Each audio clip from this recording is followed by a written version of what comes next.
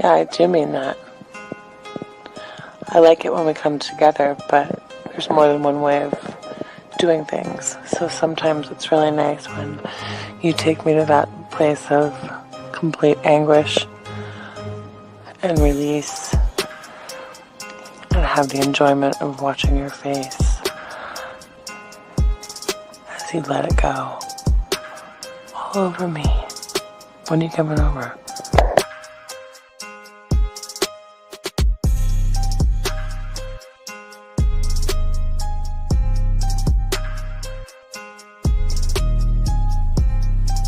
Hi gorgeous, it's your Sydney girl again. I have to say, listening to your last message got me so freaking wet that it's not funny. I listened to it over and over again a few times and I could just picture it all happening. And in regards to your volume of cum, the more the better. Bring it on. And in regards to where I like it, I'd like it anywhere you want, whichever hole you prefer.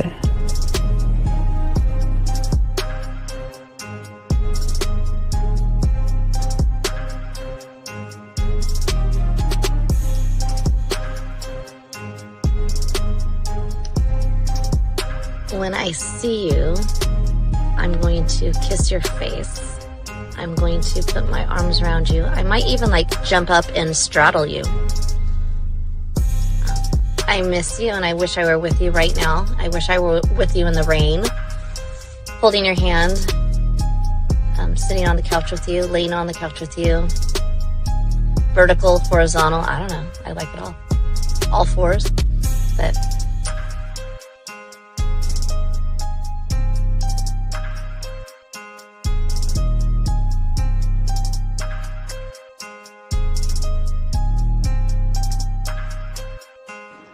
I mean, I can't really control it.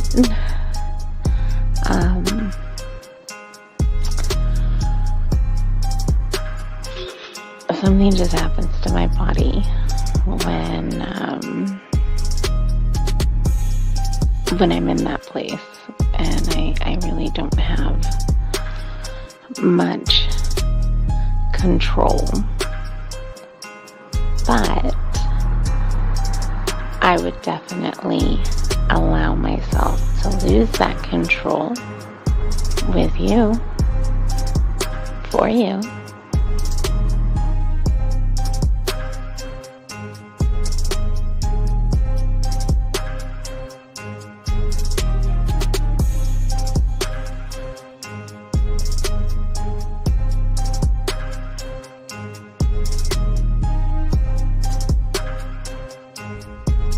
Good morning. This is your friend. No. This is your lover. And my day is starting. And I can hardly wait until we can be together again.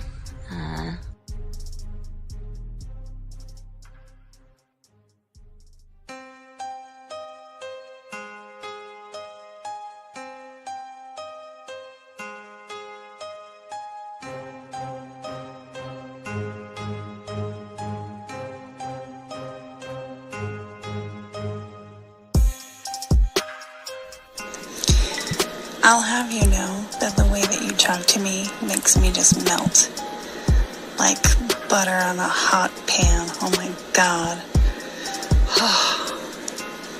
I would definitely be running my nails up and down you. And I could keep them nice and pointy if that's what you like. And you would be assuming correctly. I was naked when I took that photo. And it is unfortunate indeed that there's no portal attached to these photos, because it's been a hot minute since I've had any intentions in that regard, and I feel neglected, and I feel like somebody should remedy that for me immediately.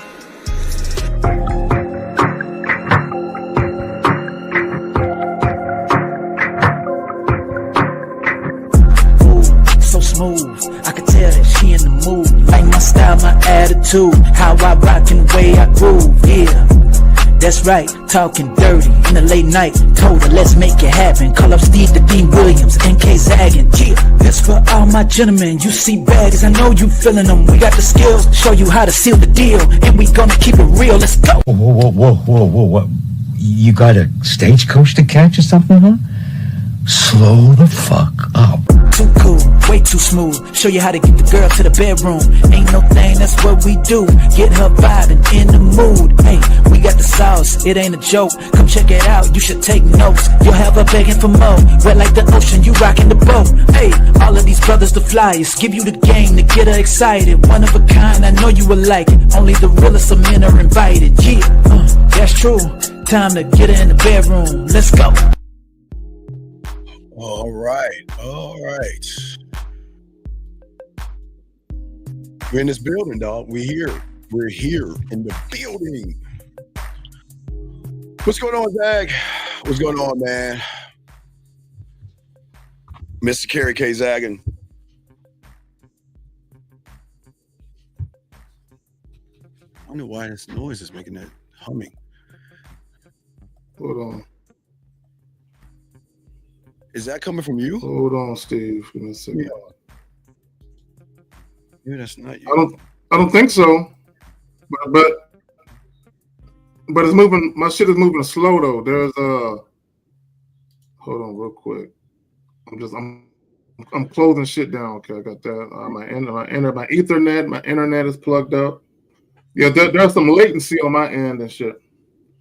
Hey, Red Jet Shell, you know I gotta represent.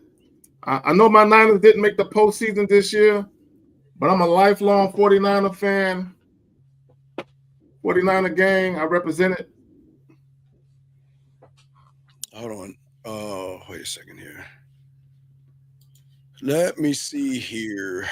I'm starting to I got some feedback. You having some issues? Yeah, hold on, give me one second. Let me jump out and see something real quick. Hold on, let me, because this thing is making a noise. I don't know why. And let me make sure my phone. Let me do a real quick refresh. I'll be right back, Zach. I'll be right back, son. I'll be right back, dog. Give me 1 second. So while Steve is taking care of that, he froze and shit. Shout out to all y'all. What are we talking about? Okay. So hold on real quick. So y'all saw, for those of you who are watching on Steve's end, his title is different from mine. We don't have the same title. So Steve, he says, once a man can understand this is about women, his life will change forever. On my side of the world, I have what men with game really value in a woman. Again, if you're watching from my side, if you're watching from the side of the world, my title on my side is women. I don't know what's going on.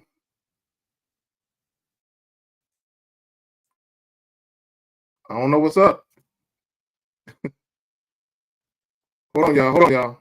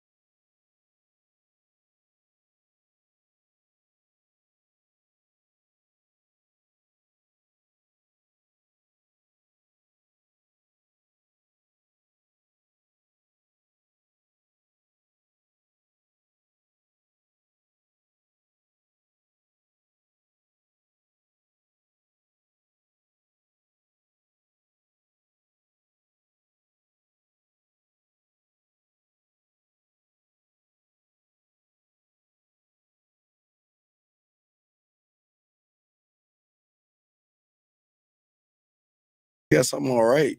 All right, Zach, there you go. Zach, you there, man? I'm here. You hear anything in the do you hear any buzzing in the background? No, you don't hear anything, right? Okay, then if you don't hear anything, then that maybe. B Will got jokes. He says her internet works too. Hilarious. Hey, you want show me where she is so I can go to her place and stream this live stream and shit. Hilarious. All right, guys, what's going on? Welcome y'all to the show, guys. If you have a question, gentlemen, please put a Q. I'm opening the lines up as well. 833-859-8744. 833-859-8744. Yeah, this thing is my, I just got to give me my new set of headsets, get my headset. But yeah, so, all right, guys, we're opening up the lines for you as well. We have a good show for you guys. Had to make sure that that worked. All right, guys, if you have a question, we got y'all. Shout out to everybody in the building. We're going to be talking about we're going to be talking about this game. And let's see here. We're just going up and make sure we don't have any questions in their queue.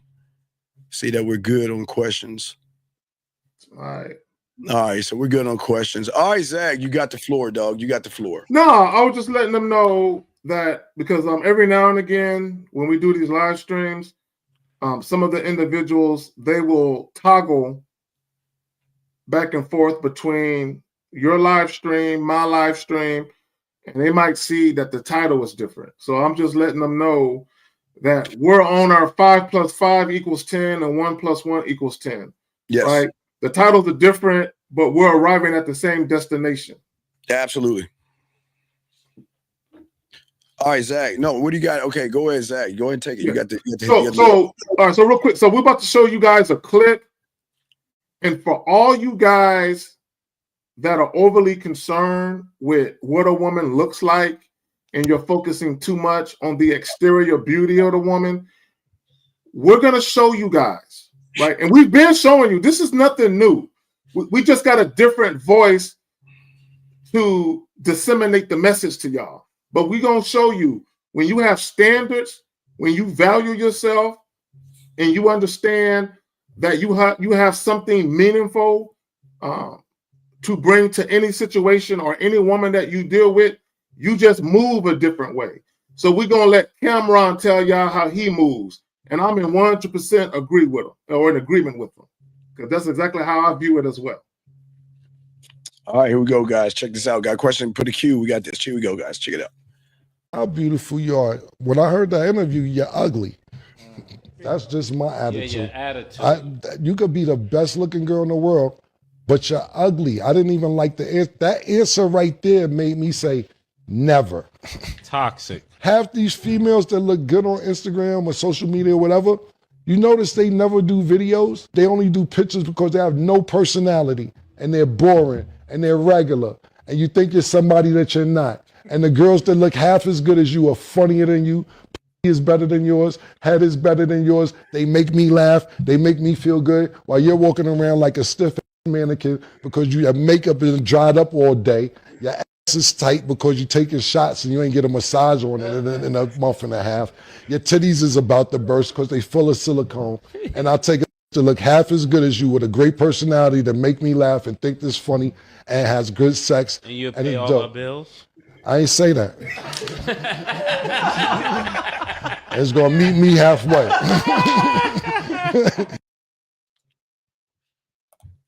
So I want guys to understand something.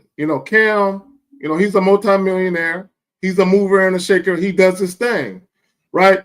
But he's saying, although I'm a man of means, although, I can get with these women that I find attractive, there are other women that I visually find attractive, but they ain't hitting on shit.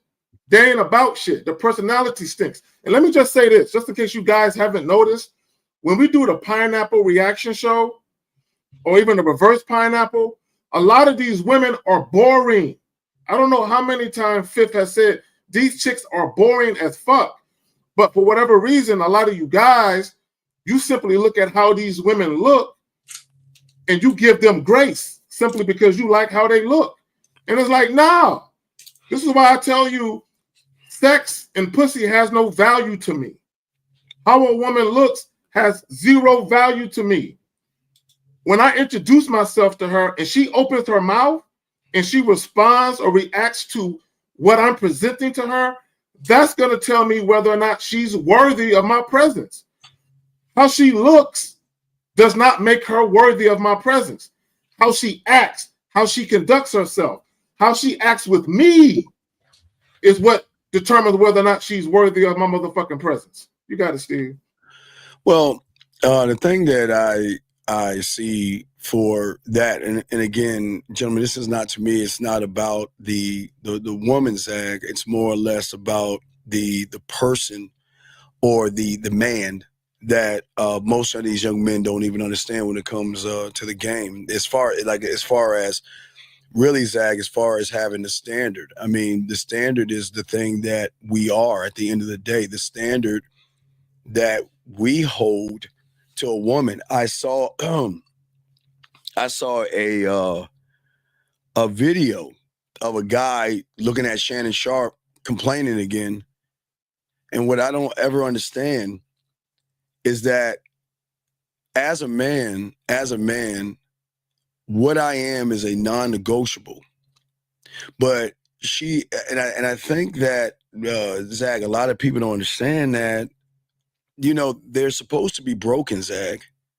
They're not supposed to be perfect. They're supposed to be broken.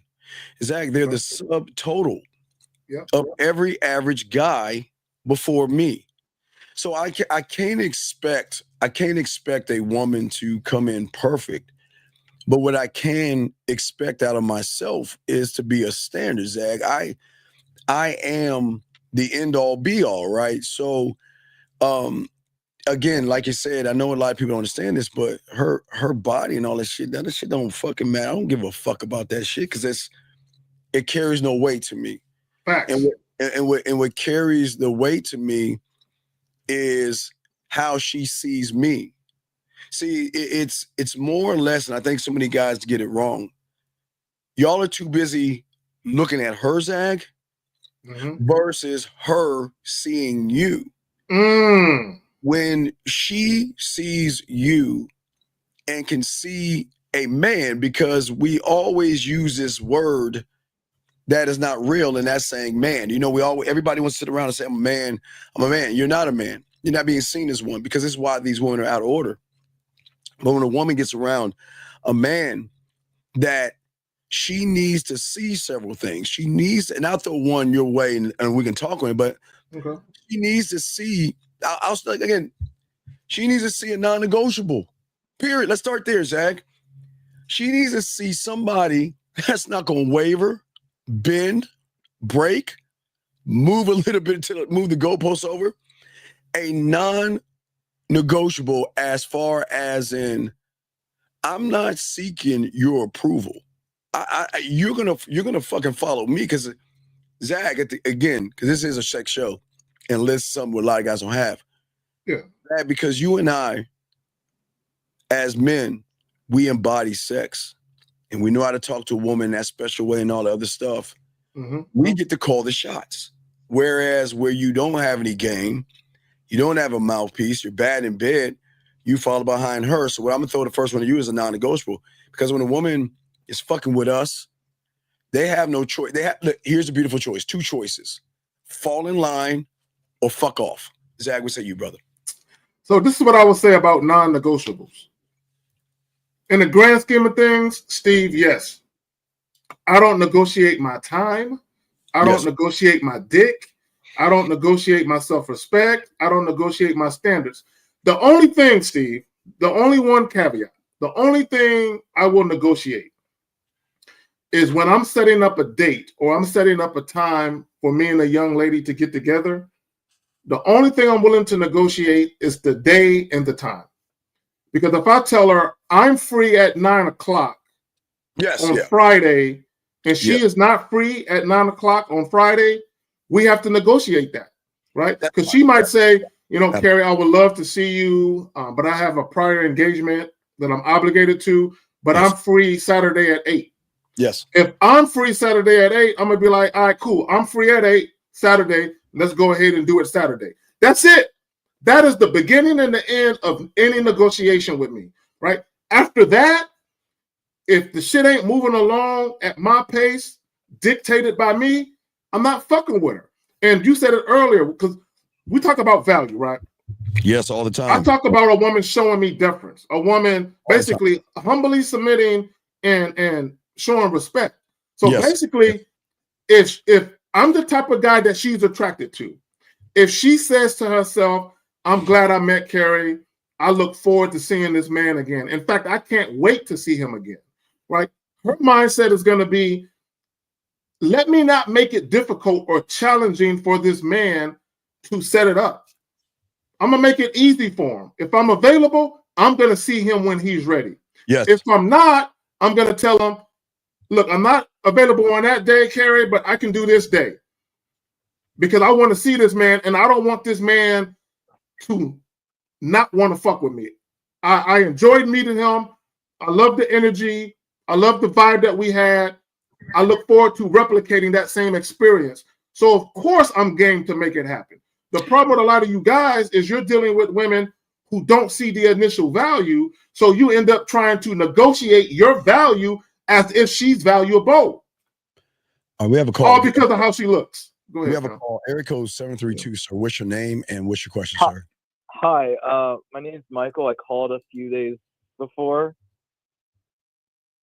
Do you remember me? Michael, what is your brother? What's your question? What's up, man? What's up? Okay, so update, me and that girl I matched with, we had a video call, and I would like some advice on like how to flirt.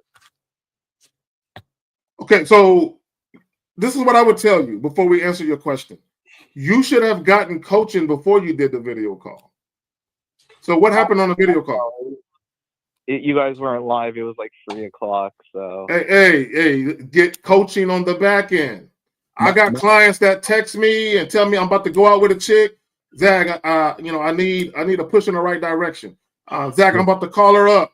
I need a push in the right direction. So I give them game right there on the spot. But go ahead. But Michael, here's the thing, buddy. We always teach you guys, and this is why y'all are terrible lovers. Why do you have to get ready when you should be ready? And that's the problem. Why do you wait till the last second or when shit happens and not be prepared? That's the problem. So I don't know. I'm the one with high functioning autism. Just it's fine. Don't stop. We don't want to hear about the autism, dude. You're not a victim here. You're not a victim here. Okay, it's cool. What is your question? What's up, man? What's the question? My question is due to my disability and how I am. Stop, Michael. Stop. I'm gonna say one more. Michael, I'm gonna say one last time and hang this phone up. I don't want to hear about excuses, dog. You are what you are. Your autism has nothing to do with these guys who don't have autism, because y'all all are doing the same thing. So your autism doesn't matter. You're doing the same thing. So what is your question? And don't tell me what you have. What is your question, buddy? What's up? My question is how to flirt with this girl. What do you mean? What do you mean how to flirt? Michael, what to say? I don't know how to do it. Okay, but Michael, okay, young man, I understand. Okay, but I'm not trying to be mean to you. How long have you been listening to us for? Say that again? How long have you been listening to us for? Oh, like a couple months. Okay, so Michael, listen to me. I'm gonna tell you about a 9-year-old me, okay, or a 10-year-old me, okay? All right, 10-year-old me. Now, I knew I could get girls and all this other stuff, but I had no idea the power of when I started to get my mouthpiece together, what it's going to do for me and how it's going to bring them towards me. Okay, Michael? Please understand that, right? Okay. Now, so what I had to do at 10, Michael, because I didn't get them coming to me like that, right? Because I was still trying to mess with the older girls and all that stuff. I still had to prepare myself for when that moment came. Because, like I can tell you, when we're new at this, we don't know when the moment is going to come, because that moment can come at any time. It could be a meter here and you're going back to her place. It could be meter there and something happens. But Michael, this is the problem, young man, and I'm not beating you down for this. This is what I understand about you humans. Why aren't you prepared, even though you don't meet any women right now? Why didn't you prepare yourself for the moment? Because when the moment arrives and you are not sexually prepared, that's a lack of experience, and the woman is not going to want to fuck with you. So, Steve, let me tell this real quick story. Michael, let me tell this quick story. And I don't know if I've ever told this story. If I have, it's been years. So when I was 18 years old, right? I was on the strip, right? If you've ever seen Boys in the Hood, there's a scene where they have all their cars lined up. Everyone has their, customized cars with the music playing loud, and there's girls and everybody walking around. It's a little strip, right? So here in San Antonio, there's a strip called Southwest Military. Same thing. Everybody lines up on this strip with all their cars, and all the guys are trying to get at women. So I was on this strip. Now, mind you, I'm in high school. I'm 18. And I'm standing on a corner. I'm standing on a corner with a group of my friends. And a car rolls by. And there was two girls in the car. They stopped the car. And they point to me and they said, "Hey, we're gonna drive down the road and we're gonna come back. We're gonna do a U-turn and come back. We want you." Like basically saying, me and my girl want you on some threesome shit, right? At 18, I never experienced that before. Women just rolling up on me and telling me that shit. But I was prepared, right? I was prepared for it to happen. Although it never happened before, I was prepared for the moment. But go ahead, Steve. Yeah, so Michael, listen to it, and I'll continue what I was saying. Check it out. So Michael, I've kissed girls and stuff when I was young and all that other stuff. Okay, Michael. But as I got older and older and older, I started to realize there's more that I can do. Now I'm just talking about now as you guys as adults, okay? I'm saying that prepare is everything matters, everything. I that's what I call sound checking, Michael, okay? I not only want to sound check my apartment or anything like that. I wanted to sound check the way I open a door to a woman, the way I take off her shirt versus pull her panties down, the way I take her left hand and put her in the shower versus the right hand put her in the shower. And Michael, check this out. This is all before it happened. This is all before it happened. Because the thing is that as a man, myself and Zach, and this Zach is why probably Zach shake his cake ass head on this, but we're prepared for everything because our world is built on precision, control, and foresight. You see what I'm saying? Meaning that I see it is look, it is going to happen. And young man, it's going to happen to you like it is right now for all these young men. But right now, for a lot of young men, you don't believe right now it can happen. So you're like this, well, I don't even get a girl, so why should I work on my kissing? And why should I work on my dirty talking? Why should I work on my stroke game? And why should I work on touching and all this other stuff? Because Zach has always told you this, and I've told you, but Zach has said it more than I have. When a woman wants to fuck you, it doesn't matter. You can, again, you go right around that corner. But when a woman who wants to fuck you recognizes you don't have the foresight and you don't have the command of who you are or the experience, young man, it is going to be a turnoff. These women want to make sure that you know what you're doing at all times. And the fact that you don't even know how to flirt is crazy to me because I put you guys in position. Zach puts you in position all the time to learn who you are, learn your body, and learn your mouthpiece. So when the moment happens, you can flirt with her. But now you want to flirt, but you just don't know what to do, buddy. Does that make sense? But you know what, Steve? Call her. We're just going to call a spade a spade. Yes, sir. Let me tell y'all what it really is. On the surface, yes, you don't know how to flirt. Yes. But below the surface, you're scared. You're scared. Yes. Bottom line is this. You part of being a flirt, part of being able to flirt with women is being unafraid to say shit. You guys are scared.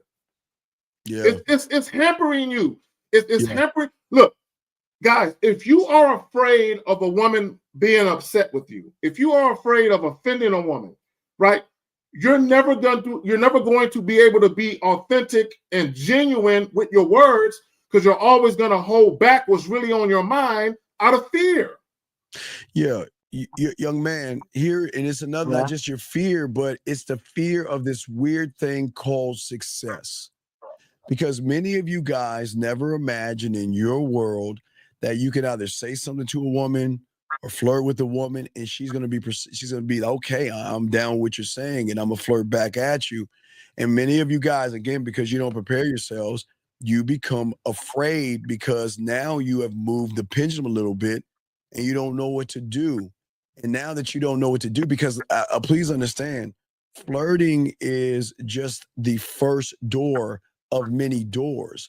You must understand that this woman that you're talking with and dealing with is dealing with other guys, but she doesn't want to deal with someone who doesn't know what he's doing. Zach, you got it. Let me turn this TV down, but you got it, Zach. Scary Perry said something at 7:25. He said, you can't say the wrong thing to the right person.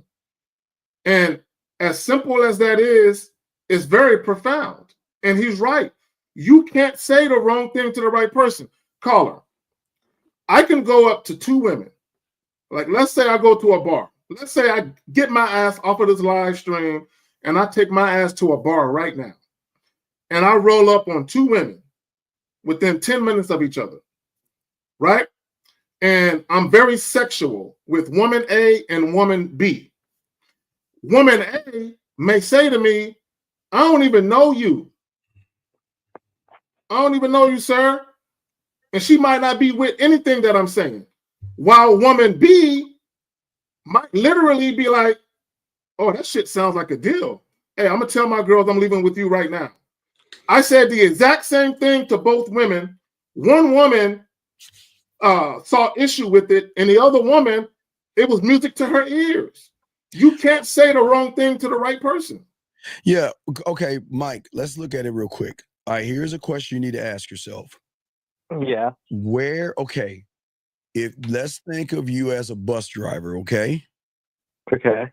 Where do you want to lead her? That's the first question you must ask yourself. Where do I want to lead her? So where do you want to lead her with this flirt? What is not the end game, but what is the first light that you want to hit? Where do you want to go? To make her feel attracted towards me? But one must be attractive towards himself to make okay, Mike, you have to be and feel see, the thing that y'all don't understand about attraction is that a woman needs to feel that on you, in you, not on you. And an attractive man is a straight up asshole that doesn't give anything away. She's got to earn that shit. So you want to make her feel attractive, but what have you said to her prior to this question that you have, big guy? I mean, like, I said that, like, she looks really good, like, she's very interesting. And what did she say, buddy? She's like, oh, thank you, like, you know, stuff like that.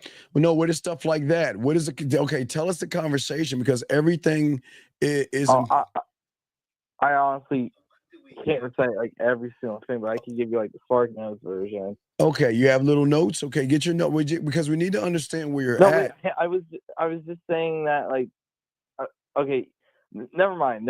Just okay, Michael. Let me ask you a question. Do you meet women at bars? Where do you meet these women at? Dating apps, I think. Dating apps. Yeah, I met this girl on Hinge. We matched. So you don't meet no woman in person? No, no, not really. Bruh, you cannot rely on dating apps alone. You're not. If you were cleaning up on dating apps and you were meeting all the women you were attracted to and having sex, that's one thing. You need to get out there and meet. Bro, the best way to work on your mouthpiece, the best way to work on being a flirt and flirting effectively is to do it in person. When you meet women on a dating app, you're limited to the constraints of the technology. You have to get out and meet women in person where you're more in control of your environment. Yeah. Let me ask you a question.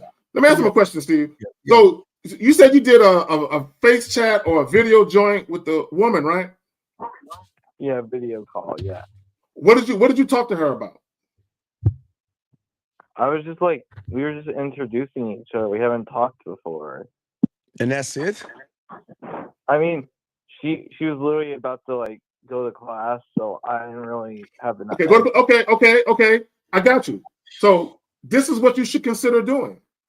You should consider talking to her at night or at a time where she's at home and she doesn't have any place pressing to be. Let me tell you why.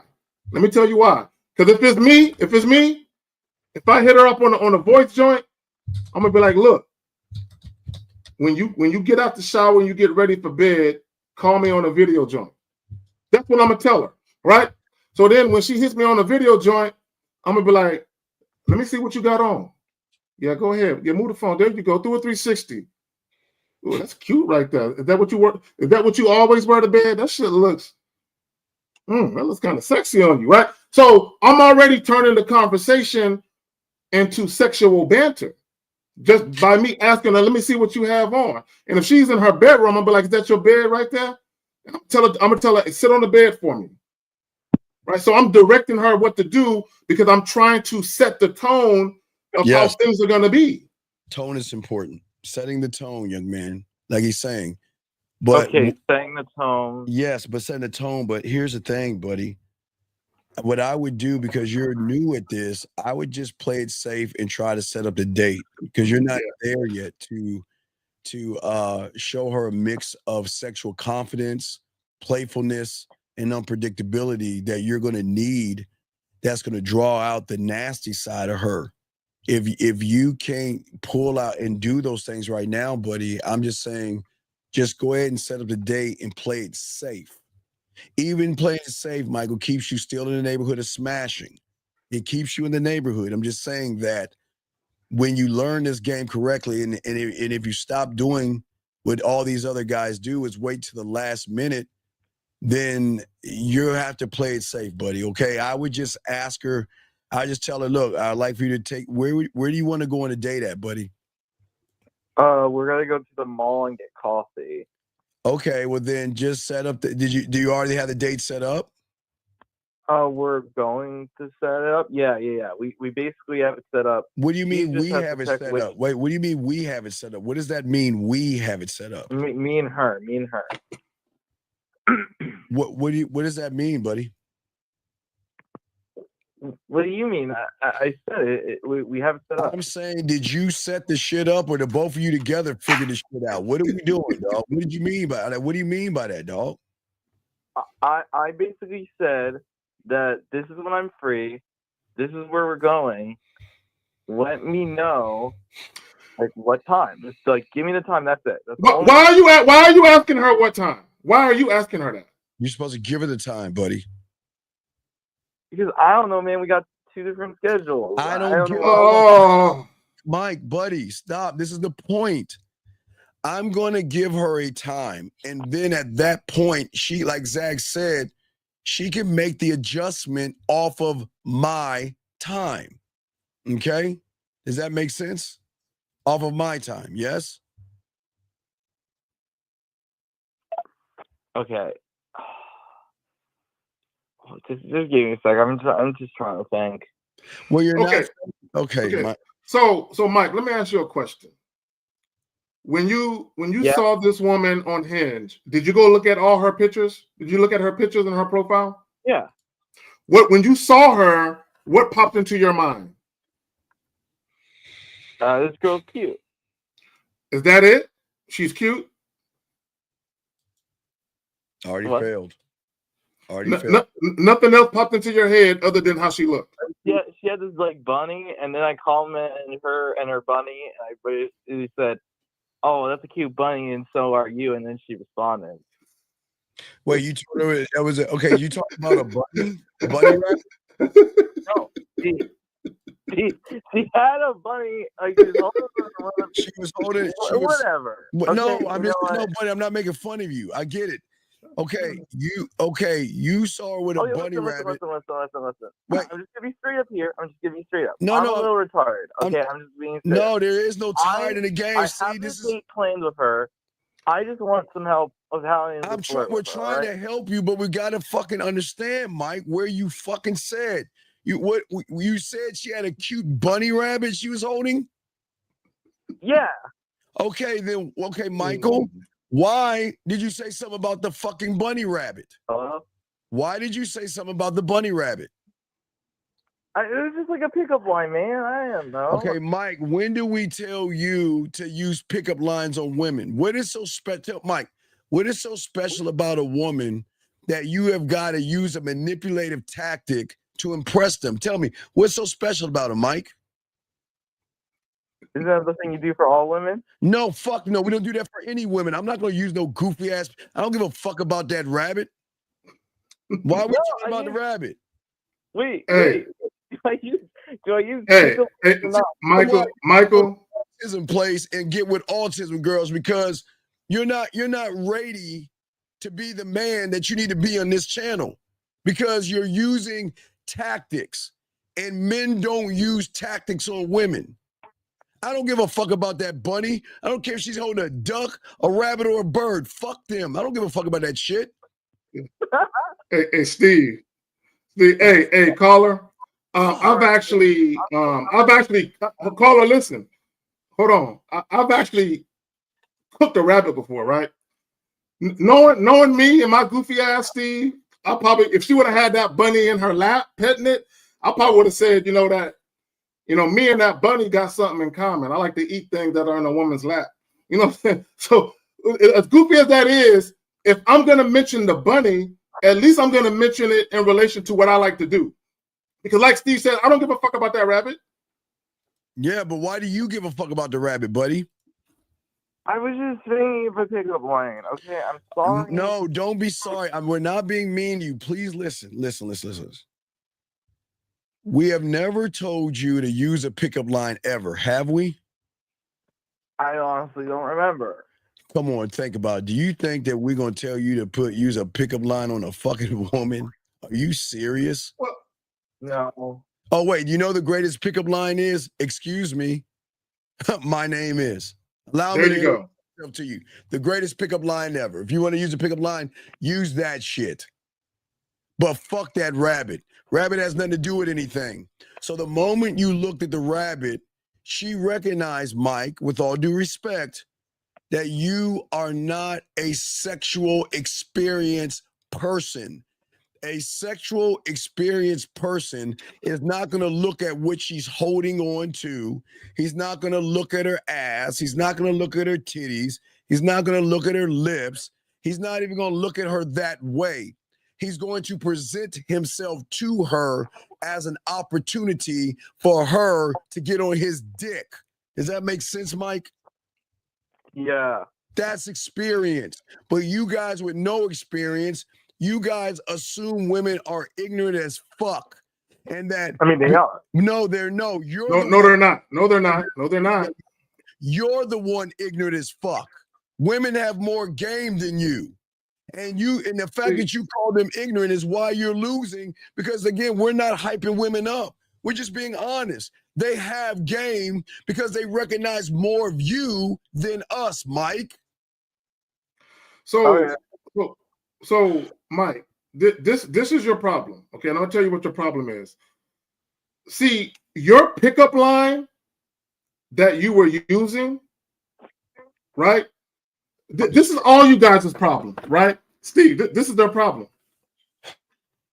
You're so busy trying to have a conversation with the woman in front of you instead of trying to have a conversation with the woman she's hiding from you. God damn it. Okay. Dad, fucking slow down again. Say it again, motherfucker. Please. Please. Okay. You guys are so focused on having a conversation with the woman in front of you instead of with the woman she's hiding from you. Thank you. Hiding. So what woman do you think she's hiding from you? Come on, it starts with a H or slut with an S, Mike. What do you think, buddy? What do you think she's hiding from you? What do you think she's hiding, buddy?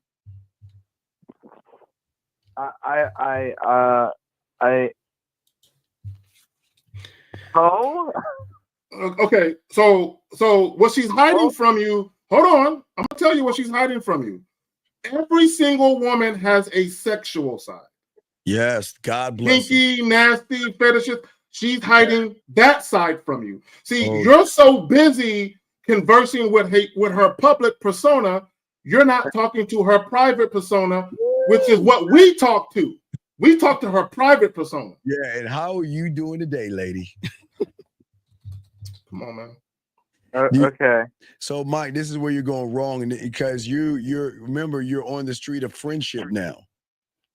Because you're okay.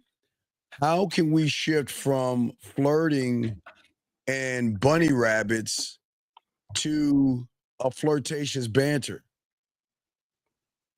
You can't. You moved on it. You moved on the wrong neighborhood. Yeah. The moment you made it about the bunny rabbits and everything, you had to stay in that kind of like a friend zone where you got to work and beg and barter and all that silly shit. Because that's uninteresting people. No, you got it. You got it. You got it. No, I want to say, I want guys to understand this. When you're being sexually flirtatious, you're killing two birds with one stone. Okay, let me elaborate what I mean. When you're being sexually flirtatious with a woman, first and foremost, you are introducing your true self. Right? That's what you're doing. And instead of bullshitting with women and pretending to be somebody you're not, instead of trying to be agreeable and all of that, right? You're introducing women to who you really are. You're giving women a peek into your mind. So that's one stone that you're killing, or one bird that you're killing with the stone. The second bird you're killing is, again, what did I say earlier? When you're being sexually flirtatious, you are conversating with her sexual side. You are conversating with her sexuality. If you're encountering a woman who doesn't view you sexually, she's not going to let you talk to that side of her. So she's going to show you with her reaction and her response to you being flirtatious that she's either game to speak to you in that way or that she's not. It's that simple. Now, Zag said something really important that you probably miss, young man, and everybody miss. And do you know this is the difference between guys who get pussy and guys who act like pussies? You want to know what it is, Mike? What? Because Zag said the key thing, giving her a peek into your sexual world. And if you are giving her and talking about bunny rabbits, what kind of a peek is she getting from a person talking about fucking bunny rabbits? There you go. Man, I don't know. Well, that's the problem, young man. You need to know. Because at the end of the day, you want to show a woman what it's going to be like. She needs to get a sample or something. Because, Mike, listen, you're not the only guy trying to smash this woman, okay? So that means that you, unfortunately, are in competition with everybody else. The difference with Zag and I and you is that we're not in competition with nobody.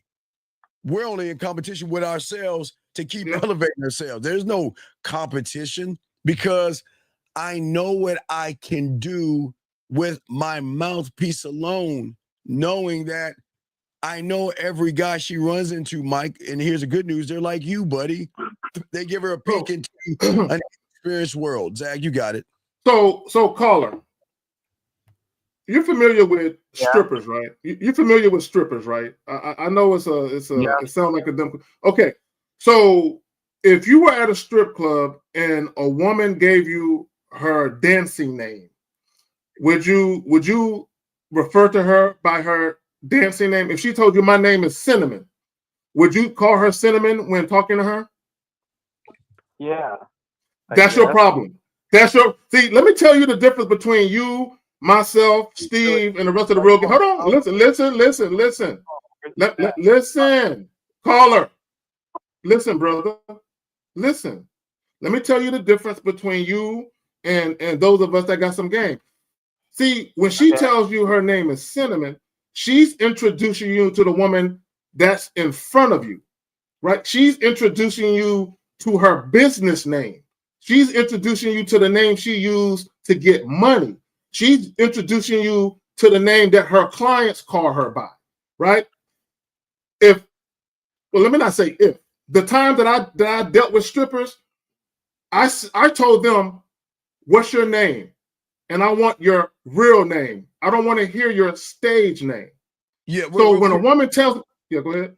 Wait. Yeah, hold on 1 second. Jamar, my friend, buddy, my friend. You're absolutely 1,000% right. You're right. We don't get chicks. So Jamar, we're going to do you a favor, because the last thing we want to do, Jamar, is waste your time and allow you be in a room with two guys who can't get any pussy.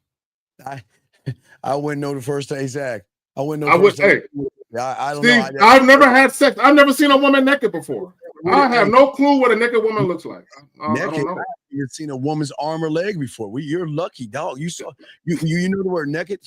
So Jamar, we wish you the best of luck in your endeavors, and we hope that you find something, because why would you be in a room with two people who don't know what they're talking about? Exactly. Okay. Why are you here? Exactly. You got it, buddy. So let me say this. So now, shout out to Miles. You know, he says your language exposes you. You said, if she said, my name is Cinnamon, you will refer to her as Cinnamon. If I'm talking to a stripper, I refuse to call her by her stage name. I'm gonna call her by her government name. Her government name. And the reason why I'm not even asking for her government name. I'm demanding to know what her government name is. Because once she gives me her government name, that changes the whole dynamic of our interaction. See, while you're talking to her as a potential client, I'm talking to her as her next lover. So I'm setting the tone and I'm dictating the pace for how the conversation is going to go, because she's going to know at the gate, I'm not a client. Ain't nobody applying for pussy, dog. Come on, man. What the fuck we doing? A man is not applying for pussy. But when you are talking about rabbits and butterflies and how you're doing and how was your day and what are you up to, you applying like a motherfucker to be your friend. Okay, Mike, we're going to have to throw you back in, buddy, okay? But just set up the date with her, okay, buddy? Okay. Thank you. All right. For your help. No, thank you. Hey, Mike, guess what? Buddy, look, you know the best thing about you? Even with your autism, you have the balls to call in. And guess what? There are a lot of guys who don't have autism who don't have the balls. So we really, really commend you, okay, buddy? Hey, here's the thing. Watch this. You're doing better. Mike. It's something that I struggle with. I want to get over. No, it's cool, but Mike, we understand you actually do. So you're doing better than all the guys who don't have autism, because they don't even know what the fuck they're doing. So we'll let you go, okay, buddy? You did good, all right? All right. All right, good job. Good job. I appreciate the call. Let me say this for anyone that's watching the chat, whether you're participating in the chat or not. If you disagree with what we say, call in. Call in. And let me just say this real quick. Let me just say this, and this is what guys need to understand. Whenever you have guys that come to these live chats and they say shit like, oh, don't listen to them, they don't get no girls, call in and explain to the audience why you're right and we're wrong. Be a man and stand on it. But what is weird is, why would you be in a room listening to two people who can't get girls? well, Steve, it's low-key homoerotic, right? And this is what I mean by that. For you guys who were biologically born males, see, I can't call you a man, because being a man is like being a general. You have to earn your stripes. So I can't call you a man. There's something very heteroflexible and moist about a male coming to a YouTube channel, doing a live stream and saying, you guys don't get women. Because what you're saying is, you guys aren't cute enough to get bitches.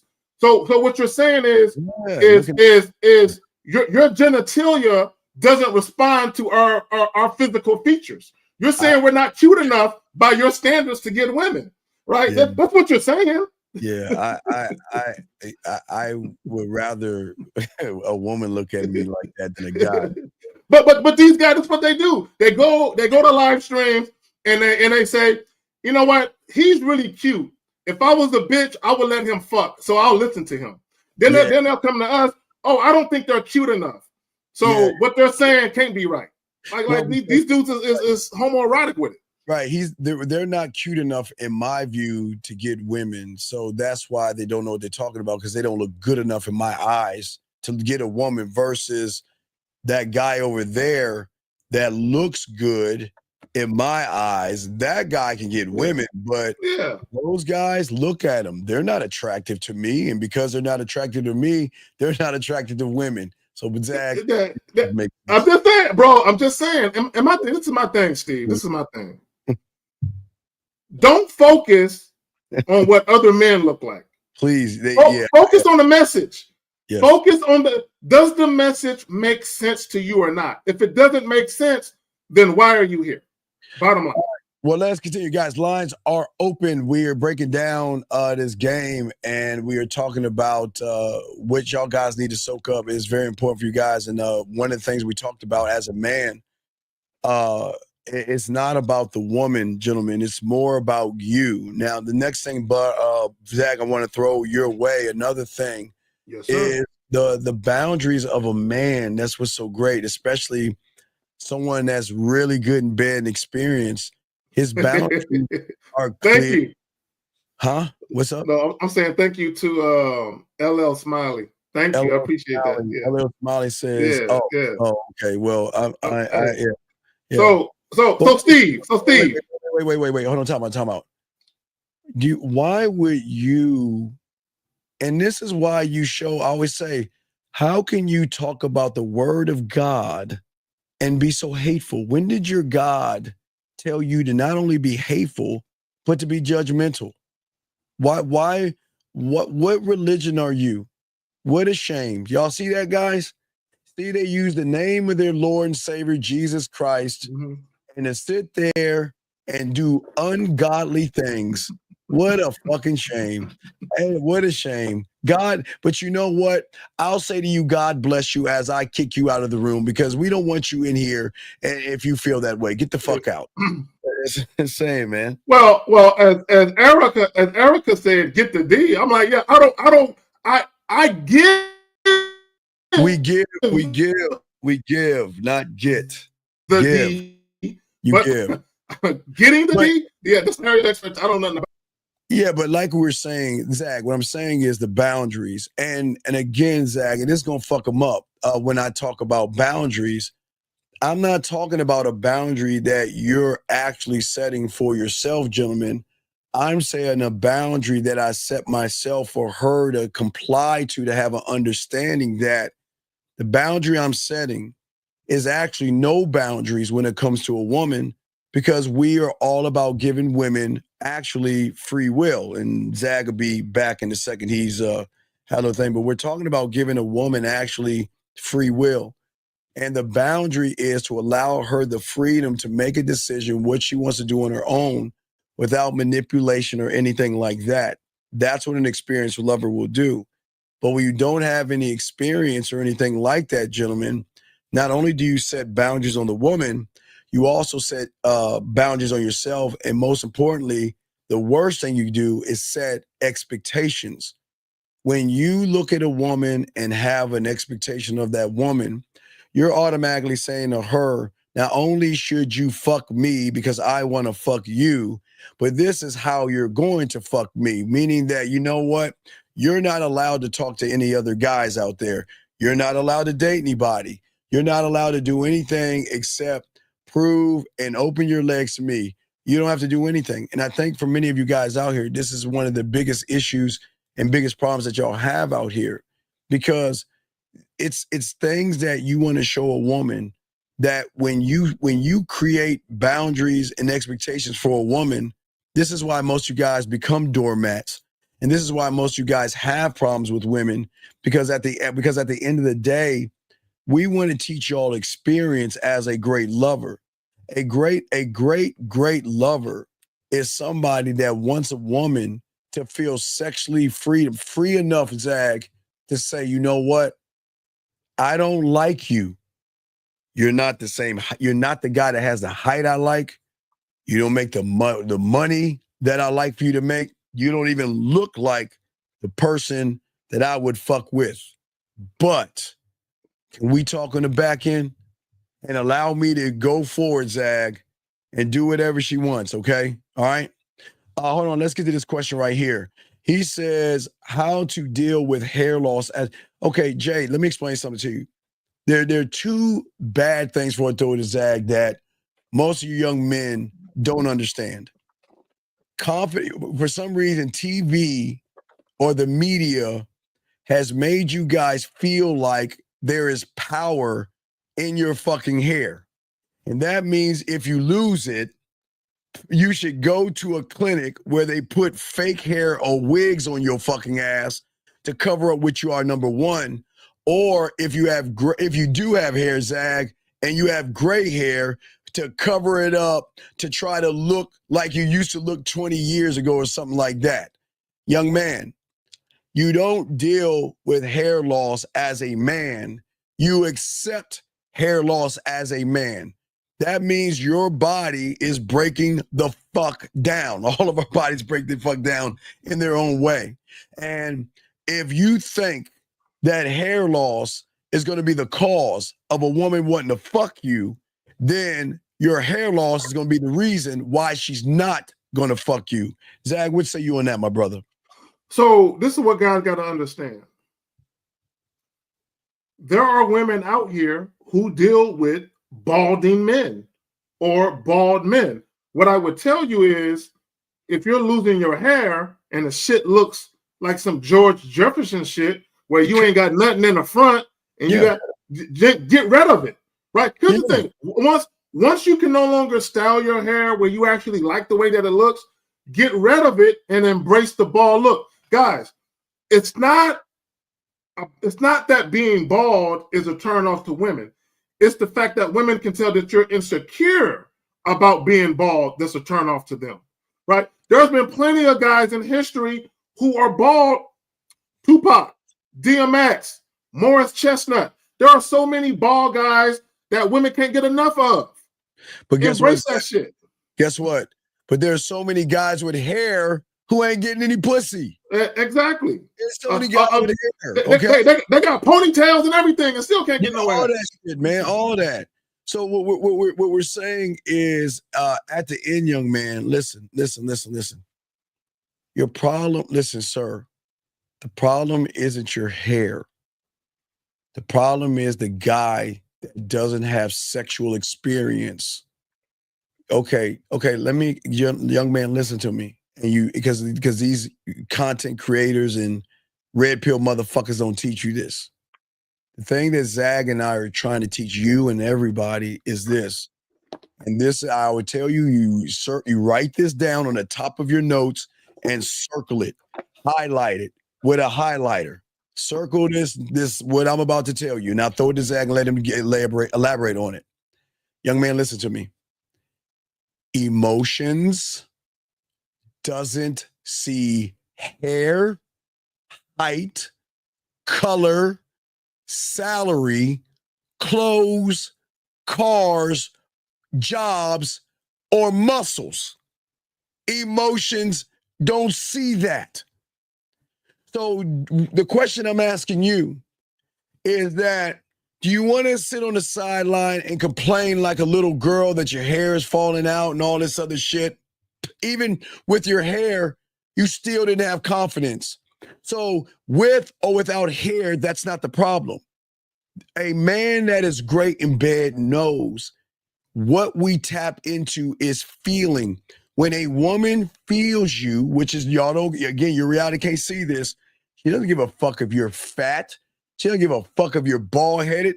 She doesn't give a fuck if you have a gut. She doesn't give a fuck if you're a security guard, work at McDonald's, or don't even have a job.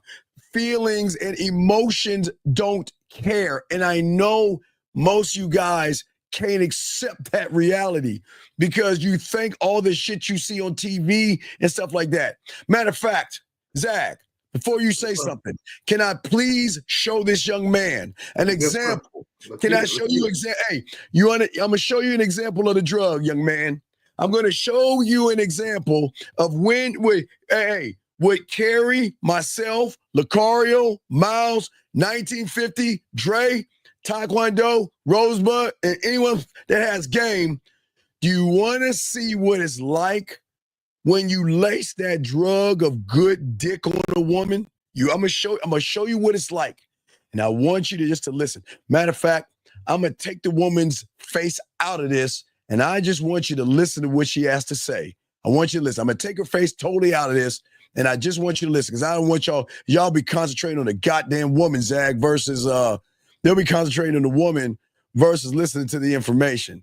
So let me pull this up. Wait, where is it at? Damn it, Steve, didn't I pull that shit up? Wait, Zag, talk to him. Let me grab. Damn, I thought I grabbed it. Zag, talk to him real quick. Let me grab it real quick. Go ahead, talk. So this is what I would say to you about the hair thing. I've never heard of a woman having a full body orgasm because of a man's hair or lack thereof. I've never heard a woman speaking in tongues, pulling out the bed sheets because you dicking her down right, and it's all because of your hair. Women can't fuck your hair, right? So when Steve is talking about the feelings that a woman gets, the feelings that are evoked in her or awakened in her when she comes into contact with a man that exudes sex appeal, she ain't thinking about his hair. I ain't thinking about that shit at all. She's thinking about what he can do with that tongue, what he can do with that appendage. You know what I'm saying? That little print he got right there. She's thinking about what he can do with that. She's thinking about whether or not she can have a sexual experience that she won't soon forget. Right? So whether you're bald or not, that doesn't equate to the type of sexual experience you can give a woman. But your actions, how you behave, right? That's going to speak volumes of how a woman perceives you. Go ahead, Steve. No, okay. So again, what we're going to do is take the woman out, because I don't want y'all geeking over the woman. I want y'all to listen. This is a lifestyle. This is what we're talking. We're talking about emotions. That thing I told you to circle. When you hit this shit right here, this is your life. This is your life. And I'm just going to play the audio. Just want you to hear it. I don't want you to look at her. I want you to hear what your life is about. And this is why we bad motherfuckers. This is what it is. This is our life right here. Listen. My ex-boyfriend and I broke up 1 year ago today officially. And this is my little post-breakup video. I think about him every day. And I miss him every so often. I miss the songs that we used to listen to when we were together. And I still go to the places we used to go when we were together. I kept majority of his clothes and a lot of things in my room for the entire year of our breakup because I didn't want to accept that we were not going to go back to each other this time and things were actually over. I still wear his deodorant. Wait, now even stop with deodorant. Now, wait, now watch this. Now, for what else y'all guys don't understand, this same woman, Zag, if she was talking to an average motherfucker, she would cut you motherfuckers off so fast and not even think about you. And I'm not even done playing the audio, Zag. You hear what she's saying? I still have his clothes. I still wear his shirts. I still have his deodorant. This is the 1 year anniversary of him not even coming back to me. And this is what we keep telling y'all, this game, Zag. Go ahead and say something, Zag, before I play the rest of it. What you guys think? She said, I wear his deodorant. Look, when you have left such an indelible impression on a woman's psyche and you left heavy footprints in her life. Yes. You're like, what's the word I'm looking for? You're like and I hate to put it like this, but lack of a better word, she's the host and you're a parasite in her body. She can't get rid of you, right? It's like you stay on her mind. You stay in her thoughts, and she can't get rid of you. So she keeps things. And let me tell you, all women have done this. All women have done this. Maybe not to the extent that she's talking about, but all women have done that. They kept something to remind them of that guy because the experiences that they had with that guy, they don't want to let go of those memories. But go ahead, fam. Here we go. I buy it all the time. I don't even know if he's still using that same deodorant, but to me, it's comfort. to me is the last smell that he had before we broke up. And I've done all of this, and I'm still choosing not to go back. I'm choosing to move forward, and I'm choosing to allow myself to heal. And I pray about him every day. I pray about his will. I pray about his family. I pray about the things that he once told me and the dreams he once had. Me missing him is just a reminder that what we once had was true. It was beautiful. And life goes on. People fall in love again. And I want him to be happy. And that's all. Now you see the weight that, and again, Zach, this is what you're trying to say. And young man, you need to call in. First off, I want to say thank you to Efosa Boxing. Appreciate that. Young man, please listen to us, dog. You're 22. Please listen to me. Why do you humans who can't fuck and are bad in bed, why do you entertain what these women say? And why do you give a fuck? Gentlemen, Zach, I don't understand something. This is not a knock on a woman at all, Zach. And we always tell you young men this all the time. A woman can want what she wants, Zach. Yes, she's allowed to want certain things, sir. But a motherfucker that's good in bed, I don't give a fuck about what she wants. I don't care about that shit.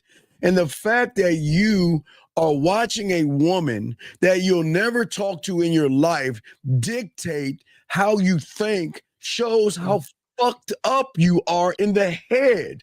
You are watching too much content thinking that shit is real. Let me say this, Jada Boss, and you're not a boss. You're not even a boss of your own. You're not a boss, man. Right? It's more like Jada Peasant, right? God, look, damn. And I did a video talking about this.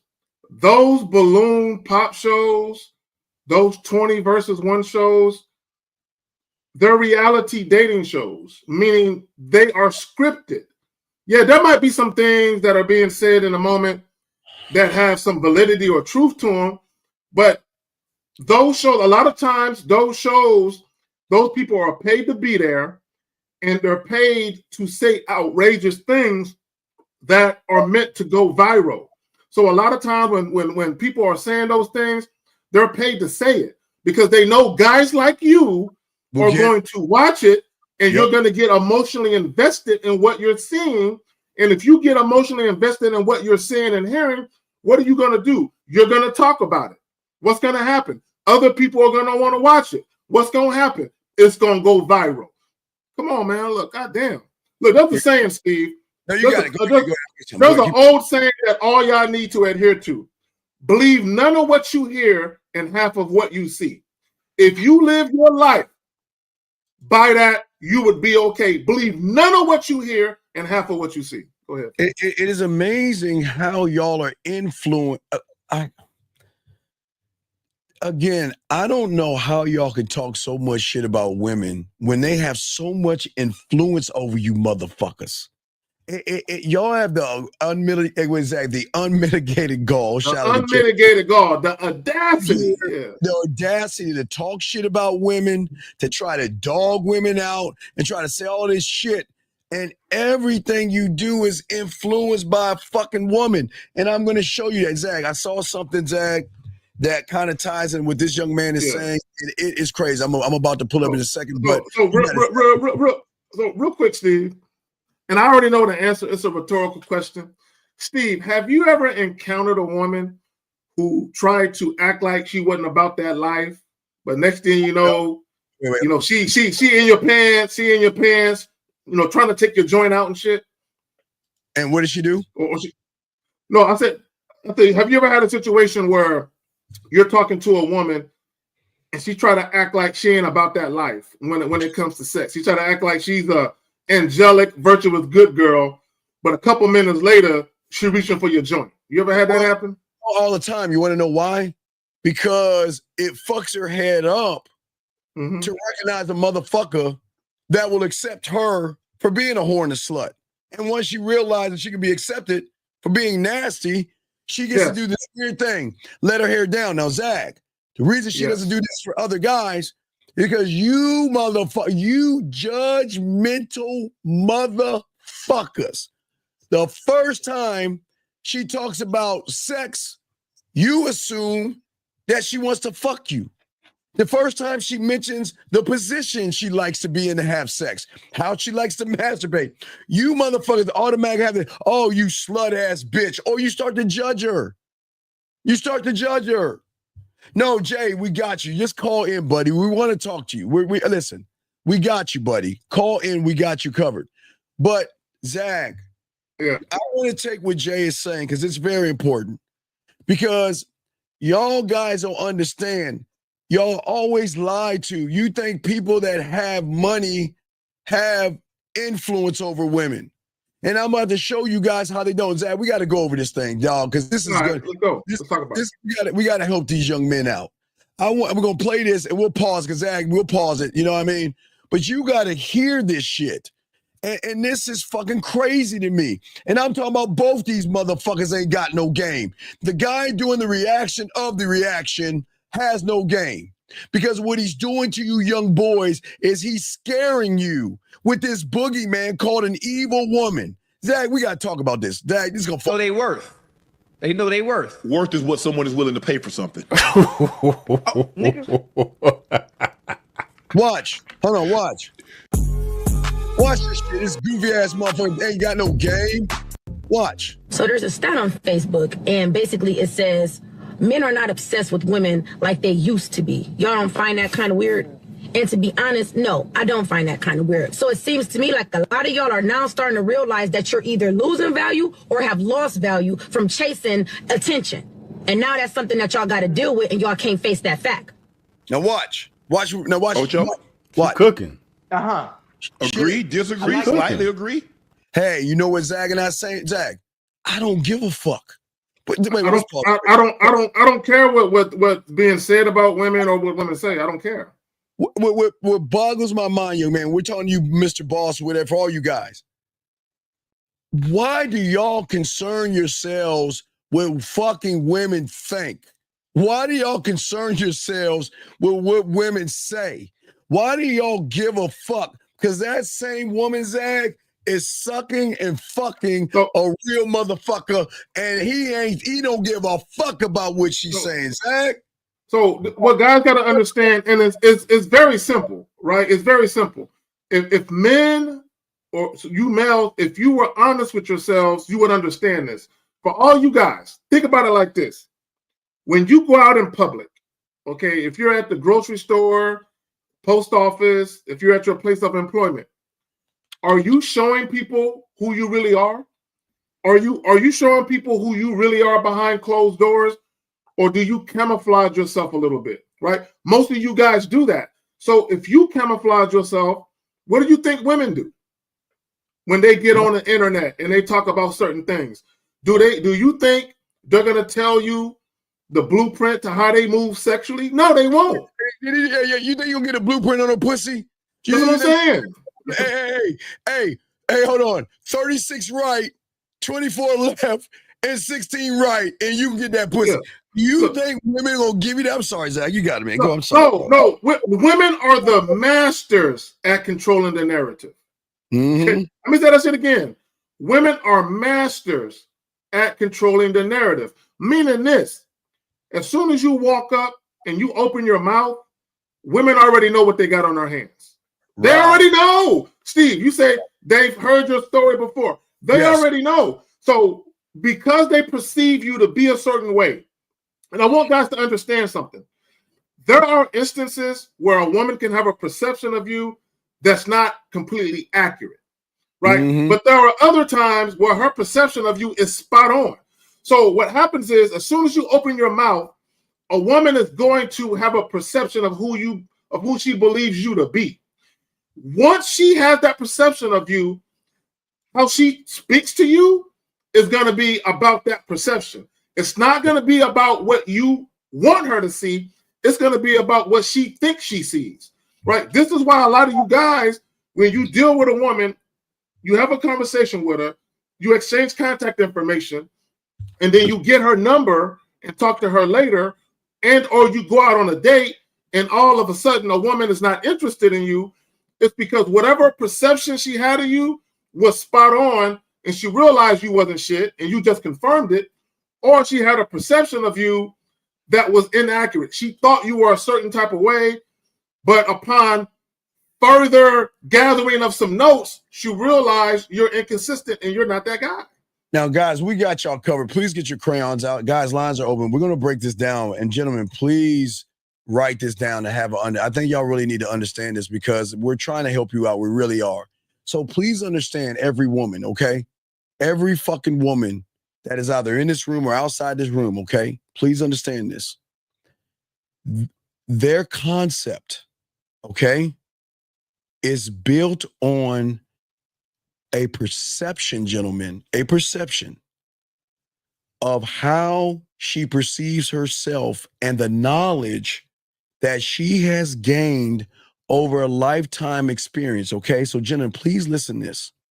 That means every woman, based upon her personal experiences, all right, and the way she labels things equal to what you see right there. So listen to me. It's very important, guys. You have, because again, this is going to hurt y'all pussies, but we got to be honest with you guys. So if you look at these women and look at everything they've been around, they have been around a bunch of motherfuckers that have no patience, that are not assertive, they're not dominant, they're dependent on pussy, they have no direction, they are only focused on lying, manipulating, begging, and bartering for pussy. These guys out here are not sexually creative or sexually organized. These guys don't know how to make any kind of decisions for themselves. And please, listen, guys, please. This is not knocking y'all. We just have to be honest with y'all. And this is not us being mean. But you have to understand where we're our side of the neighborhood versus your reality that you're in. In order for you to understand why that woman or any fucking woman on balloon shows say all this stupid shit, it's because this is what they see. You guys, no consistency, no decisiveness, no expectations, no kind of reward system I get for fucking with him, no kind of vision, no sexual inspiration, no kind of skills that make her or pussy wet, Zach, no authenticity, no boldness, no social skills. You can't lead by example. You have no sexual or regular perspectives. You have no control over yourselves, no charisma. You have no integrity. There's no passion. You have no character. You are not accountable. You have no standards, and you're not motivated just to be a few. Well, just follow me on this. I didn't mean to go long, Zach. Let me finish this. Just to be a few. Listen to me. So, what that woman has done, because you are all those things, she has to create a world based off of you. And then what she's doing is she's absolutely right in what she's saying, but what she's saying ain't none of our business from where we at, because we ain't you. And because we're not you, we don't give a fuck what she's saying, because guess what, gentlemen? She ain't talking to us right here. She's talking to you. She's not talking to us. She's talking to you. And what we're trying to tell you is when you get this game, she won't be talking to you anymore. Because what you'll notice is everybody always, no matter your money and everything, because you want to hear it in this clip, they always want to have this sob story of being a victim as if a woman can't make high demands, Zag. She's allowed to demand dinners. She's allowed to demand fancy cars, flights, and hotels. But she's not talking, Zag, to us, listen to me. You in this room, if y'all learn, they're not talking to you. So you can't get emotionally attached to somebody that's not talking to you. The only way, Zach, I throw you because we got some more to go. The only way that you feel some kind of way is if you feel like she's talking to you. And you just got to be honest with yourself. All you guys are the subtotal of why these women are bitching, why these women have all these moves, why they say you got to do this and that. Because they don't ever meet a standard, Zag, until they meet us. And when they meet us, all that bullshit they saying, they can say it to you, but that shit ain't gonna carry no fucking weight over here, Zag. What say you, my brother? So, hold on real quick. Where did it go? Hold on real quick. I want to get back. I want to show y'all something real quick. I'm going to make a point with this. I'll blow you up, dog. I got you when you're ready. Okay, so you see that right there? Hold on, let me blow it up. It's a stopwatch, right? Okay. Yeah, yes. Hold on. It's a stop. So I'm going to press play. Right? Now, the point of me showing you that, you can take it back off me, Steve. All right. The point of me showing you that, when y'all deal with women, put yourself on a silent timer. Okay, this is what I mean by that. When you give women an opportunity. Yes. When you give women an opportunity, I'm like a stoplight. Bitch, if you don't hurry up and get up on this shit, it's about to turn green. I'm at the stoplight. If you don't hurry up and make a decision and get up on this and take this opportunity, it's about to turn green. So when I say put yourself on a silent timer, if I was to give you guys a 1,000-piece puzzle set, and I told you to take your time to put it together, you're going to start to put it together, you're going to stop, you're going to get up, you're going to go eat, you're going to, fuck with it, then you're going to stop, then you're going to go watch TV. It's going to take you forever to put it together. But if I told you, you got 15 minutes to put this together, you're going to be super focused on what you're doing. Yes. Right? So when you deal with women, stay focused on the task at hand. Y'all act like y'all dealing with a 1,000-piece puzzle set where you got all day to fuck around. We always tell you young men, the way you are outside the bedroom is the way they're going to perceive you in the bedroom. And based off of your behaviors, again, we can't blame women because she's the subtotal of you guys. She's not the subtotal of us. She's a subtotal of you guys. So, Zach, what does that mean as a subtotal of these guys? Most you guys are always apologizing for shit. Most you guys are always fucking trying to please that goddamn woman at your own fucking expense. Or they explain themselves to women. Or they explain themselves. Absolutely. Look, never explain yourself to women. Never do that. Right. Most you guys are nice for no reason. Or you emotionally try to manipulate a woman, mask in a fake, false something that you want pussy. You lack boundaries. You overcompensate. You guys out there lack self-respect. And you have this submissiveness to you. So when you hear that woman talking, we're about to play this clip. Do you see why they don't want to give you the pussy? Now, gentlemen, I swear to you, and I know y'all gonna say, Steve, you're lying. They love dick more than you like pussy. And you don't know. Listen to me, guys. I don't think you understand this. Gentlemen, these women are nasty as fuck. They play with their pussy all the time. They like sticking things in their pussy. They like playing. They just, and that doesn't make them bad people. It's just you guys out here can't see that because these women out here are setting a standard that you've got to climb that you'll never reach. But Zach, do you have anything to say before I continue? I want to say this. Most men are submissive to women. Most guys are submissive. They don't think they are, but most guys are submissive. And this is how you know you're submissive. If you say to yourself, oh, women aren't going to go for that. I got to build a rapport with her first. I got to get her comfortable first. You're already submitting to her. Right. You're submitting to how you think she is because your end goal is to get sex. So what you're doing is you're basically switching up how you approach the woman based on her thinking that you're moving too fast.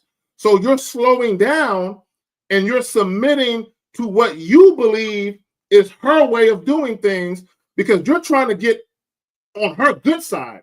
You're trying to get on the same page with her, whereas the woman should be trying to get on the same page with you. So most of you guys are very, very submissive when it comes to women. Now, these guys, again, Shannon Sharp and Ocho, they're millionaires. So, guys, your money doesn't make you a fucking man or your muscles because these guys work out in the weight room and stuff like that.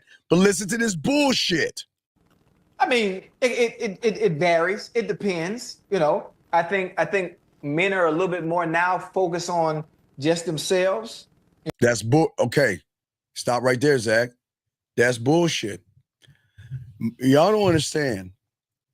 Everything you're focused on at the end of it, Zach, if y'all guys are being honest, is how can I get some pussy? I mean, y'all are not actually focused on yourselves. You're focused on your clothes to get some pussy. You're focused on your car to get some pussy. You're focused on your body shape to get some pussy. You're focused on your hair to get some pussy. You're focused on your job to get some pussy. So can we just fucking be honest in this room and see what these motherfuckers talk about? Y'all know, y'all are not even being honest with yourselves because you know behind everything you are, you're so afraid that if she actually sees you for what the fuck you are, and Zag, they already do. They already do because they gamed up, guys. They are gamed up. And you cannot hide. You cannot cover up. You can't put a blanket on pussy soft behavior, Zag. So this is what I would say to guys. And I want guys to understand. You can be a God-fearing man. You can go to church once a week. You can help old ladies cross the street. You can pack brown bag lunches for the homeless. You can have a degree and make great money. And you could be a great big brother to all your brothers and sisters. And you're still a loser, right? And I'm going to tell you why you're still a loser. You're still a loser because you are afraid of women. You're still a loser because you are afraid to be yourself. You are still a loser because you are afraid of a woman telling you no or a woman rejecting you. You are still a loser because you believe, as currently constructed, that you're not good enough and that you have to approach a woman bearing gifts. Oh, I need money.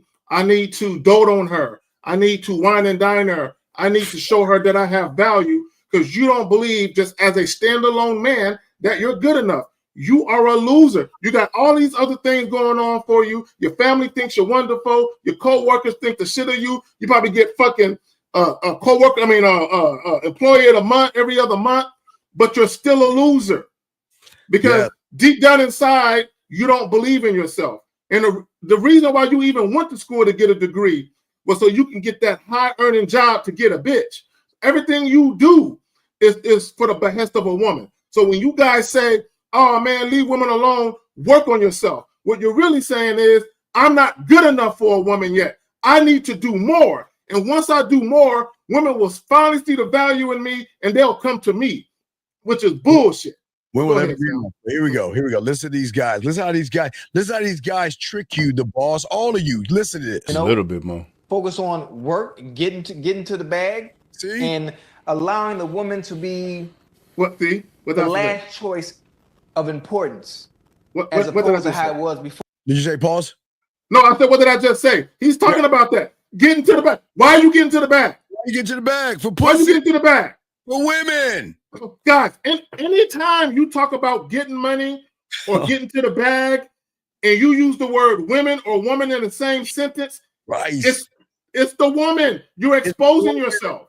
You're exposing yourself, and these women see you for what you're doing. Here we go. So let's keep going. This is good, Zach. Check this out.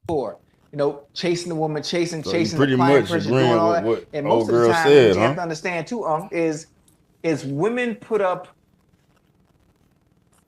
such a front with the chasing and applying pressure, as if there's something that's so different about them, as opposed to. I gotta pause that. Can you pause it? Yeah.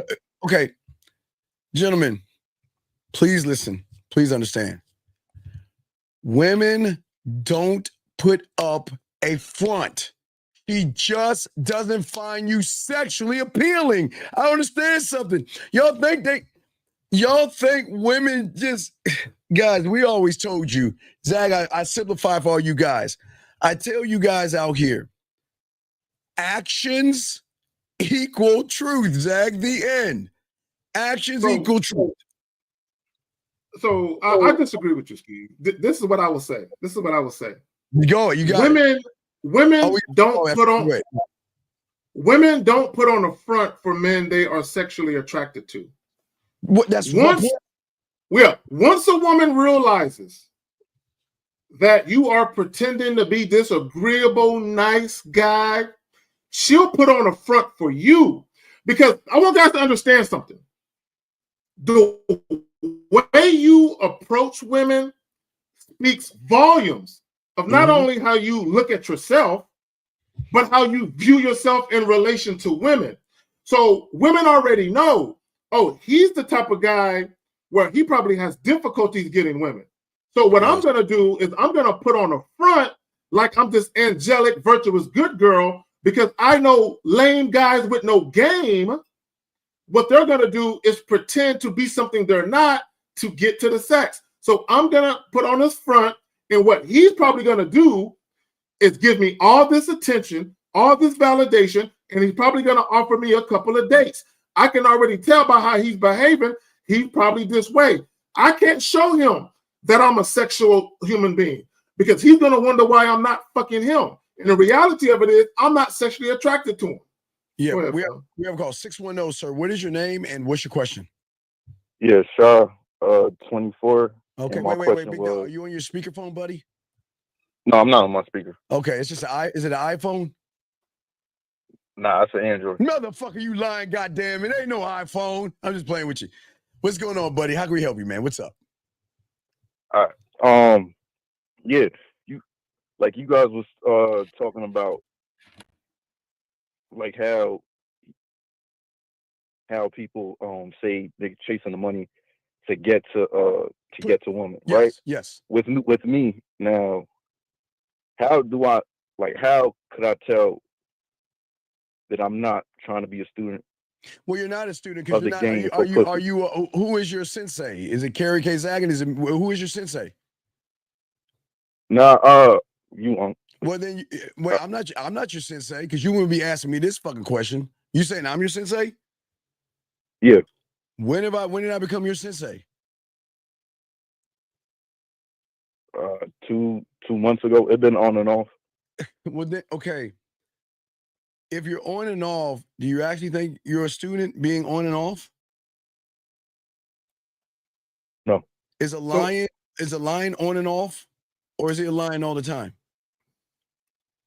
All the time. So do you understand? So you're not a student, but please continue your question. I always said, well, let me say this. Yeah. I've often said, caller, that how you do one thing is how you do everything. Everything, yes. So now, peek what you said. You said, Steve, I'm a student of yours on and off. So you are showing a lack of discipline. Yes. And attaining new information that could help you. You're being indecisive and making a decision as to what you want to do. And you're being inconsistent with the receiving of that new information. So if you're undisciplined, indecisive, and inconsistent, what are you going to be when you deal with women? Right. So, okay, but what is your question, buddy? What's up? Yeah, the question was, how would you be able to differentiate? Tell the difference. Tell the difference in what? From you being trying to be a student for yourself versus you just doing it. Okay, okay. Please understand, young man. Again, I've been a student of the game since I was 9 years old. Okay, none like you. I've been a student still at 53. Be 54 this year in August. I can't wait. Right? There are no. Hey, Zach. I wish there were days off. God, I wish I could take. God, I wish I could be like you. Caller, I'm not being a dick here. I'm jealous of you. I am so jealous of you and all you guys. I wish I could take breaks. And I wish I could take time off. And I wish I could make excuses and shit like that. I'm jealous that I can't do So this. Steve, are you talking about working a 20-hour week at being a man? Are you talking about being a part-time man? Is that what you're talking about? 25 for him, yeah. For me, I'm 25 hours a day, 8 days a week. Days a week. Sundays, man. There you go. I can't stop this game because it's so, I get to. You're telling me I can drink from the knowledge and learn me, evolve me, work my seductive, because it's a sex show, young man. Be greater in seducing women, greater in turning them on, greater in wanting them to fuck with me, and you want me to take a day off for that? Crazy. But caller, what we're saying to you, dog, is what is your main question? What is the question behind this question? Because something is going on in you that's making you ask this question, and what is that? Now the question is for the inconsistency. Well, remember I said it's write it down. Write it on a piece of paper. It's very simple. Actions equal what? Truth. Truth. So guess what? You or your truth is that you don't want to learn this game. It's not hard. It's just, this is not complicated, big guy. When you dedicate yourself to this game, Zag, and marry yourself to this game, Zag, you ain't divorcing this motherfucking thing. Steve, I'm loyal to the game.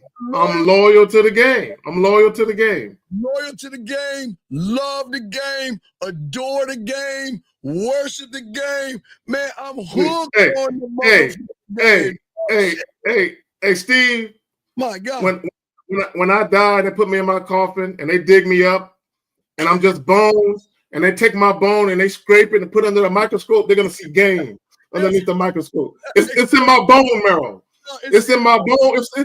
Hey, Steve. If I gave him a blood transfusion, he'll be a player overnight. It's in my bloodstream. It's right. Caller. That's why we say to you, big dog. Your actions are your truth. It's not that you're lazy. It's just that everybody can't be a man, and that's what y'all understand. Somebody has to be a duck. Somebody has to be a bunny rabbit.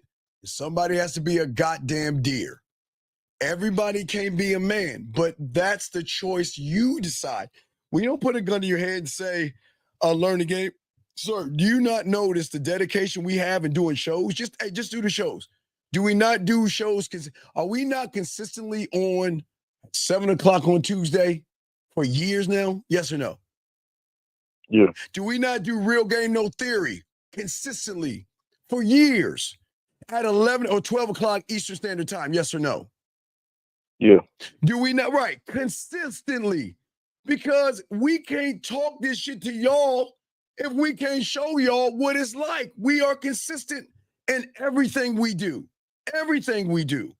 We show up at the right time. Rain, snow, sleet, or shine. Hell, I even tell you, dog, I'm a little under the weather right now, but guess what? You think it's going to stop me from lacing y'all with this game? Because game don't give a fuck about me or you. Time doesn't give a fuck about me and you. And life don't give a fuck. But guess what, Zach? Regardless of the game don't give a fuck about us, we dedicated to that motherfucker. We are dedicated. We are dedicated because you are not. And you don't want to learn. And it's okay. You just have to come to grips that you don't want it. I know what, look, you know why you want it. And this is the bad thing about it. You know women fuck with us. You know women reach out to us. You know women send us pussy pictures. And you know women want to do nasty things with us. And I know you're scratching your head like, damn, these guys don't even fuck the women that want to fuck them. And man, I love to get that. But see, you are learning the game for the wrong reasons, young man. That's why you're inconsistent. Because behind you trying to learn the game, you're trying to cheat the game. See, you want the benefits that Zag and I have without doing all the work. And that's why you're cheating the game. Because you're trying to cheat it. Hey, I know, I get it. You want women to reach out to you. You want women to do things for you. You want women to miss you, love you, and care for you. and you're not giving a fuck. But you can't do it by being inconsistent, young man. Does that make any sense? Yeah, you make perfect sense. But why be off and on? Do you know I've been doing this YouTube thing since the 90s, right? Yeah. Well, before the internet, but when the internet, I had a fucking square computer. Now I'll go in my archives and pull it. Let me see if I can find that for you. A square computer. Oh, hey, look, hooked to the telephone line in a wall. Now, hey, fuck y'all. Fuck y'all, all you judgmental motherfuckers. But since I've been on the internet, I never took days off from the 90s. And I still haven't taken days off. You know, if we travel or something, that's something else. But myself, Zag, and all of us don't take days off. But Zag, I'm gonna let you talk. I'm gonna try to find that. No, when you're knee deep in this ism and it courses through your veins, right? There are no days off, right? And this information, it needs to be facilitated. Like we need to disseminate this information to the masses. Yeah, that's what we try and do. Yeah, right. Because here's the thing: that's what guys got to understand, right? Through all our years on this planet, right? We've accumulated and acquired a lot of knowledge through our vast experiences. And all we're doing is coming online and telling you guys, look, this is what it is and this is what it's not. Now, you can choose to adhere to the information or you can choose to skip right past it. It's your choice. But this is my thing, Steve. Yes. I don't give a fuck what guys do. No. But I know once guys start complaining about their dating life and their relationships and they start complaining about how they're treated by some of the women that they deal with, I already know it's your fault.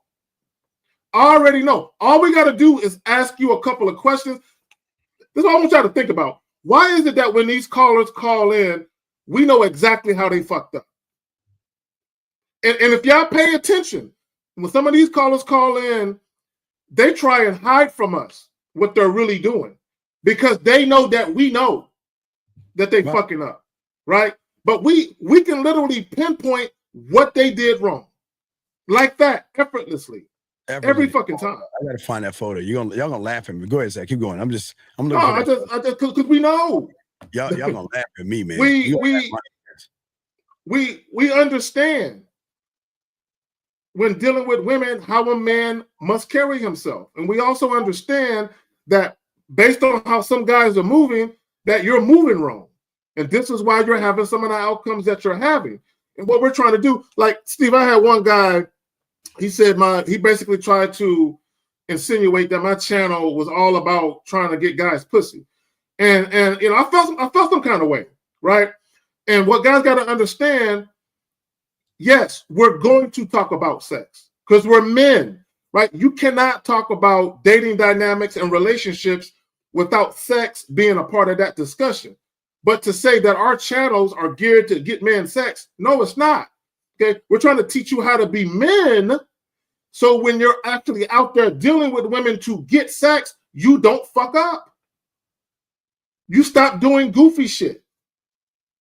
And in the event that you're dealing with women who would otherwise be sexually attracted to you, but they're not, we're trying to help you understand what you're doing wrong and what you can do to improve your success rate, if you will. And let me just, I hate to use the word success because getting pussy, I don't look at getting pussy as being successful. I really don't look at pussy as getting successful. My thing is, I don't value sex like that. Right, I value the type of woman that a woman is. I value how she conducts herself with me. Yes. I value her reciprocating the value that she sees in me. I value those things, right? So when you value pussy and you're all about just getting a nut, of course you're gonna seek to look at. I just want to watch the channel where I can get some pussy. This is why guys gravitate to guys who give them pickup lines, right? But Lord forbid a guy try to break down what it means to be a man, right? They don't want to hear that, Steve. They don't want to hear the hard work, the discipline, and the self-sacrifices that you got to make to actually be a fucking man. They don't want to listen to none of that. They just want to listen to, just show me how to get some pussy. I don't care how I get it. I just want it. That's not what we teach. Does that make any sense, young man? Yeah. But I mean, but what is your reason for wanting to learn? I don't understand. What is your reason? What is your why? Why do you why are you so lazy? And there's no knock on you, but why be so lazy?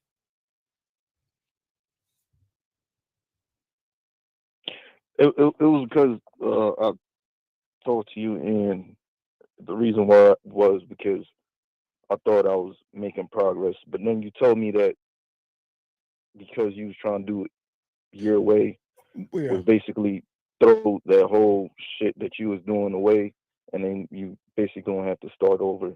Right, because your interpretation of everything is the problem. Is you're not the problem, it's how you interpret things, and that's the problem with a lot of you guys out here. Your way is based off of how you feel about yourself, which is actually self-sabotaging because you really don't love, care, or honor yourself the way we do. And that's why we can see the mishaps in you guys, because your mind is your enemy. We're not the enemy, but your mind will make us the enemy, because your mind would say we're being mean to you. Your mind would say we're yelling at you. Your mind would say, you know what, we're not coddling you and all this other stuff. Does that make any sense? Yeah. So it's basically me fighting myself, like me being comfortable with the old habits that I have, and I'm trying to hang on to it. Yeah, well, yeah, that's the problem. We don't want you to hang on to the old habits. We're saying that you can be a new habit if you actually get out of your own way, but we can't force you to change. That's the thing. Y'all, it's like you feel like we're being mean to you, but your reality gets in your way, and then you get in your feelings, and then you get mad at us, and then you hate us for telling you to love yourself. Think about that. You hate us and tell us we're fakes and frauds because we're telling you to love yourself. You see how crazy that is? Yeah. I want to say I hate you guys for saying that. It's just. It's just what? Go ahead. It's free form. Go ahead. What's up? It's just what, buddy? No, it's when you look at how far you have to go. It's like. Well, what do you mean how far you have to go? I mean, okay, let me tell you something about myself and Zag. Zag, you still here, buddy? Yeah, I'm here. Okay, so guess what? Zag and I have game, right, caller? But we know nothing. We know nothing. Because we're students of this, which means we're constantly growing, we're constantly learning, and we're constantly evolving. We know nothing. But you don't even have game and you know nothing. And you're not, no. You have game and you don't have game, but you know something. That's the difference. You know something. We know nothing. Do you see what the problem is? You think you know it all. And we're telling you, you don't know a motherfucking thing.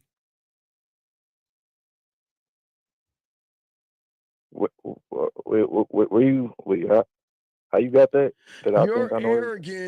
Your arrogance, you think, because your ego and self-importance, you actually think you know more than the teacher or the master. So what you want to do is you always want to put in your 2 cents with everything. You always want to put your fucking feelings in everything. And you want us to accept you. Why would we do such a disservice to you by accepting you? We're not supposed to accept you, because the moment we accept you, we're telling you you're right, and you're not. Zag? So caller, if I got into a car wreck and one side of the car, the paint was completely scraped off, do they need to repaint the whole car or just the part where the paint was scraped off? Just the side that was scraped off. Okay. So do you think they're going to get a perfect match of the paint if they just painted the part where the paint was scratched off? I'm not talking about a little scratch. I'm talking about the whole side of the car. They got to replace the doors and everything. So they got to buy new doors. The whole door. The whole door. So they probably got to paint the whole car, right? Yeah. If they wanted a perfect paint match, right? The point I'm trying to make with that is when you're learning new information, you have to take all of the old shit you've been living your life by and cast it to the side. And then take all of the new shit in, right? And the reason why you need to take all of the new shit in, because if you leave the old shit there and you put new shit on top of it, you have corrupted the new information with your old way of thinking. Poison. You've corrupted it. It's kind of like do you drink alcohol? Yeah. What do you drink? Do you drink liquor or beer? Beer. Okay, what kind of beer do you drink? Stella. Is it Miller? Stella. Oh, okay, Stella. Okay, Stella on Trust. Okay, so if I poured you a glass of Stella, and then I went and got some malt liquor, some Old English 800, and poured it into that cup with the Stella, are you going to drink it? No, because it's going to have a different taste. It's going to have a different taste, right? So that means the taste has been corrupted by something foreign. It's no longer the same exact thing anymore. Do you get that? Yeah. All right. So, do you have any other questions, sir? No, that was it. That was it. Appreciate it, Zach and But okay, before you go, what was the what was the purpose of the call, though? The purpose of the call, yes, was again to pinpoint where I was going wrong with how I was going about it. Okay, caller, how old are you, brother? How old are you? 24. Okay, so you still a young man. So let me ask you a question. Do you live by yourself? You live with your folks? Go to school? What's up with you? Right now, I live with my folks. Okay, nothing wrong with that. You young. I hope you got a plan though.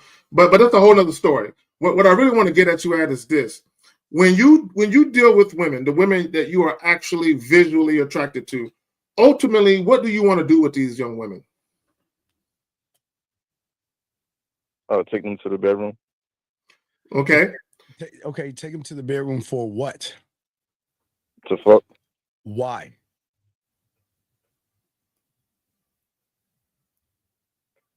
Why I want to fuck? Well, you want to take them to the bedroom, but just because you want to take them to the bedroom, who says they want to go? I mean, that's their decision. No, but that's where you're fucking up. Because you don't realize you're setting the expectation. You guys fuck the game up because y'all so fucking desperate. Everybody, I get it, you want to fuck, but your inexperience shows why you're not getting any pussy. You're inexperienced. So let me say this, caller. I want you to understand. I'm gonna say something, and I want you to really think about how I'm phrasing it. I don't want to have sex with the woman. I want a woman to want to have sex with me. Do you understand the difference? Do you understand the difference? You want? I'm gonna say it again. I do not want to have sex with a woman. I want a woman to want to have sex with me. I want a woman to say to herself, I want Carrie inside of me. Do you understand the difference? So the difference is that you want her to. Okay. No, I got you. No. You're struggling with it. Let me help you out. See, you guys who want sex from women, when you approach women, you try to convince women that they should fuck you. When I say I don't want sex from a woman, I want a woman to want sex from me. Meaning, when I'm talking to a woman, I want a woman to look at me like, "Ooh, I want him." You understand? I want him. So when a woman is talking to me and she says, "Ooh, I want him," that's going to make her less likely to play games with me because she wants me. So if she wants me, in her mind, she's going to be like, what can I do to make this easy for him? Right? If he sets up a date, my ass is going to be there and I'm going to be on time. And I'm going to make sure I look cute for that man. If he tells me he like red, I'm showing up in red because by the end of the night, I want his dick inside of me. And I don't want to do or say anything that's going to prevent that from happening. Do you understand the difference? Yeah, you want it on your terms. All right, so caller, real quick, are you ready to see this? I found the photos, Zach. I need to make it in black and white, but you ready to see this, caller? In 1996, somewhere around 1996, right? Ready, caller? From 1996 to this point here, I've been dedicated. Listen, don't laugh at me. Here's the photo. Look at that shit. Look, I'm saying 1996. 1996. That was a long time ago, dog. You see that square ass little box? That was a computer monitor. 1996, son. You see what I'm saying? That's how long I've been dedicated for myself. Now, as you can see, times change. Time changes, right? Time changes. Other things change, and things happen. But I've never stopped. Hey, you see the belt, Zach? Still there. Yeah, still there. Yeah, my belt still there. And this, hey, young man, this was before YouTube. This is before YouTube. Hey, please understand, this is before Facebook. It was like MySpace, Zach, and Yahoo Chat. So do you see, young man, dedication? You see dedication, big dog? Yeah, there are no days. Hey, look, y'all laughing. I'm old as a motherfucker. I'm old as fuck. But you see what I'm saying, buddy? Dedication. Yeah, I know when the world's in black and white. This is when they had the big wooden color TV with the little black and white TV on top. Hey. I've been telling you, I've been doing this before there was fear, a red pill, a seduction community, all that. Hey, when there was still payphones in the world and shit, and pagers and shit.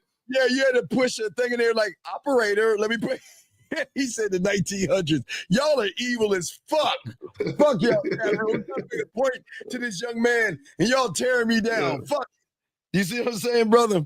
Yeah, this is when cars were made of metal still and shit. You know what I'm saying? When you didn't have to have seatbelt shit on. Exactly. Hey, when you still had lighters in cars and shit. You know what I'm saying? And ashtrays in a car.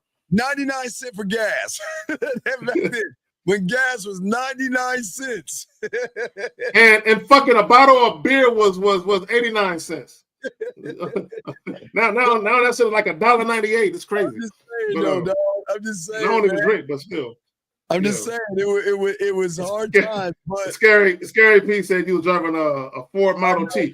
No, those we were still riding horses back then. What are you talking about? Oh, carriages. Hey, Paul, can I go get some carriage? Come on, y'all. Yeah, maybe. Yeah, we used to actually milk our goats. We had to milk our goats for milk. We couldn't go to the store and buy milk. Oh my God! But I'm just saying, dog. There's dedicated. You see how dedicated? I don't take days off. I don't take days off. I work as much as I can give out, and I never take those off. You see what I'm saying?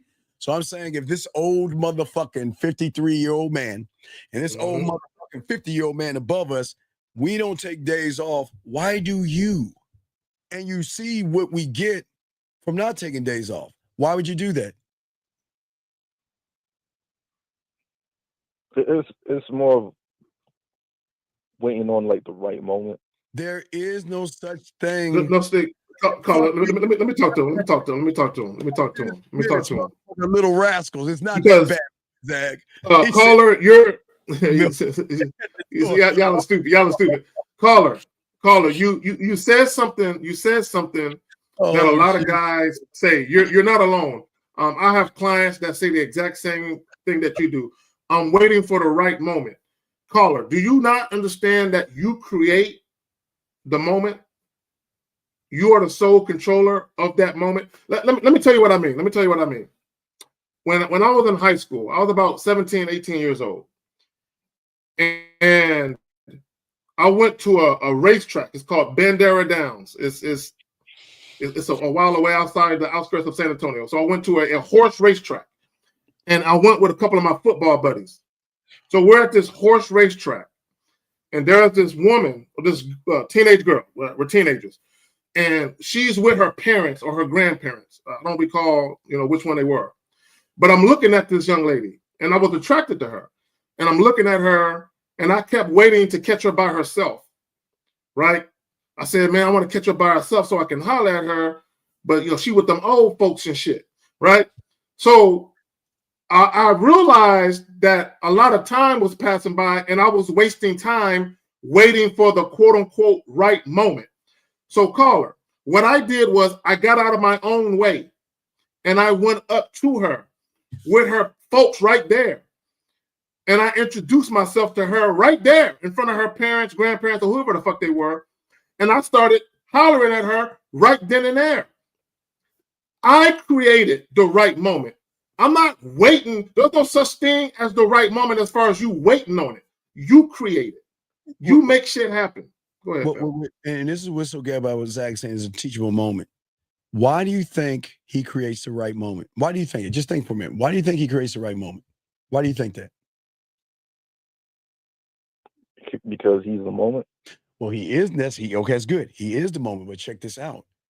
What most women are used to is leading the moments. You're used to leading the moments.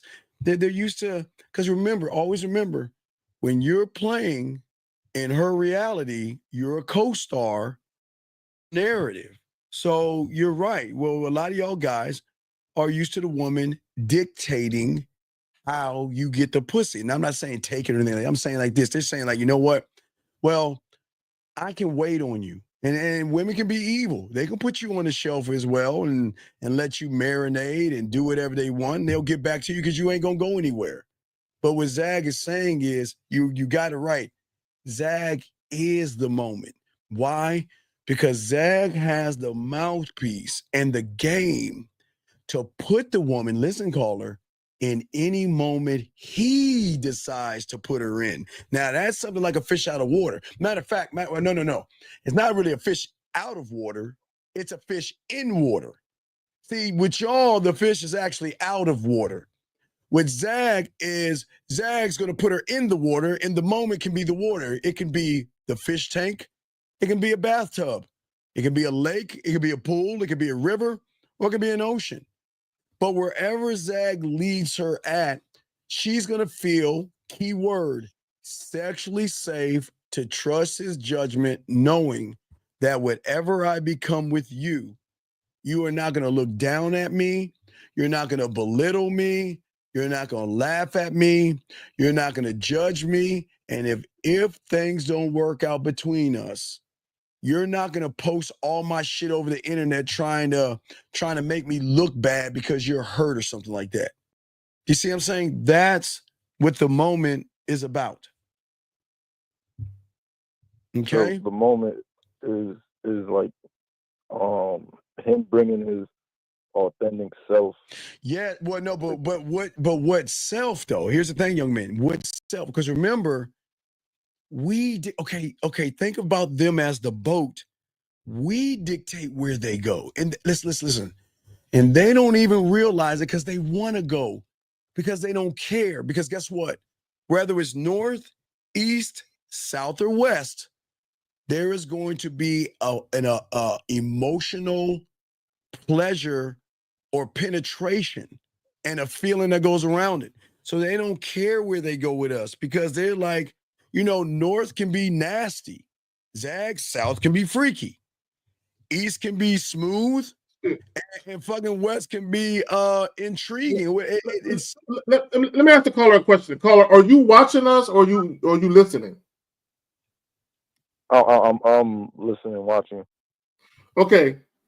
All right, can you give me a solo? I got you the solo dog. I got you the solo dolo, son. Give me a second, son. Hold on. Solo dolo. Fuck. Better get the light.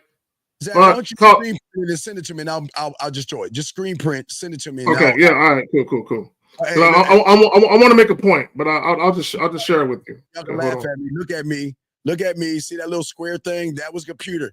That was hooked to 56K modem. I know y'all little shits don't know that, but that fucking computer was plugged to my wall in the telephone socket, motherfuckers. Okay. So Steve, I just sent it to you. If you can post it up, I want to make a point. I want to make a point with that. 1 second. Before I make the point, I need it to be up on the screen so I can break this down to y'all. Give me as far as what the message I'm trying to convey with the image. Wow. Okay. Yeah, you're gonna have to really convey this shit. Hold on. I got it. I know you got this shit, motherfucker. Yeah. I'm gonna let you convey that shit. Hold on, here we go. Hold on, let me post it. Now you're not gonna blow up. It's gonna show this first. You want to show the picture first or you first? No, you can just show the picture. I don't got to be on camera. Okay. So what you're looking at is a picture, right, from a children's sketchbook. So based on what's in the sketchbook, they're gonna tell you connect number 4 to number 113. Connect 113 to 90. And when you're done, it's gonna be a picture. When the problem with you guys is you don't know what the picture is. When you got game, you already know what the picture is. So when you deal with women, you're already connecting the dots with the conversation. The problem with you guys is because you don't know what the picture is and you don't know where you're going and you don't have a plan for a woman, when you deal with women, this is how women look to y'all. You don't know what you're doing. You're like, how do I finish this? What is this supposed to be? You don't know what you're doing. When you have game, you already know what the image is. You don't need to connect the numbers to figure it out. You already know what it is. So when you deal with women, all you're doing is you're leading them to the finished product. So when we talk, you put me back on the screen, Steve. You can put us back. You can put us back on the screen. Yeah, you go. So the point I'm trying to make is when you actually have a plan as a man, you know exactly where you're taking the woman. Because you know exactly where you're taking a woman, you know exactly what to say and how to conduct yourself to get to get the desired outcome. You already know. The problem with you guys is, you say you want sex, but you don't know what it looks like. You don't know what it looks like to be the type of man that women sexually desire.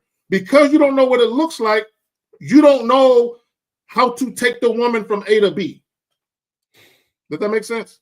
Yeah, I haven't seen one of those along, but I get what he's saying. Like, so when I was a little kid, we used to have that, Zach. Because my mother would allow me to, when we either went to go to Kmart, because guys don't laugh at me, but we didn't have money. So we went to Kmart to do the layaway plan. You know what I mean?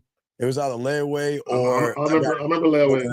Toys R Us, whatever. She would, when I was a little kid, like 3 or 4 years old, I remember she would give me one of those crayon books, and then those crayon, it's like a little thick little crayon book with nothing but sketches. But the thing is that you see the shape of it before you even do it. So, but the numbers allow you to shape it out and draw it and shape it, even though you see what it is.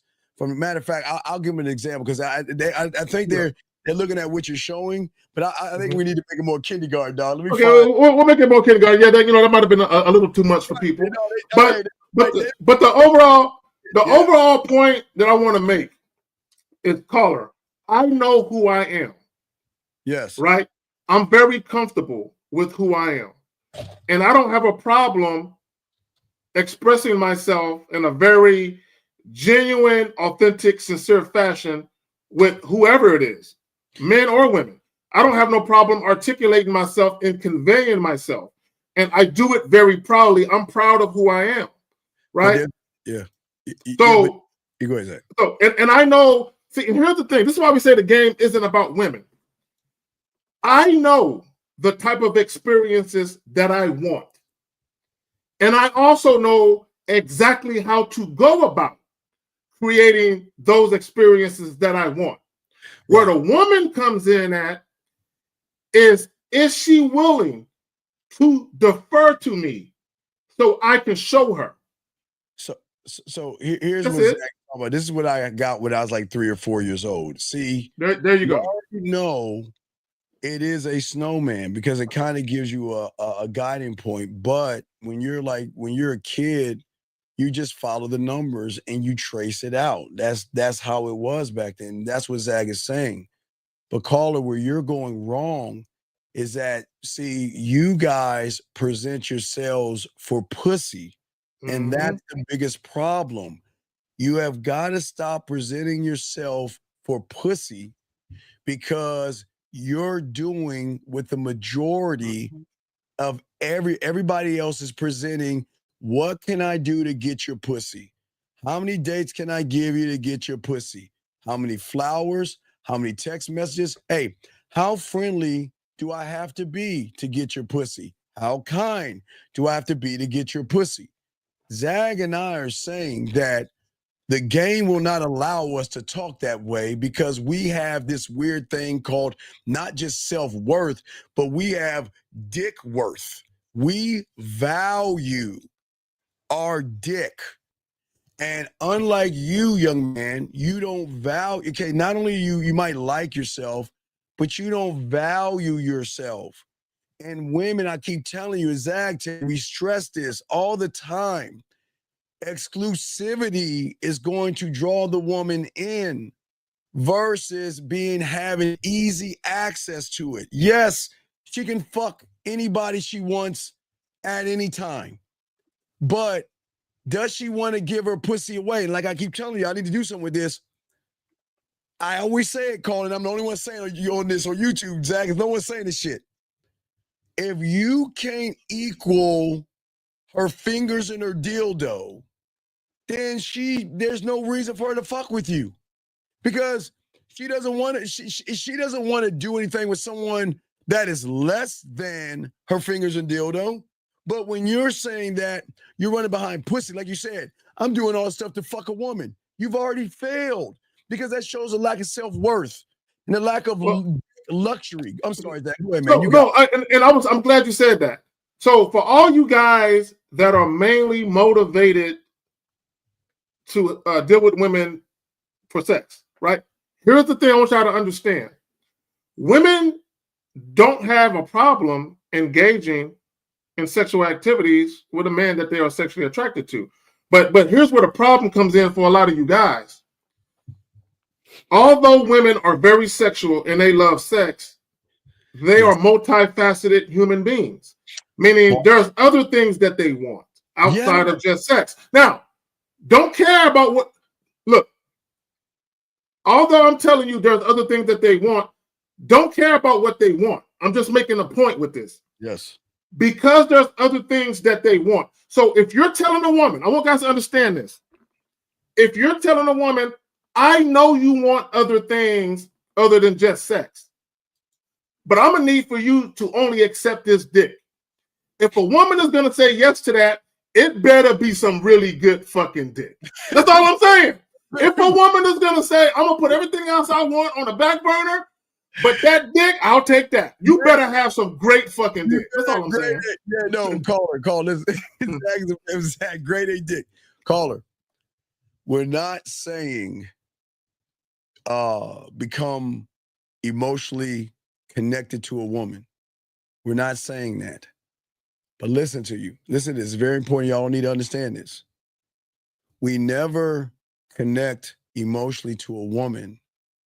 They emotionally connect to us because it's at that point they feel like for the first time in a long time that I can let my hair down and I can say, be, do and he's not gonna judge me.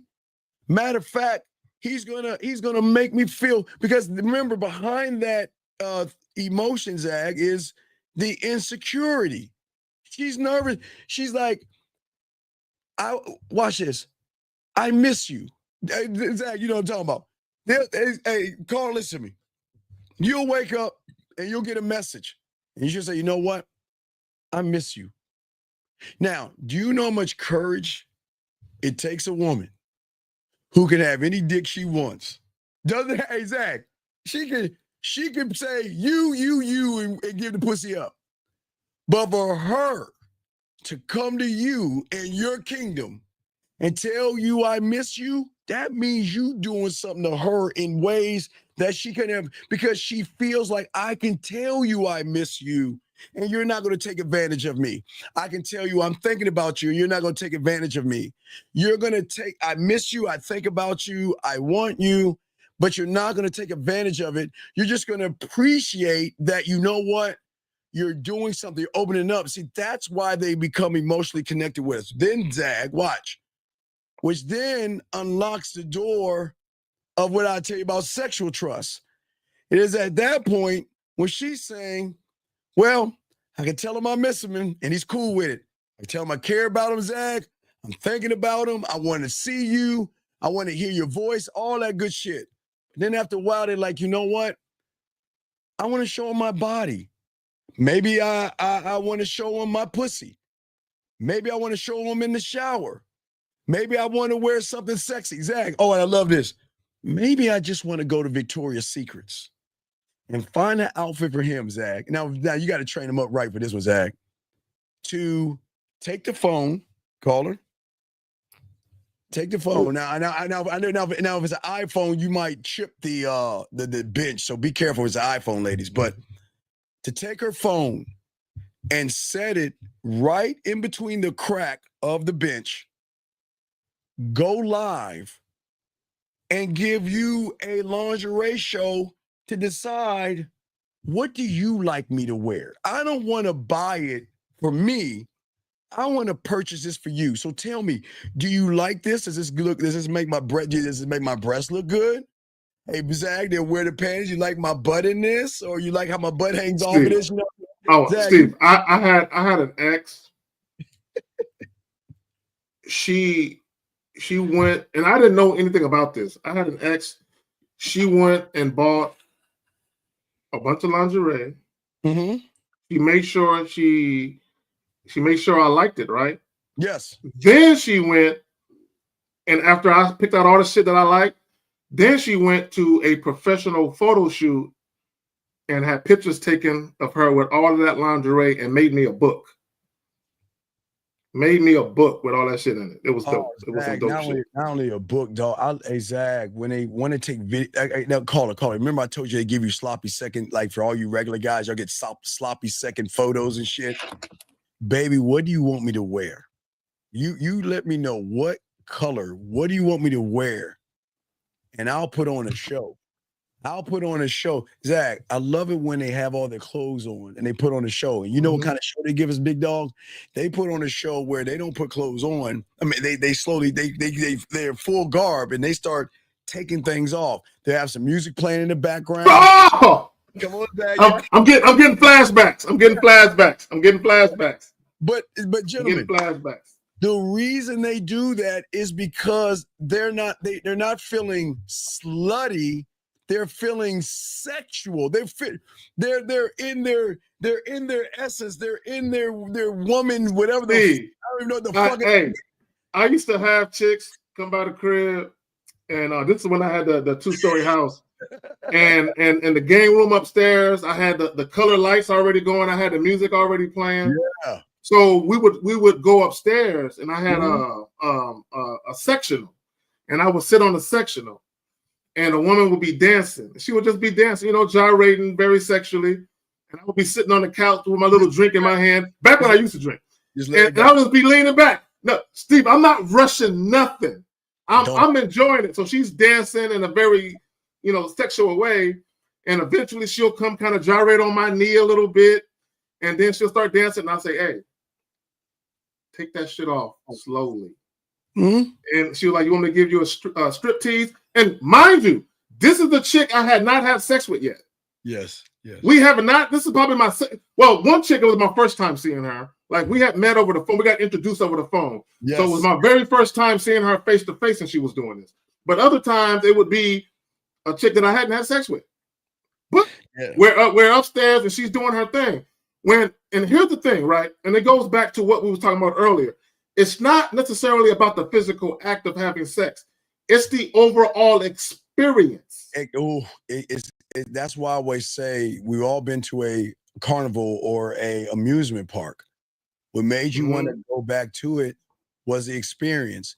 Every ride created a different experience. Hell, the funnel kink was an experience. The cotton candy was an experience.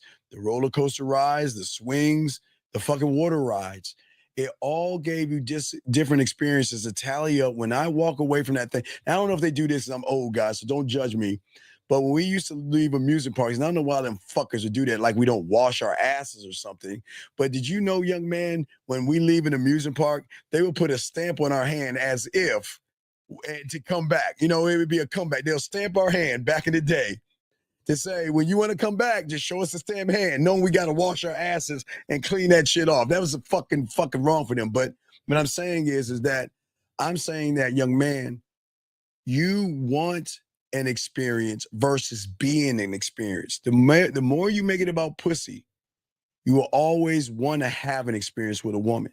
And if you want to have an experience with a woman, then that's telling her that what that dick do. I mean, but also not only does a woman want to be a part of the experiences you're providing, but she wants to be an active participant in the experience you're providing. She wants to actively participate. Because women want memorable, pleasurable moments. Yes. Even if it's just casual. Women want memorable, pleasurable moments. Yes. Even if it's just casual. So the question is, are you that guy to provide women with memorable, pleasurable moments? Right. So and again, the $1 million question is, why should a woman want to fuck me? Yeah. What can I say or do? What is it about me that what experience can I give her outside of poking? Okay. So let's think on what you think about something. All you guys listening. Let's say we all start the same starting gate. Let's say they all starting gate. And the starting gate is that we know how to poke a hole. Now, some of you don't know how to poke a hole, but I'm just saying poke a hole, right? You see what I'm saying, Carl? You still with us? Still with me? Yeah. Okay. So now we're all at the starting gate of poking the hole.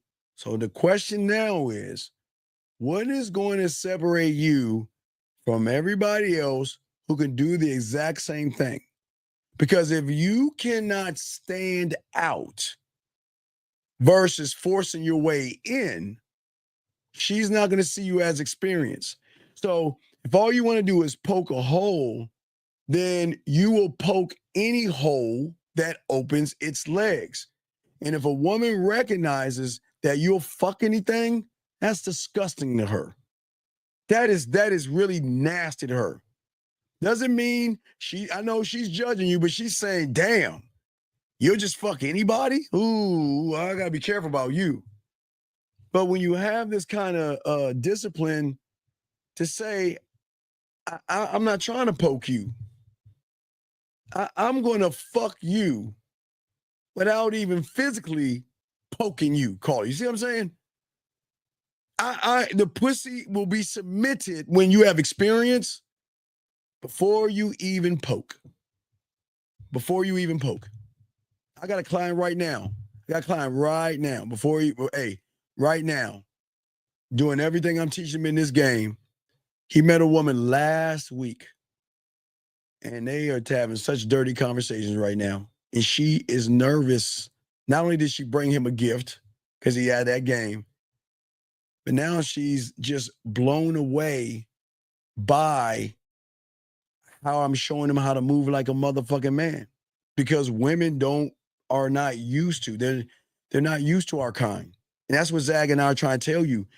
they're so used to everybody else, because we'll get back to the Shannon Sharp, but that's what I'm telling you. But do you have anything else? Because we got to continue the show, buddy. Are you good? No, I don't have anything right now, All but right. I appreciate. All right, we'll throw you back appreciate in. Thank you, brother. Respect to you. Great call, sir. Great fucking call. All right, we'll throw you back in.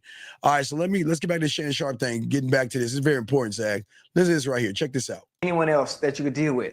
But then when you actually get a hold and you get to learn that individual and you're allowed access, you come to find out, Allowed. God damn, Allowed. I've been doing all this chasing. Allowed. He said when you're allowed access. What does that even mean, allowed access? Allowed. Who begs? Who begs? You see, allowed means begging to me, Zach. It's the mentality of I'm trying to get the girl. It's the mentality of I'm trying to convince her to let me in. That's not how men with game operate. We're not trying to convince women to let us in. Never. I don't even know what the fuck allowed means, though. I'm kind of shook up that he said that. I'm like, what the fuck? And these are multimillionaires who work out at the gym, gentlemen. Here we go. But you ain't no different than nobody else. It's all the same. You know, right there. Stop right there. I hope y'all heard what he said. He basically said, I did all of this just to prove to you I was worthy of you, so you can let me in, only for me to find out you're no different than every other woman. So y'all see what guys do? So already you're putting women on a pedestal. Already you have this expectation that she is special. Right. And the motherfucker, and that's how you can tell the motherfucker reviewing it doesn't have game, because he didn't even recognize, Zag, what you just fucking said. That's what I'm saying. He's giggling. Listen to this motherfucker. He ain't got no game. That's why they can't fuck with us, Steve. This is why content creators, you gotta hear it. Play this, you gotta hear this. This is why y'all gotta stop listening to motherfuckers who don't have any game, because you gotta see all the blind spots. Check this out. Men's focal point has changed from chasing women, the more focusing on themselves, work, family, if that comes into play, and it's just different now. It's just different now, especially in today's era where we have a lot more women that are in, I hate using the word alpha positions, but wait. Now stop right there. Pause right there. Okay, gentlemen, why are women in those positions? Do you think they want to be in those positions? Do you think they ask to be in those positions? Or is it the majority of you motherfuckers place them in those positions because of your femininity? Gentlemen, your femininity forces them to be masculine. And that's what you don't understand. Your fucking way. Okay, nature has a funny way of doing things, Zag. And nature's going to twist it around. If you are in the feminine, which is out of nature, you should never be in the feminine and the emotional. But what you are forcing and creating are masculine thinking women because of how you're moving as a fucking female, Zach. So let me say this, and I want guys to understand something. When a woman has on scrubs and she's a nurse or a pediatrician, that's what she does. That's not who she is. But Steve, at night when she's off of work and she puts on that sundress and she goes out in the world, she's all woman. See, y'all are so focused on what you think the woman is or who you think she is based on what she does for a living and how much she earns. You forget the fact that she's a fucking woman. At the end of the day, she's a woman, right? So let's take away all of that shit. I don't give a fuck if she got her own house. She got 2 cars in the garage. She got a passport that's been stamped 20 times in 1 month. Yes. She is still a woman. Still a woman. And when you got game, you know how to get to a woman on the most intimate, the most carnal, animalistic level, and you could bypass all of that bullshit. But you know what's weird? Why isn't the motherfucker reviewing them saying this shit? Why ain't he saying this? He's not saying that. He's just sitting there nodding and smiling like they saying something right. Here we go. Look at this stupid shit. They are the men now. Does that make sense? Yeah. I think the thing is, Ocho, women are the men. A lot of women. But see, when you keep saying, I don't need a man, I don't need Can you pause it? There was a Facebook post with Lala Anthony, Carmelo Anthony's ex-wife. Yeah, with that one with that. I think she got a fake ass, but yeah, she did a Facebook post, Steve, and nobody got it. Guys were in their feelings about what she said. What did she say? Okay, hold on. Let me see if I can.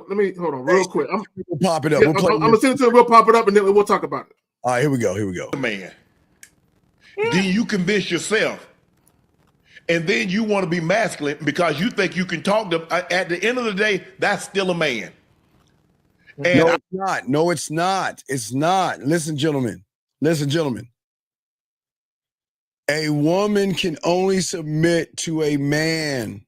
The end. I don't think y'all understand this.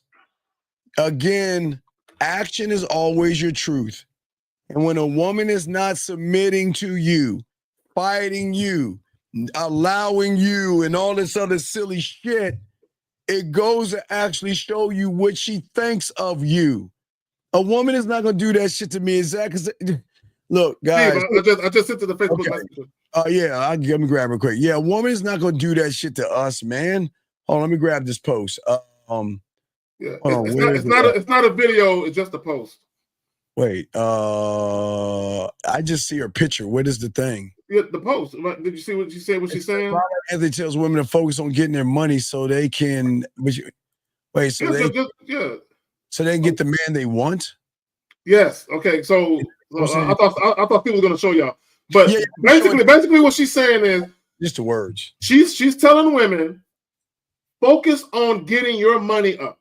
Focus on securing the type of lifestyle you want, so you can pick the men you want.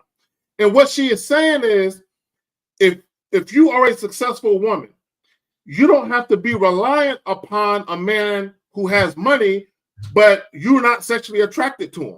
So essentially what she's saying is, girl, if you get your own money and you don't need a man with money, that means the men that make your pussy wet, you can choose those men. See, back in the day, there was a time when a woman had to fuck with a man of means, even if she wasn't sexually attracted to him, because she had to survive.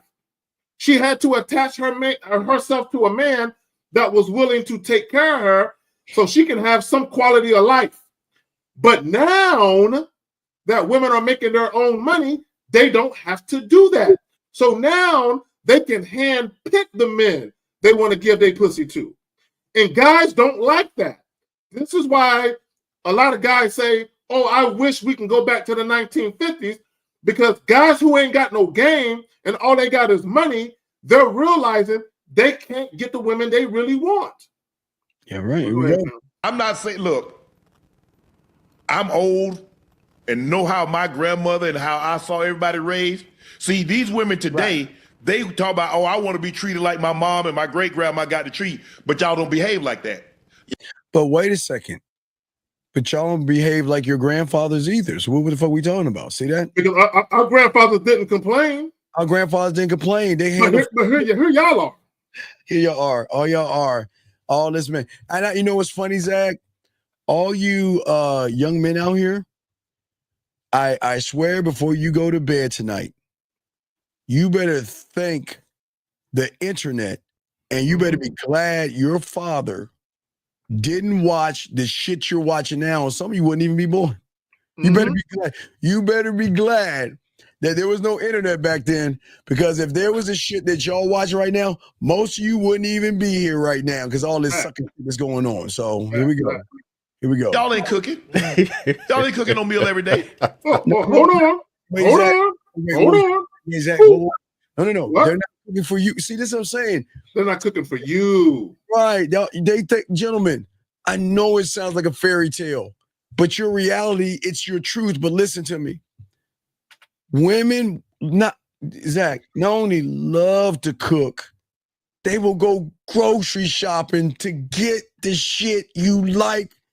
just so they know that, baby, I rock. Hey, baby, look, my baby like Pop-Tarts, Excuse Fairy Crunch, you say the Gummy Bear Zag, all that shit. Let me tell y'all why women don't cook for y'all. They don't got to. Look, let me tell y'all something. Let me tell and now, Shannon Sharp, out of his own mouth, talked about dropping a couple $100 on dinner. What incentive would women have to cook for men who take them out on dinner dates? You tell me. I think you have to understand how you're setting yourself up for failure and how you are self-sabotaging your own dating experiences. The very things you say you want from women, you're not providing them an incentive to do it because you're giving them everything on the front end. Yep. You're giving them extravagant dates. You're giving them dinner dates. You are allowing them access to you, but they ain't sucking no dick. So why would they have to do any of those things for you? Oh, here we go. Here we go. When my grandfather got home at lunch, meal on the table. He got home at dinner, meal on the table. He ate first. It wasn't no arguing back and forth. When my grandfather said, can you pause it? Shannon, I'm gonna tell you why. Because your grandfather was a man. Exactly. Your grandfather was a man, and your grandmother treated him accordingly. Women treat a man like a man. Women treat a male like a bitch. That's just how it goes. You might not like it, but that's the fucking pecking order. Okay, remember, gentlemen, as I said before, actions equal truth. And if there's nothing about you, what is the incentive for her to want to cook? What is she going to get from someone that's whining, bitching, moaning, complaining, and judging, questioning her, being insecure, locking her down, holding her back, telling what she can do, what she can't do, judging her for what she does, what she wears, what she says, and who she fucks? Tell me, out of all that, what is the incentive, Zag, exactly. Say, I want to cook for him? But not only that, Steve, I want guys to think about something. Greg, let's try to look at it through a woman's lens for just a moment. You're dealing with a woman. You're doing everything she wants you to do. You're talking on the phone when you don't want to. You're texting her back and forth all goddamn day.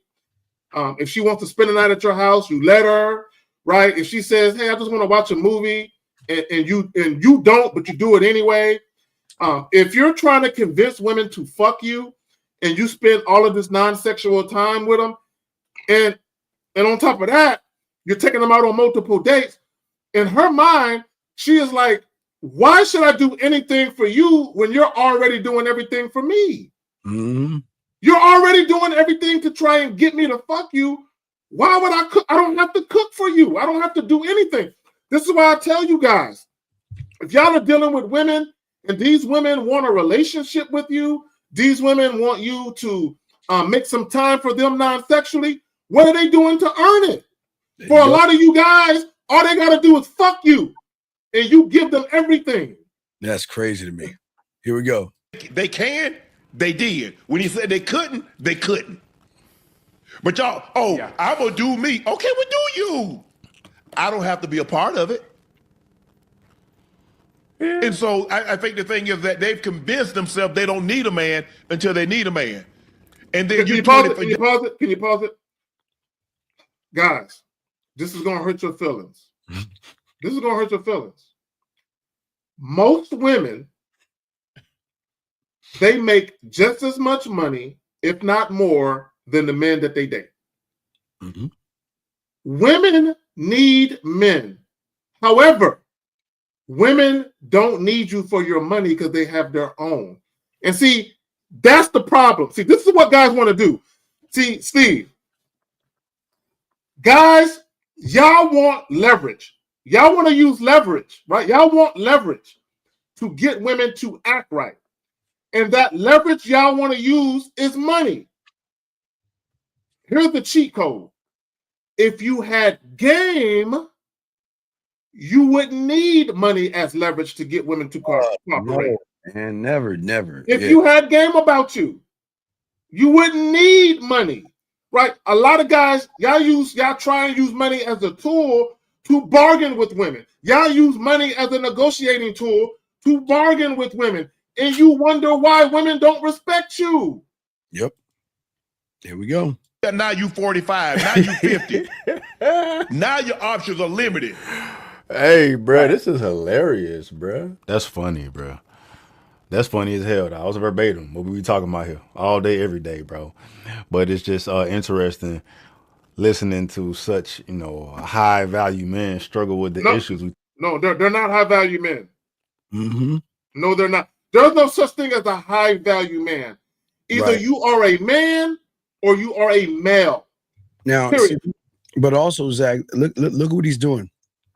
And it's a shame that people don't see this.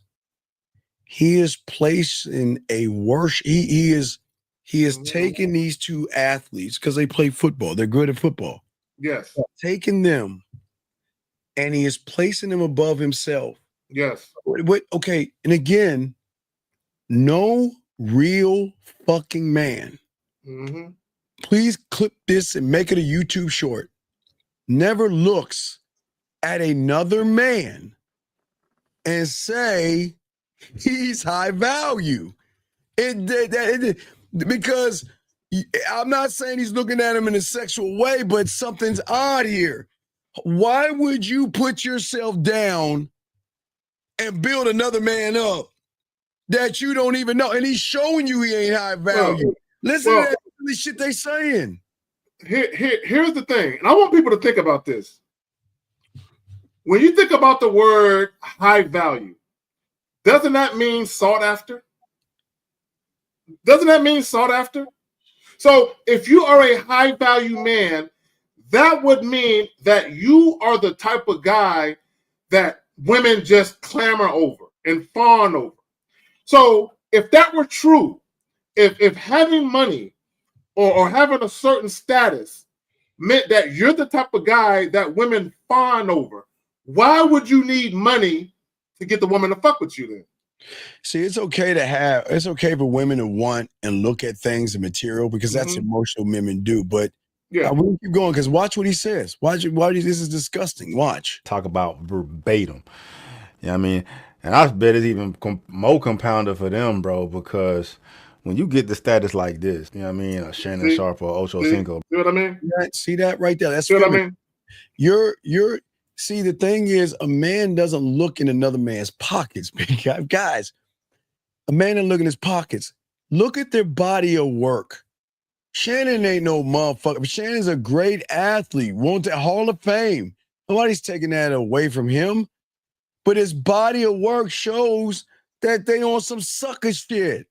Same way, look at their body of work.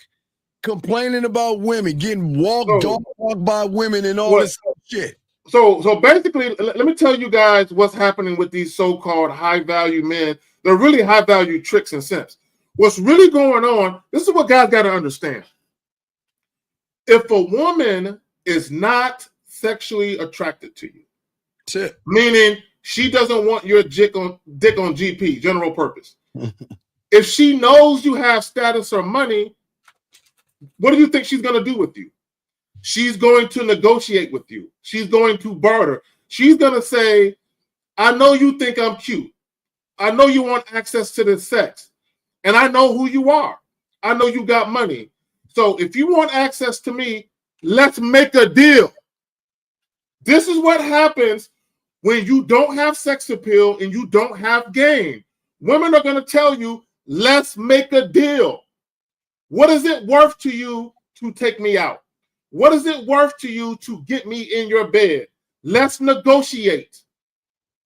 Well, when we're talking about sex appeal, again, do you want to buy me things? There you go.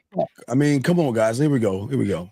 Bro, what type of women you think around here walking them down? And it's the same types of women walking them down who deal with the same types of people. They not finding no quality women. So all they running into is whore. Pause right there. Okay, guys, I'm going to say something. Oh, my God. And a lot of y'all ain't going to believe it. Motherfucker ain't got no game, dog. There is no such thing as a quality woman until she gets on your program. Hold on. No, stop, Zach. Hold on. Let me blow you up. I don't think they fucking just heard what the fuck you said, because this is why you tell that bitch ain't got no, that dude ain't got no fucking game. Say that again. And this shit. The camera ain't even focused. There is no such thing as a quality woman until she gets on your program. Exactly. There is no period. Man, what the fuck? Do y'all see why y'all gotta watch, y'all listen to? And this, please understand this, Zach. Again, we're not red pill, we're not manosphere, and we're not tearing down women at all. There's no quality in a woman until she earns quality in my world. I'm not just going to call her. I'm not going to tell her she's quality. Exactly. Well, because she has a fat ass, she's quality. Because she's got some big titties, you big titty motherfuckers, because she's quality. Because she puts on a weave or a wig or fixes her hair and her makeup and blush and mascara. You think that's fucking quality? That ain't quality. That ain't shit to a motherfucker with game. And you know what? These women know that shit. That's why they get away with shit. So, we got a quote right here. Okay, so she says, what do you call guys that lie like they want a relationship with the woman and try to cuff one woman and get upset when a woman finds out they're not exclusive and treats them as such? We just call them liars. They're liars. No, but I don't like to blame women, but you fucking women have to be the dumbest motherfuckers on the block with this blind spot. The blind spot. Listen, ladies, I'm not knocking you. I'm going to tell you y'all fucking problem. Y'all, Zach, I went to the Charlie Brown thing the other day. Y'all do the Charlie Brown shit every fucking time. Because in your world, you want this fucking fairy tale guy. Mm-hmm. Knowing that motherfucker, all he wants to do is fuck you. But you know he wants to fuck you. And yet, you convince yourself that this guy actually likes me and he wants to get to know me and he wants a relationship with me.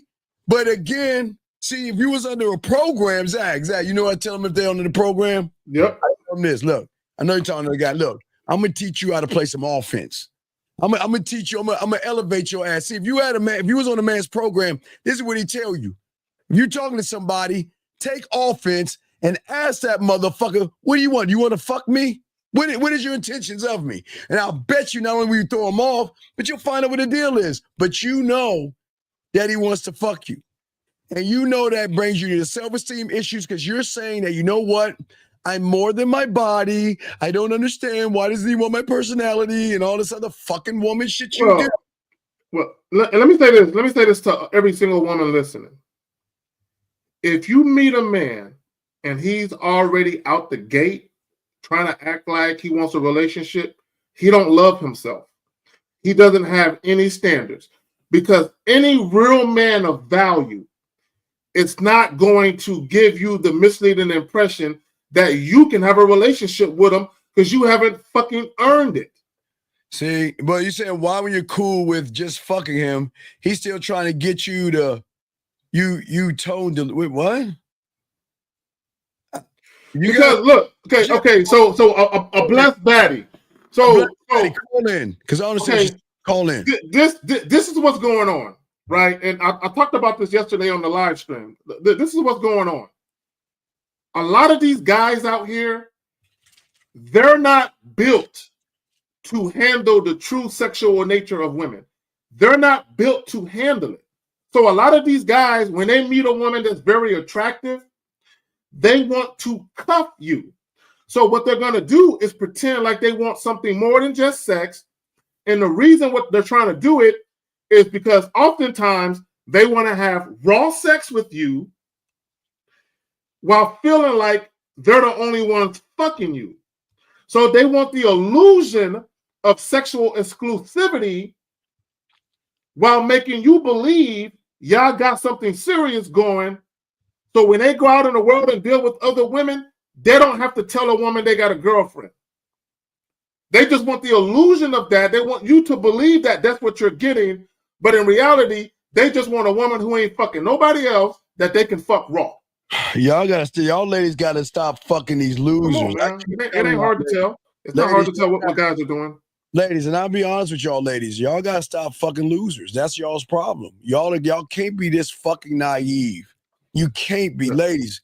Please understand this, ladies. And I'm not being mean. See, guys, y'all think we being nice to women. I'm about to punch them in their little pussy right now by saying this shit.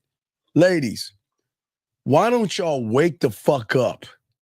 Do you actually think there's a nice guy that actually wants to be nice to your motherfucking ass and a good guy?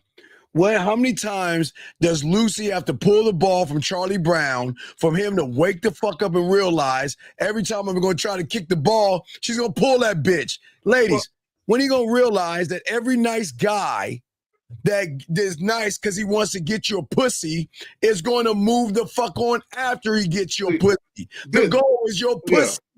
This is what women don't understand. Some women do, most women don't. Fuck. The best guy for you is the guy that's going to tell you the truth. Exactly. This is what y'all don't get. This is what women, y'all still don't understand this. The best guy for you is the guy that's going to tell you the truth. So even if he tells you, you're sharing me, he is telling you the truth because he's the one guy. He doesn't mean you any harm. He's not trying to deceive you. He's not trying to manipulate with you. He's not trying to play with you.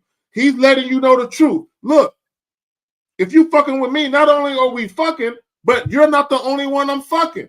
Mm-hmm. And I don't care if you like it or not. If you fucking with me, you got to deal with that. That's really the best guy for you. But a lot of you women, you want the fantasy. You want the fantasy of a fine, sexy man that every other woman wants. You want him to only want you. You want this fairy book, Prince Charming story of a man, and that shit don't exist. Eric, we got a call. Area code 262. What is your name and what's your question? My name is Talon D'Angelo. What's your question, buddy? And so I had a little thing in my relationship, right? Okay, sir. Sir, how old are you? 19. Okay, young man. All right, relax. Take a deep breath. I didn't ask you what was the story. I asked you what is your question. And then from your question, if we need more clarity, then we're going to say, tell us a little more. Okay, buddy? So let's start with your question first. What is your question, big guy? How should I handle my girlfriend of 3 years having intercourse with all of my homeboys? Well, let me ask you a question. It's my fucking troll. No. It's okay. No. Some guys have it. Sir, what I'm saying to you, and I want you to hear this. You listen to me, buddy? You listen to me? I am. Okay. I am. What I'm saying to you is that, and I hate to be the bearer of bad news, one day you're going to grow up, and one day you're going to find a woman that one day you either want to be in a relationship or you want to be married to. And I want you to remember this moment, because you're going to remember this moment, because I'm undefeated in this shit. You think it's funny now, and you're making all these jokes with your little, because I know you got other guys around you, which is showing you how homophobic you are, but that's here nor there, because a lot of you guys are. It's cool. But what I'm saying to you is one day when she fucks someone like me, you will remember this moment, because this was the moment you had a chance to learn how to be close to being a man, but yet, because you wanted to joke around with your little girlfriends, other guys, you remember this. One day, hey, not only is she going to break your heart, she's going to stomp over your heart, she's going to walk all over you, use you, and fuck other people, and you ain't going to go nowhere. Your life is going to be fucking miserable like all these other losers. And I just want to say, I'm not being mean to you. Just remember this moment, okay? You have a good day, sir. I'm not being mean to him. Hey, Zach, we keep it a buck. Y'all want it. The thing is, and I know he's still listening, he's hanging around with a bunch of guys. 19 years old, hanging around a bunch of other guys when he should be up under some pussy right now, Zach. Yeah. Let me say this, Steve. A blessed baddie, and I hate that's your name, because I don't like calling chicks baddies, because none of y'all are baddies to me. But anyway, she says, because I low key know that it's a fantasy, and let me tell y'all this, and a blessed baddie, I know y'all do, right? I had a woman literally tell me to my face, I don't know if you're running game or playing games or not, but I like it. Don't stop. Now, it just so happens that I was being real with her, but she liked it so much She was like, even if it's not real, don't stop. I love the way you're making me feel. Here's the problem, though. Here's the problem. This is why I say most people don't want the truth. They want a believable enough lie to pass as the truth, or that's comfortable enough to pass as the truth. Because the truth often tells you how people really look at you, or how people really perceive you. And for a lot of people, it fucks with your ego. It fucks with your ego. Because see, a lot of you women, God bless y'all heart. God bless y'all heart.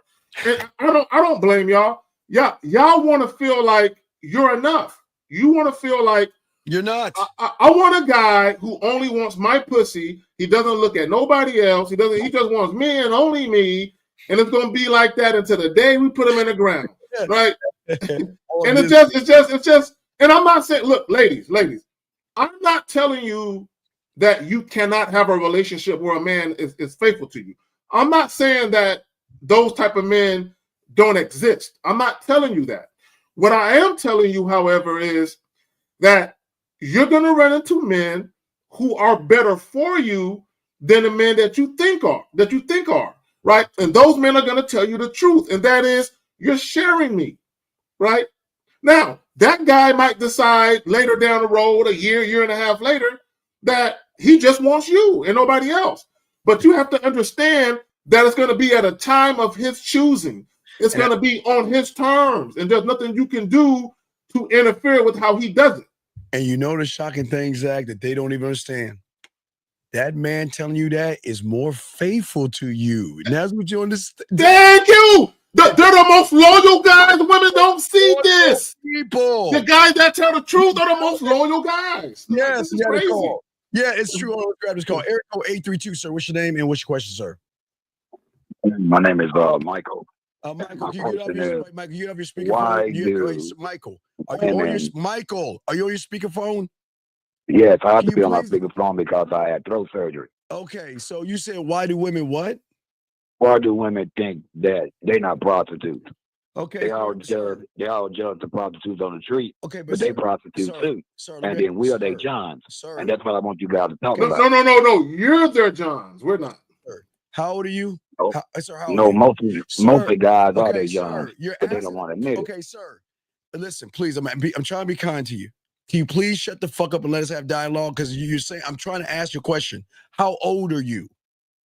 Oh, I'm sorry about that, bro. I'm 60 years old. Okay, so let me ask you a question, sir. With all due respect, what makes you think they're prostitutes? Please tell me what makes you think that. Okay, first of all, when the good Lord said you're not married and you having sexual outside to marry, how can you judge a street woman that you see on the street, on the corner? The difference between a street woman... Sir, your name is Mike. Is your name Michael or Mike? What is your name, sir? Michael. Let me ask you a question in your 60 years. Have you ever fucked a bitch that was not married before in your life? Yes or no? Oh, yeah. So then how in the fuck can you judge them for fucking you? And I'm judging me too. That's what I'm telling you. I'm judging me too. And I'm saying that we cannot call what you guys are talking about is how much money they got. This is what's wrong with y'all motherfuckers. You want to sit there and judge a woman, but you're doing the shit you judging them for, dog. And I'm telling you, I'm wrong for that because I'm doing it too. No, you're not wrong. You fucked up. It's not you're wrong. It's I'm not fucked up. No, I'm intelligent now. I don't do that shit now, but now that I know I was wrong, I don't do it now. So how can you call a woman a whore when a man is taking you out, paying dinner, buying you? Is a woman allowed to fuck on her terms? Yes or no? Is she allowed to? If she's married, no. If she's not married, no. Listen, when did you become the dick police? When did you become the dick police to decide what a woman should and shouldn't do? When did you become that law? Oh, I didn't write the law. God wrote it. So what? This is y'all's problem. This is very effeminate that you're saying, dog, and I'm so sad. No, it's not. You just don't want to believe it because you're a John too. And by you being a John also, that fucks with you. Sir, how am I a John when they fuck Because me. if I you don't are go behind if them. you are with a woman that's not married, Oh my God. she giving you, it's not, oh my God, she Oh giving my you God. sex, Yes, and she sir. giving you sex, and you're Sir. not married to her. Sir. You just about that's like she is. Like me. Okay, no, that's not the definition of a John. A John is a man who pays for sex. Pays for it. So you pay for it because you ain't have no game. And now that you're sexy, you No, can't get any I never pussy. pay for sex, bro. I never pay for sex. Nigga, you pay for sex because you bitching about No, it right I got now. What the women fuck right you now. talking about? I got women right now want to talk to me, but I say no. Man, get You the ain't fuck you, out of you here. ain't equal to me. You So- ain't got no woman right now. You call her ass up. If she's up right now, unless she's eating some prune, drinking some prune juice and sleeping, call her ass up right now and let's hear this woman. Because I don't believe you ain't got no fucking woman. Stop lying. You ain't got no woman. You want to know why I got You know what? Because motherfuckers Okay, like you. I tell you what. What? I can call several women right now that I can have sex with them anytime I want to, but I choose not to because they're married. But wait. They're married. I don't need a married woman. Why you wait? Then if you're so fucking judgmental, why the fuck you got their number? I'm not being judgmental. I'm just telling you that how can you talk about a prostitute and you buying pussy yourself and you're not even married to the woman? Please shut the fuck man, up and listen. I know the truth, brother. I know the truth, Earth. I know the truth, Earth. Oh, now you defend the women. I want to hear that shit. Fuck you. This is what we're saying, guys. Y'all see that? Y'all see that? Gentlemen, a man doesn't judge women. Zag, who the fuck am I to decide or judge you for what you are and what you're not? Because Zag, and ladies, there's no knock. Ladies, this goes kind of sting, but you're not important enough for me to judge you. What? That's a waste of my time to judge you because you're not whatever you want to do. And here's my thing, and I want guys to understand something. Fuck. If you don't want to deal with a woman who's already spoken for, she's already married, then don't deal with women who are married. No one, I will never tell you to deal with a woman who has a man. Now, what I will tell you is if you're going to go down that road of dealing with a woman who's already spoken for, there are some things you need to understand before you go down that road. But I'm not going to, y'all never hear me talk about doing that. You know what I'm saying? Hey, man, y'all need to be fucking with chicks that got boyfriends already or they got husbands. I don't tell you guys to do that, right? I've been a side dude, but what I'm saying is if you're going to go that route, there are some things you need to consider before you go that route. Now, if you're dealing with a woman who is single, or as far as you know, she is single, you guys are adults.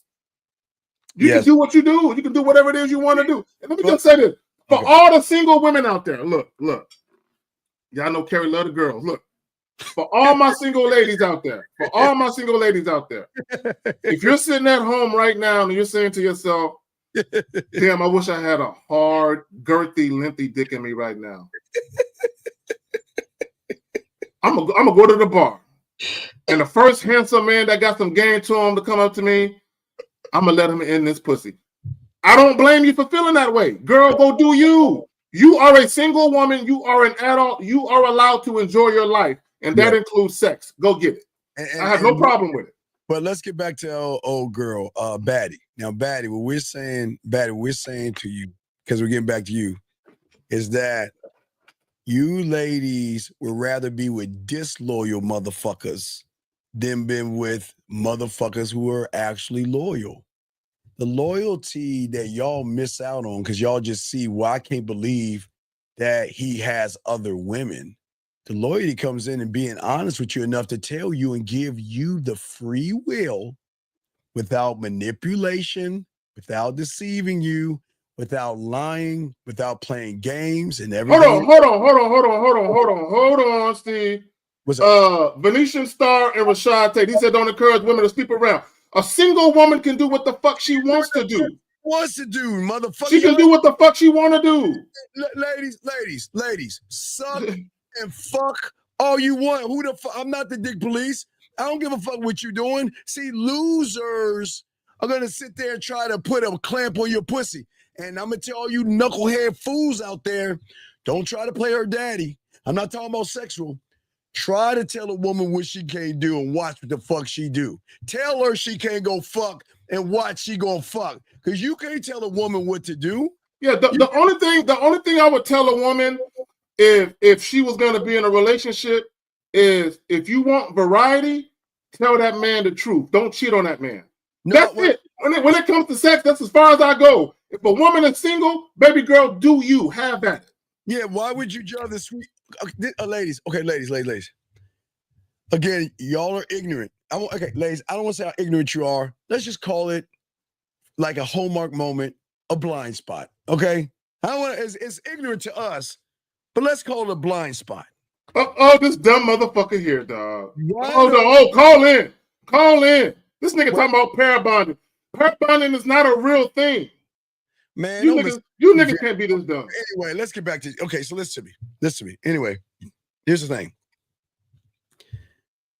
A sweet talking guy, nice guy, or good guy is a bad person. Hold on, let me grab this call real quick. 239, what's your name and what's your question? Hello? What is your name and what's your question? Hey, I ain't gonna lie, bro. Don't even worry about. Okay, goodbye. I gotta let you go, dog. I asked you what your fucking name is, what's your question. If you can't answer that question, fuck off. Anyway, Steve, real quick, let me say this. You niggas, don't be calling up to this show thinking you running shit, motherfucker. You ain't running shit. Humble your bitch ass. When you call into this show, humble your bitch ass, and we're gonna respect you. But you for goddamn sure gonna respect this motherfucking platform. No, don't be calling in trying to talk shit. Who the fuck y'all think y'all talking to? Fucking in front of bitches and shit too. But anyway, what I'm saying to y'all ladies, y'all have blind spots.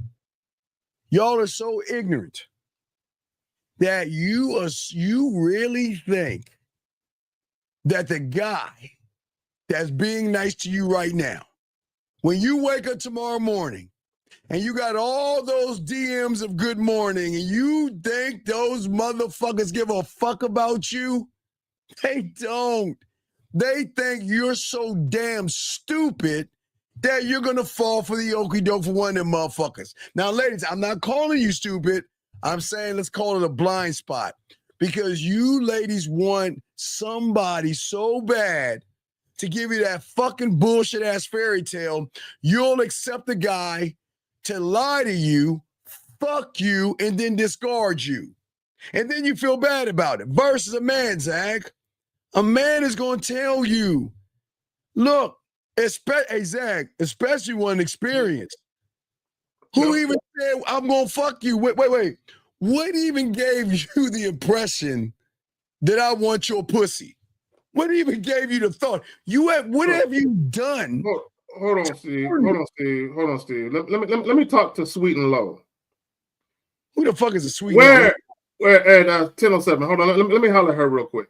What, you guys say anything good about women? Oh, okay, hold on. Let me talk to her. Hold on. I'm going to talk to you real quick. First and foremost, and this is the problem I have with women who got selective hearing. We don't badger women. We don't disparage women. We don't demean women. We just tell y'all motherfuckers the truth. And here's the funny thing, Sweet and Low. We tell guys, don't lie to y'all. We tell guys to be honest with y'all. See, the problem is y'all want guys to be all sweet and nice to y'all and say things in a loving, caring way. No, we're men. We're going to talk to you in a very stern, assertive manner because we're men. So Sweet and Low, if you pay attention, we're trying to do you a favor to show you loyalty by changing these guys to stop manipulating your fucking ass where you give up the pussy because they tell you what you want to hear versus what you need to fucking know. Do you understand that? Telling you what you want to hear. Oh, you're so beautiful. Hey, how's your day going? What's going on, girl? Tell me about it. Yeah, all this other stuff. So Sweet and Low, this is what I want you to do tomorrow, okay? And you can thank us later. Tomorrow morning, when you wake up, I want you to go on your phone to every fucking guy that's been lying to you trying to get your pussy because they know that you're going to be gullible enough to give it up to one of them. Go ahead and ask them, what do they want from you? Ask them, do they want to fuck you? And you're not going to like the answer, but at least you'll realize that a real motherfucker is not going to ask you about your goddamn day, because guess what? We don't give a fuck about your day. They're not going to ask you what you do for a living. You know what? Because we don't give a fuck what you do for a living. We're not going to ask you those things because we just don't care. You got to wake up. We're not the villains or the bad guys. We're trying to teach these young men that women like you will give pussy to us faster when we tell you what you need to know versus what you need to hear, young lady. So, and I know you don't want to hear that. You got it, Zach. So let me say this, and I want women to think about this. Because a lot of women think they got more choices than what y'all got. Do you want a man to pretend he cares about your life? Jesus he cares about your problems at work. He cares about the fact that you and your best friend aren't getting along at the moment. That he cares about your dreams and aspirations. And that when you were 7 years old, you broke your leg and you had a fiberglass cast. Do you think he gives a fuck? Do you want a guy to pretend like he cares about all of that only to fuck you and ghost you? Exactly. Or do you want a guy to tell you straight up, look, baby girl, look, I'm not looking for no relationship, but look, you can have this dick on repeat on a weekly basis. Like, do you want him to tell you the truth or do you want him to lie to you? I mean, what do you want? Because you can't have it both ways. I always say to y'all ladies, and we're not mean to you, and shout out, it's 11:11. Hold on, ladies. Hey, 718. 718, you there, girl? Because you think we're mean people, but guess what we do? You know what we do at 11:11, baby girl? We do something for the women in here. And what we do for all you ladies out there, we ask all you ladies to dig into your drawer and get your Willie Mammoth 3000 dildo out. Get your vibrators, your birds, your bees, your flowers, or buzzing things that you rub your clit with. Rub your fingers or your middle finger and just rub it 3 times and wish for a man. And I promise that shit'll come true. You just got to wish for it. So y'all can't say we're mean. See, look what we're doing. We're doing you women a service. It's 11:11. Make that wish. But ladies, like Zag is saying to you ladies is this. Look, I know, listen, ladies, we don't make fun. I don't believe a man should yell at you, ladies. Nope. I don't think a man should abuse you, ladies. Nope. I don't think a man should talk down verbal abuse, physical abuse, emotional mental abuse, all of that. All that stuff. I don't like that stuff. And that's not manly. But ladies, think about everybody that does those things and think about the fucking bullshit he presented himself as a nice, sweet, thoughtful, caring, understanding guy that duped you out of your pussy to only let the mask down and treat you, dog you out, and fuck with your insecurities. That's why you are what you are now, because these motherfuckers don't give a fuck about you. Yeah. And Steve, so the woman says we don't have anything nice to say about about women. We're trying to tell guys not to do you women like that. Yeah. Not to get your emotions and feelings all in it, only to leave you high and dry. We're trying to teach guys not to do that to y'all. We're trying to teach guys to be men and be honest about what they want and let you decide. And let me say this. Hold on, let me go back. Hold on, Steve. Let me get on my soapbox real quick. You got it, so brother. Venetian Star, she says, and I'll call if I need him. So she's referring to what I said about basically telling a woman, look, I ain't looking for no relationship, but when you want this dick on repeat, hit me up. And she said, I'll call if I need him. That's what a man does. See, a man is not trying to convince you to fuck him. A man gives you an opportunity and you can make a decision for yourself. See, these niggas, Venetian Star, these niggas out here, they're trying to trick you out of your pussy. They're trying to lie to you to get it. What I'm telling you is, girl, I don't want your pussy bad enough to pay for it or lie for it. So, all right, I want to give you all another example real quick. So a woman will turn around and say something like this, ladies, check this out. Before, and I'll say it again, these men that want to take you out to coffee for a first date, they don't like you. They just want to see if you'll be there so they can come back and pick you up and play with you whenever they want. All the men in the comments are gonna be like, that's not true. This is what men who want to go on coffee dates do. They want to be your pen pal. They want to reach out to you when they're feeling like they need some type of emotional connection and they need to remind themselves that they're still alive, but they don't actually want to take you seriously. They don't want to take you anywhere. Now, let me tell you, let me catch you full of shit. Now, watch this, guys. Listen. You want to know why we tell you guys to go feed the ducks at Lake, spread your ass cheeks, and go take them for coffee, tea, or ice cream on the corner of your face and a pillow in their ass in the air, or take them to Coco, or get a glass of a wine or something like that in the corner of my dick on your forehead and my balls on your mouth? Because, you know why? Because it's not about feeding these fucking women. It's not about drinking anything. It's to see if there's any source of compatibility. But you women out here, all these guys that feed you want to fuck you. All these guys that do all those amazing things for you and make you think that they really care, they don't give a flying fuck about you. Nope. All they're thinking about is how ignorant, or excuse me, ladies, you're blind. Let's call it blind spots, because I don't want to hurt your little pussy right now. All your little blind spots where you think there's actually a hero. Oh, there's a hero. It's called us. Because at least I'm honest with you. And at least I'm telling you exactly what's going on. And I'm going to give you the one fucking thing, or Zag is going to give you the one thing that the majority of men will never do. And that's give you the free will to make a fucking decision based off of all the information in front of you.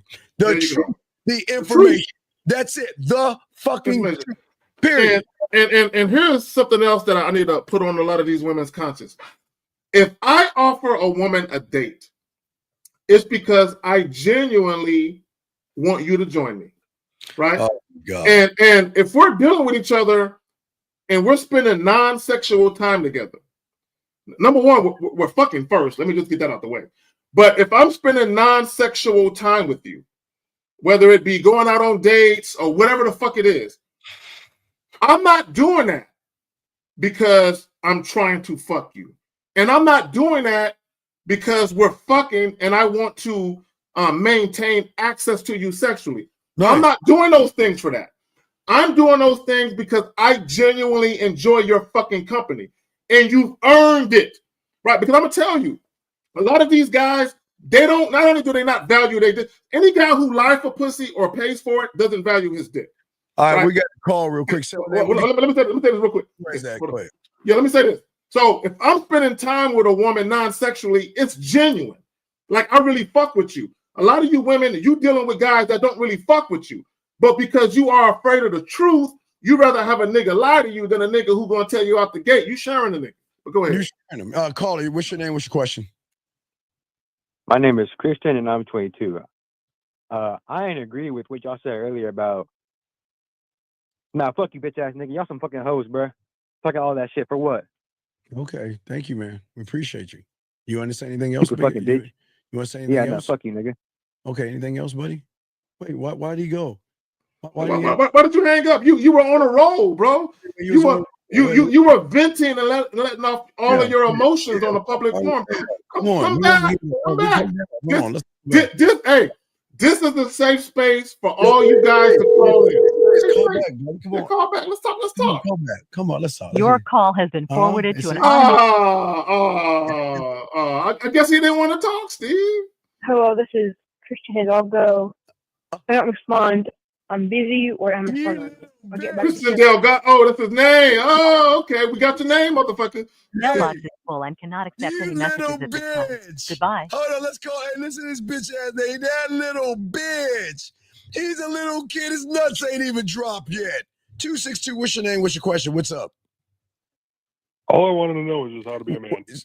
All right, sir. Come on, man. Stop that, dog. What is your question? Yeah, come on, bro. That was my question. Well, how old are you, man? I'm trying to figure out how to answer how it. How old are you? How, sir? I don't like that. Sir, how old are you? 19, might be 20. Okay, you want it? Okay, this is what I need you to do. Can you call your father right now, please, so we can talk to him? No. Why? Because he failed you. Somebody's got to talk to him, and hopefully he can punch you in your fucking chest. And he failed you. Your father failed you. Why? Look at you. No, sir. Look at you. You're asking would it be a man? Is your father around, motherfucker? Is your dad around? Nah. Then you're fucking call your mom. Somebody in your life failed you, big dog, and we're trying to figure out who it is. Call your mom right now so we can talk to her. Because apparently her 19-year-old son is a loser, dude. You're 19 years old. You're 19 years old and you can't get any pussy. What the fuck is wrong with you, man? Well, I know I can't get pussy. Sure, but I know you can't get pussy. I'm asking you, where's your fucking parents at? Well, I don't care about any of that. Well, you should care, man, because you ain't gonna get no pussy being a bitch. Come on, where are your I'm not a parents? bitch. Dog, where are your parents? Oh, you know what? My uncle want to talk to you. Hold on, my uncle want to say something to you. Uncle, what you want to say? I don't give a fuck what you think, bitch. Cut that bitch off. Next caller. You don't like it? Kiss my ass. You don't like it. It's my house. Area code 312. What's your name? What's your question, sir? What's up? 312 going once. Hello, yes. What is your name and what is your question? All right. My name is Noah. No, wait. No, stop. Before you even say something, young man. Yep. Okay. I can already hear in your voice you're a troll. But please understand. I'm not a troll, bro. No, I'm not a troll. I can already hear in your voice you cannot fuck and you can't get women. And this is not for you. Hold on, let's give him a chance. Let's give him a chance. I'm curious what he got to say, Steve. Hey, listen up. This motherfucker is lying, dog. Go ahead, All right, Zach. I'm not lying. What Listen, do you want, I'm giving you a call. For what? What the fuck? Because I'm trying to be honest. Listen. I mean, just contrary to the call who just came in and said fuck you guys and all that. Like, I'm coming in because I'm being honest. You guys, I mean, like, you could help me out a lot. That's all I'm saying. Like, I'm just trying to. Go ahead. Okay, caller. Okay, how old are you? How old are you, brother? 24. 24. Okay. Go ahead, Zach. You fucking up. I'm telling you, you about to go ahead. All right. What are you? Okay, we're gonna give you a chance, but as soon as Steve smell a rat, I think he already smell it. He's gonna put a plug on you. What do you need help with? Listen, I wasn't calling in to need help. I was just saying thank you for what you guys are doing because I'm listening and I appreciate it. All right, there you go. Appreciate it. All right, cool. Thank you. All right, there you go. Man. I heard that nigga snickering with his friends. Anyway, as we're saying before, and that's what we're saying to all you guys out here. And here's the issue and problem y'all guys gonna have. And ladies, these are the same guys that are going to lie to you to try to get your pussy. All these guys. Wait, hold on. Wait. Let's get to her the question. Wait a second. Hold on. Young lady, let me explain something to you. You are the case in point of what I'm trying to say. Let me grab her question, Zag, right here, because I locked it in. You haven't been dating for 3 years because whoever lied or manipulated you and fucked you, with all due respect, did something that was so fucked up and so heinous, it took you out of the dating pool. Mm-hmm. And that same person that we're talking about was the same guy that was being nice and kind and thoughtful. Because a real man would not put you in this situation. And talking about my father and my brothers, they're the most important men in your life. Of course they are, because of whatever that motherfucker who did whatever he did to you, fucked you up so bad, it took you out of the dating pool, which tells me that, you know what? You know we're right in what we're saying. Zag, what do you want to say to this?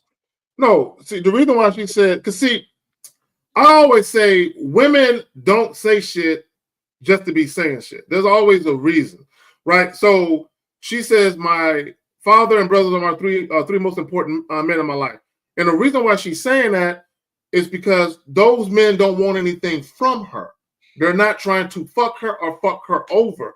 So those men represent a safety blanket or a safety net. Like, if I want to be around men that don't mean me any harm or that don't want to use me up for something, I can go to my brothers and my father. That's what that is. Yep. So again, 3 years. Okay, if you want to be 3 years out, but gentlemen, this is why I keep telling y'all. This is why we tell you guys out here that y'all don't have to lie to these women to get pussy. No. Women love motherfucking men that keep it a buck. And just because, look, I wish I had that. I wish I had that thing where the guy says, you know what, I want to fuck. Let's go in the bedroom. And then she doesn't say anything. Mhm. And she's like, I can't believe you just want to fuck me and all this other stuff. And he looks down and then she goes in the bedroom. She's like, what? Are you coming? See, this is what I'm saying here, motherfuckers out here.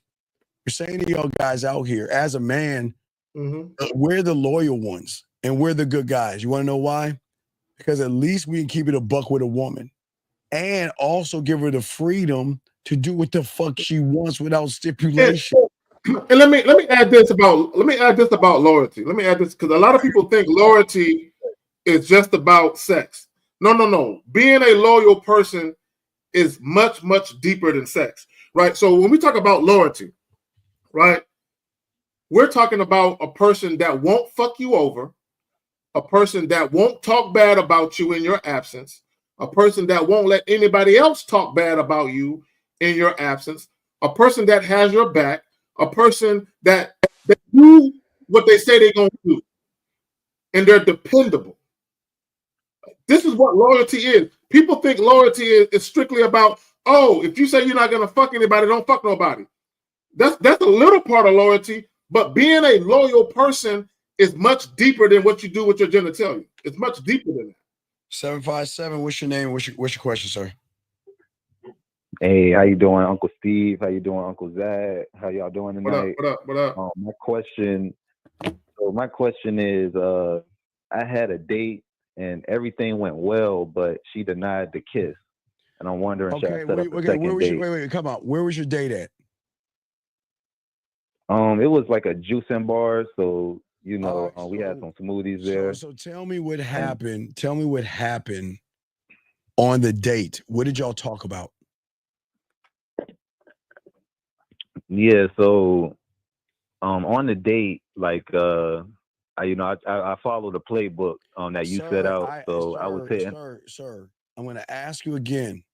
And before I ask you, do you have a handicap or disability where you can't articulate what I'm saying? No, sir. I got you. I got you. So I'm going to ask you again, and I'm going to slow it down. What did you talk about on the date? So like as far as like the flirtatious stuff, she bought me some cookies, right, for the date. I'm going to ask and you I one told her, last fucking time, dog. Oh, what is it that you don't understand in what I'm asking you? What the I got you. did you I was gonna talk about? I was gonna don't give say a fuck if she's say the getting flirt. ice cream or chocolate chip cookies, nigga. What the fuck did you Hey, talk hold about? on, real quick before you answer that question. See, this is what I love about women. I love women. Hold on, real quick. Venetian Star and Sweet and Low. She didn't kiss him because she is not sexually attracted to him. Y'all are women. Y'all know goddamn well if you meet a guy and if you're sexually attracted to him within 2 or 3 minutes of talking to him, he's a guy that can kiss you. That's what it is. It has nothing to do with how long he's known the woman. She don't want his dick. That's all that shit is. What did you talk to her about? Walk us through this thing. Walk us through. Yeah, so we talked about spirituality. We talked about her life, to keep moved down. Stop. I don't even have that street. Fuck you two. You even fuck my streets up. Now you make me put a new street. I gotta add a new street. Sir, the streets are the friend zone, fucking relationship business, and now I gotta put a church street in there. Why in the fuck are you talking church when you should be staying in the neighborhood of fucking? Why are you talking about church? Wait, hold on. Let me ask. Hey, hold on. God has something to say to you. Why are you talking about church? Young man, why are you talking about that? You should be talking about fucking. So tell me, Yeah. why did you talk to her about church? Be honest. I was flirting too, though. I wanted. No, you're not. Okay, caller. Let me ask you a question. Oh my God! Can you tell me what the definition of flirting is? Tell me what the don't look it up. Just tell me what the definition of flirting is. Tell me what it is. So the definition of flirting to me is talking about things with a woman that deals with like sexual attraction to each other. Okay, no. How do you get to the sexual attraction part where it's mutual and you know she's looking at you in that regard? How do you know she is? How do you get there? How do you get there? I'll make a new street. Fuck. So you talk about things that like what include you talk about things that include like, you know, physical touching or things. Okay, so what the fuck does church got to do with being a flirt? Right. No, because when What? Steve when Steve what does it do? Don't bring me in. What you mean? Cause Steve what? No. Oh no. No, Wait. I was trying to Don't put me my name in this Uncle shit. Steve. No, wait. Uncle Steve me. Hold on. When did I tell you to talk about his Lord and Savior, Jesus Christ superstar, on a conversation with a woman? No. And caller, if a woman bring up church, if a woman bring up church, all you got to do is tell her, "Hey, you're gonna be repentant come tomorrow morning when I'm done with you tonight." That's all you got to say. Is you're gonna be repenting tomorrow morning when I'm done with you tonight. Uncle Zach, this is the thing, Uncle Zach and Uncle Steve. I was trying to explain something flirtatious that I was saying, but Steve, he was telling me you were asking me what did y'all talk about, and so I was just saying like some of the things we talked about on the date. But I did also say flirtatious things though. No. Steve, let me talk to him. Guys, real quick. I want guys to understand something. When you're talking to a woman, the moment you start being flirtatious and you start talking with sexual undertones and overtones, you have to stay there. You cannot talk about bullshit, say something sexually flirtatious, and then go back to the bullshit. You have to stay. Once you start talking about anything sexual or flirting with a woman, and she's actually engaging you, and she's interested in going back and forth, you have to stay there. Don't let the conversation go nowhere else. Why would you talk about church, dog? Why? Of all fucking things to discuss, why would you talk about church? Yeah, so what? You know, I'm not like into church per se. Like, you know, spirituality was something common that we shared. But can I tell you the flirtatious thing that I said, Uncle Steve? No, I will get to that in a second. We got to get to church. Why in the fuck are you talking about church? Oh yeah, that's just something like common that we share. You know, chakras and you know what I'm saying? Chakras. Okay, hold on, real quick. Caller. Do you know what sex? Cause I want you to pay attention to something. For all you twin flame niggas and soulmate niggas, right? Do you know that women come up with that shit? Chakras and soulmates and twin flames. Do you want to know? Do you know why women come up with that shit? Because women want to feel special. They want to feel like what I have with him is special, and we have this super duper special connection. He's my twin flame. That's all that shit is, man. Come on, man. Uncle Zach, Uncle Steve. Yeah. I promise you. I'm not trying to. Yo, man, y'all better stop letting women influence y'all. It's like spirituality that's just one of my genuine things that I'm into. Like, you know what I'm saying? And so it is something that I talk about in conversation, but I'm not trying to, hotep my way into no pussy. I promise y'all. You probably tell these chicks grand rising and shit. Oh my God. Why, caller? Why are you talking church to a woman? What? When she should be on her knees getting on that dick? What are we doing? Right. I agree though. Can I tell you the flirtatious things that I said? Okay, but before you do that, let me say this. Caller, I too have a spiritual side, but I don't go out of my way to talk to women about that. If we're having a conversation and they just happen to see that on their own, so be it. But I'm not, you know what? I got a spiritual side. I'm gonna try and show her. Man, I don't give a damn. Go ahead, fam. Go ahead. So your date was on a corner of no booty. Let's hang out. I'm going to tell you why. Because you have just made me, and I give you credit, you made me update the street. So give me a second. I'm going to update the street for you, and we're going to look at the street. Oh, man. No, we got you, because you have to understand where you're fucking up at. We got to We got to get you to look at Street. So I'm downloading the Street right now. Once the Street is done, I will upload it. But go ahead and tell me what you said flirtatious to her so I can pull up that Street. Give me a second. Go ahead. What did you say flirtatious to her? Verbatim. Say exactly what you said. Don't add nothing or take nothing out. I'm loading the Streets up now. Hey, guys, we got a brand new Street for y'all guys. So we're going to add this, and I'm explaining to you why you can't do what this dumbass is doing. Now, go ahead, Carl. What you Steve, I don't want to be known for bringing in a new Street. No, bro. What did you say? But no, I got you though. So as far as what I said, like she baked some cookies before the date, right? Oh my God.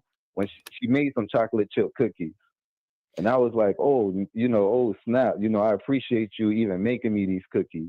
I definitely love chocolate chip flavors, but I wonder what flavor you are. Okay. And I wonder what tastes better, these chocolate chip cookies or you. Okay, hold on. And what did she say? She just started laughing and like she just said, "Boy, you so crazy," and like that's okay, right there. It wasn't really receptive, like because she's not sexually attracted to you. Okay, hold on, real quick, caller, guys, hold on, look, caller, listen. Whenever you use a sexual innuendo or you say something witty or slick about sex, and a woman laughs it off, she is trying to get away from sex talk. So caller, I want you to watch this now because you made it a new Street. Now listen to me, caller. Listen to me.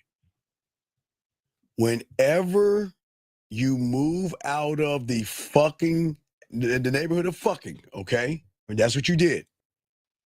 Mm-hmm. You talked about church, okay? If you talk about church, business, long-term relationships, or being friendly, you can't go back to being flirty. Because remember, in the neighborhood of smashing, it is flirty, being smooth and seductive. It's not just fucking.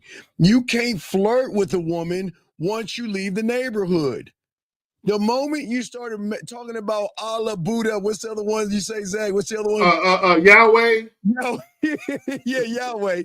Or whatever you talk about one of them. Listen, you cannot go back to fucking because the neighborhood you went to is church. And then once you said church, you shifted everything. And then all of a sudden you talking about tasting her lips and her body. Oh my God, you sinner. Exactly. Hold on, Steve. Let me say this to him. Caller, I'm gonna tell you why she baked you cookies. Let me tell you why she baked you cookies. Let me tell you why she baked you. You want to know why she baked you some cookies? She baked you cookies because she has plans for you. And those plans don't include you tasting her coochie. Yeah, hey, guess what the plans are? You get to go to Sunday dinner. You get to go to CCD or pray. You get to go to the picnic on Sunday after church. Real quick. Sweet and low? No, she wasn't being nice. No. Guys. Look, let me tell y'all something. Anytime a woman you just met does something for you that you think is nice, I'm not saying she's not a nice person, but anytime she does something for you that you would categorize as nice, she has an agenda. Yes. Guys, listen to me. She has an agenda. And that agenda usually involves something non-sexual. So she baking you some cookies because she's looking at you as a potential guy that she can date. Yeah. Right? So if she fucks you too quick, now you're not the potential guy that she can date. Yeah, you understand? You're a good guy, and look, we're taking the pussy off the table. Thank you. LL Smiley. Exactly. She baked you cookies because you're not going to get her cookies. Exactly. You ain't cracking that cookie and getting that cookie fortune. Listen. Exactly. You get no. You get the special things that she wants to give you guys. You get to take her out on dinners. You get to help her pack. You get to help her put up wall or mirrors and everything. Hey, you even get to talk to her. Look. You know what she get to do, dog? This is so great. Check this out. She gets to wear a half shirt where her titties are popping out You can see her stomach, and then she's wearing a booty short, Zach. You know, her ass hanging out a little bit, and you see all that thigh. And guess what? She gets to prance around her apartment, making your dick hard as fuck, knowing that, look, we can talk and we can hang out. Steve, let me ask him a question. Wait, real Okay, quick. okay. Caller, what owl is it on? What owl? You say what owl? Yeah, what owl are y'all going? What owl is it on? Oh wait, what are you talking about, Uncle Steve? No, I mean, what owl when y'all go Tampax shopping? What owl is on? It's on owl 7. Okay, hold on.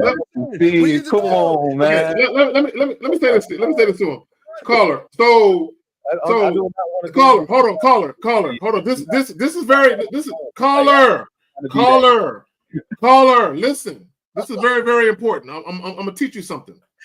So she baked the cookies on her own, right? Oh God, let me see. Yeah, she did. Okay, so here I want you to understand something. How women move. Now there are exceptions, right?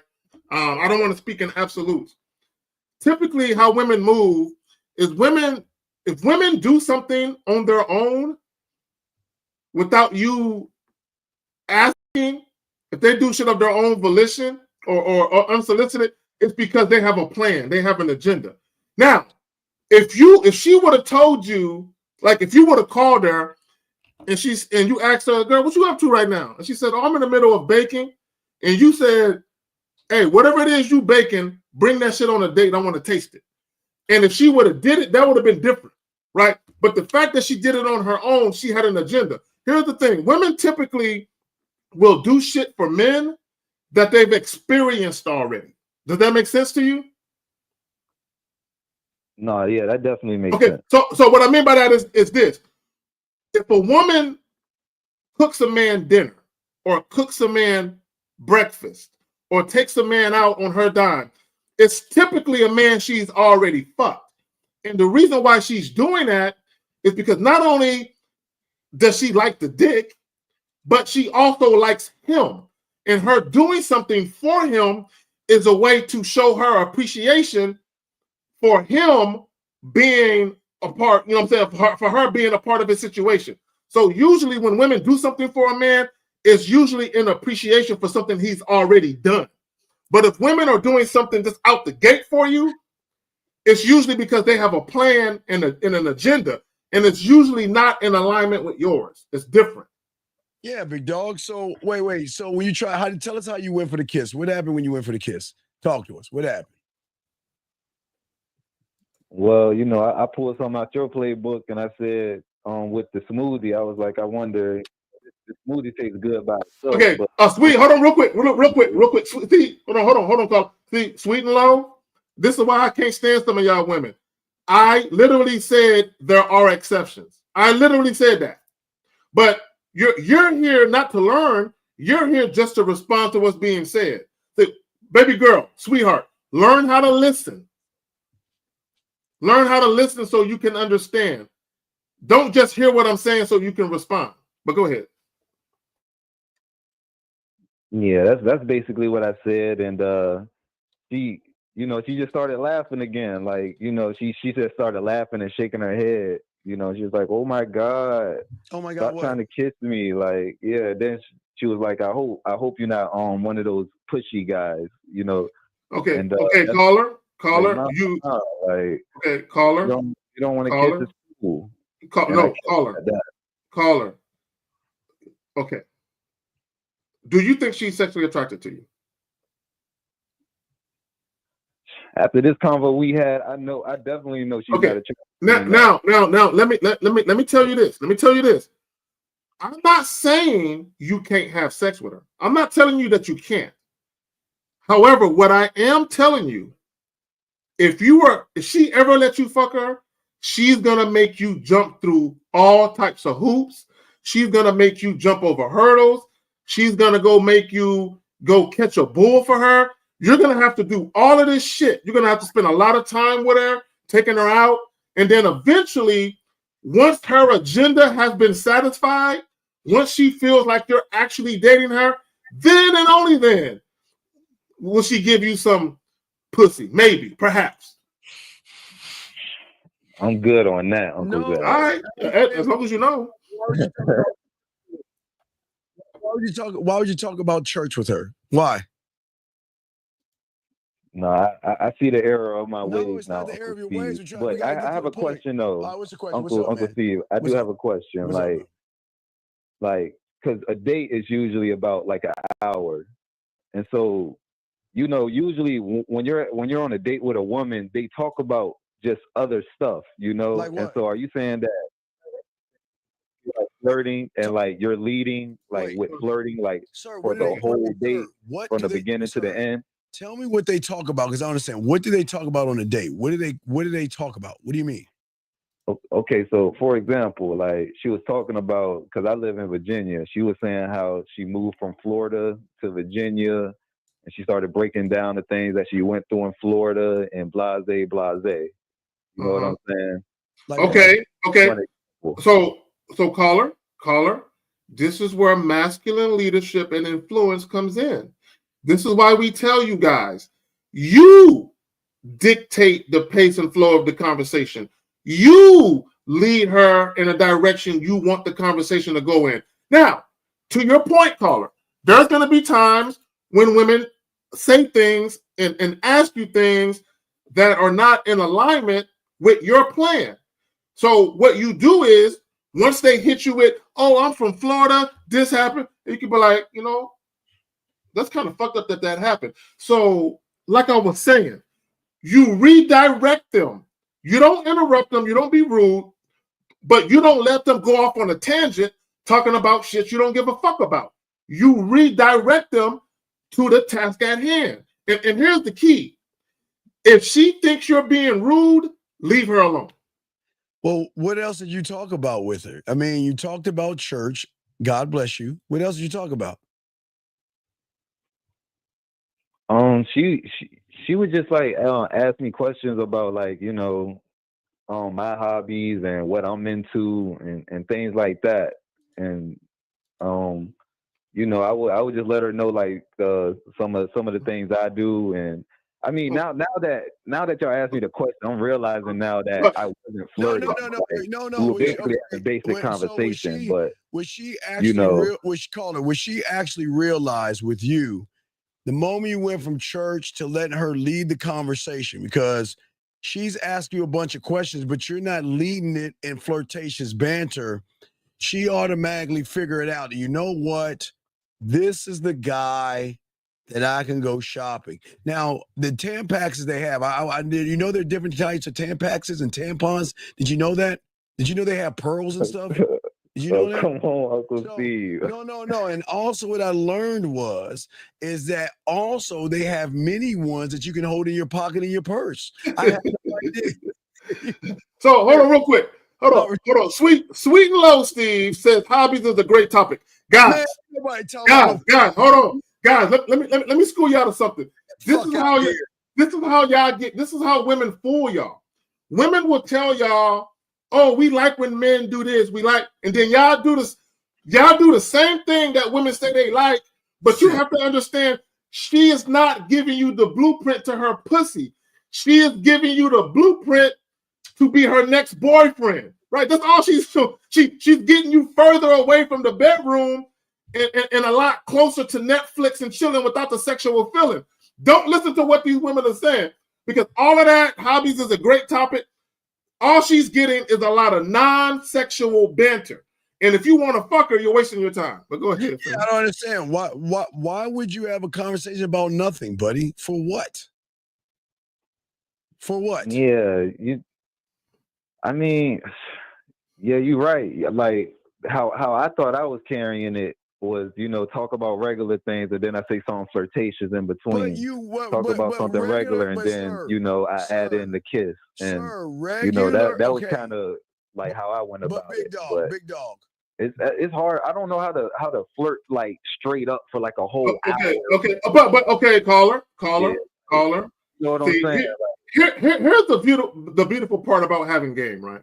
Jesus Christ. This is why. Where did you meet this woman at? On Tinder. Okay, cool. Cool. You do understand that if you hold on real quick, if you come out the gate and you're sexual. Now, when I say sexual, you don't have to talk about fucking her. You don't have to mention the word sex. You don't have to be X-rated with your language. But you're very sexual in how you conduct yourself, right? What's going to happen is as you begin to talk to her and you start flirting with her verbally, what's going to happen is she is going to respond to what you're doing.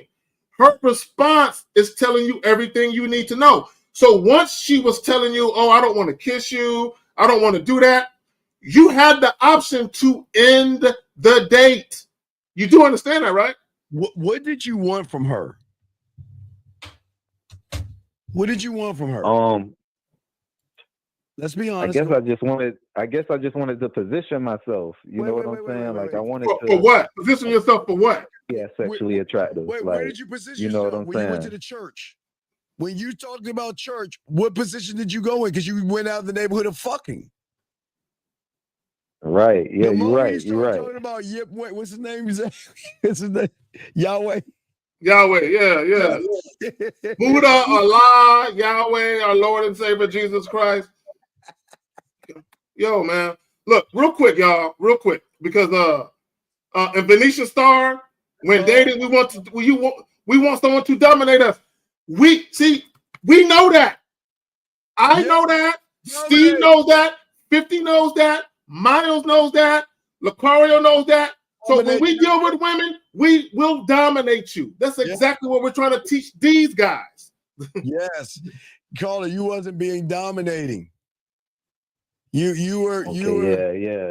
wanted to pray with her. You wanted to eat some ice cream, hold her hand, close your eyes, and say a prayer before y'all have your ice cream.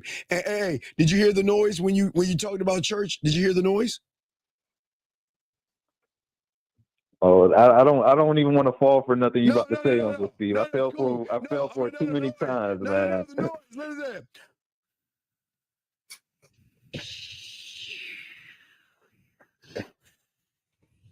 God dang it.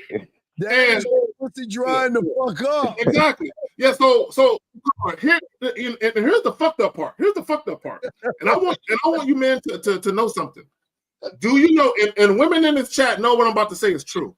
Oh my God. Do you know, caller, that you can be dealing with a woman that actually considered fucking you? Oh, but yeah, she might want to but she changed her mind based on what you elected to talk about. Yep. So this is what can happen sometimes. A single woman who's out here dating, she can come across a guy like you, your dating profile, and she could be like, he's cute. I might give him some pussy. And then when you start talking to her, she's like, he wouldn't know what to do with it. Yep. Wouldn't know what to do with it. He seems like he's a sweet guy. I'm gonna bake him some cookies. Yep. And he's ready. He's safe. He's safe. That's the big one. He is safe. He's a safe guy. He's safe. Hey, he's so safe that I can walk around my titties hanging out. Now, he might smell my panties when I'm not looking, but hell, he's safe enough. Well, guess what? Hey, look, at least you get the Netflix and chill. At least you get the Netflix. Right there, Steve. And that's the key, caller. That's the key. She might say, I'm cool with just fucking. But the moment you start talking, she's analyzing you. She's breaking you down. Yeah. And she is saying, you know what? He's the type of guy I probably can make wait. And he'll wait. Yeah. And that, right? What Steve is showing, she is saying, why would I give him some pussy tonight when I can get Netflix? Yeah. And not fuck? Look. That's what she's doing. He's not that asshole Steven Zag where my pussy is wet and I feel horrible and I want to suck his can be a whore and nasty. I can be a good girl with you. I can be good. When you give women options, guys, listen to me. When you give women options, women are always going to choose the best option for them. And this is what I mean. This is what I mean. See, caller, the reason why she didn't choose your dick, because she can get dick. Dick is a dime a dozen for her, right? So when you gave her the option of Netflix and chilling without the sexual feeling, she gonna choose that. Oh my God. Yeah. Hey, brother. Hey, you know what's so great? Y'all get to eat ice cream together. Y'all can have and cookies. And cookies. Hey. And you get to take posters and put them on the wall. And y'all get to look right into each other's notebooks and say, you know what? We're gonna be friends forever. You know what she did, Steve? See, when hold on real quick. Hold on real quick. See, caller, let me tell you what happened. Caller. Let me tell you what happened. Let me tell you what happened. Let me tell you what happened.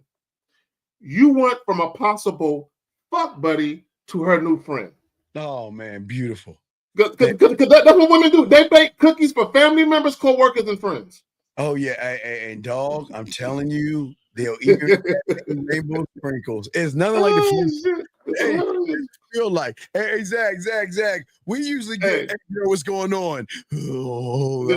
Exactly. We get the waterworks. You know what I'm saying? You can see. Well, can you come over? I need to have a conversation with you because he did it again. I don't understand, guys. Why is he such a dick? Can we talk? You're such a friend. So, Steve, let me ask him a question. So, caller, when you met her on a dating app, who matched with who? She messaged me first when we matched. Okay. Now, how long did you message her back and forth before you got her to agree to meet you? Oh, so I did the bid with Steve, so I immediately put in the bid right after she sent the message, and I get okay. So let me ask you a question. Did you guys exchange phone numbers on a dating app? I gave her my number when I put in the bid, and she texted me right after she texts you now. I gave her my number. Now, okay. So when you put in your bid and you got her off the app, how far did you set the date out? Was it a couple of days, a week? How far did you set the date out? It was a couple of days, probably 3 or 4 days. Okay. Now, in those 3 or 4 days, how often did you text and or speak on the phone, and what was it about? So I try to follow Uncle Steve's playbook, which is hitting her from land, sea, and air.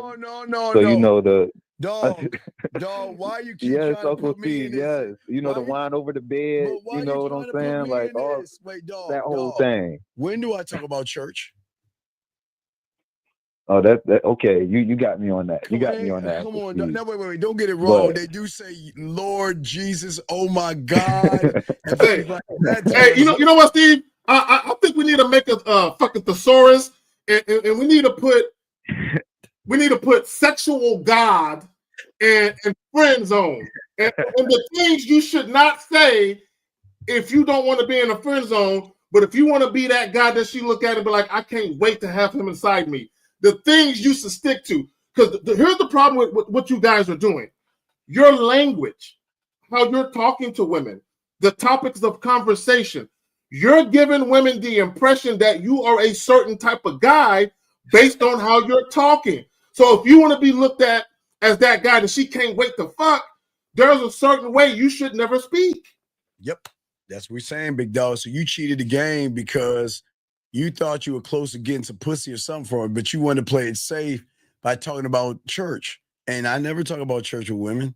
I respect their religious beliefs and all other stuff, but I don't want to change their church. Yeah, okay. How can a woman be nasty and dirty when you're looking at like you sinner? You know what I mean? Like the first time you bring up church, she's like, well, damn, he might judge me for, I don't know, maybe dick or but not only that, Steve. Oh yeah, I'm sorry to cut y'all off, but like, yeah, go ahead. Like I believe in total like sexual liberation. Like I ain't like my spirit. Like yeah, I'm spiritual, but like it's not like a church where you know what I'm saying. Like I believe people are sinners. Yeah, but caller, when you start, I need guys to understand, guys.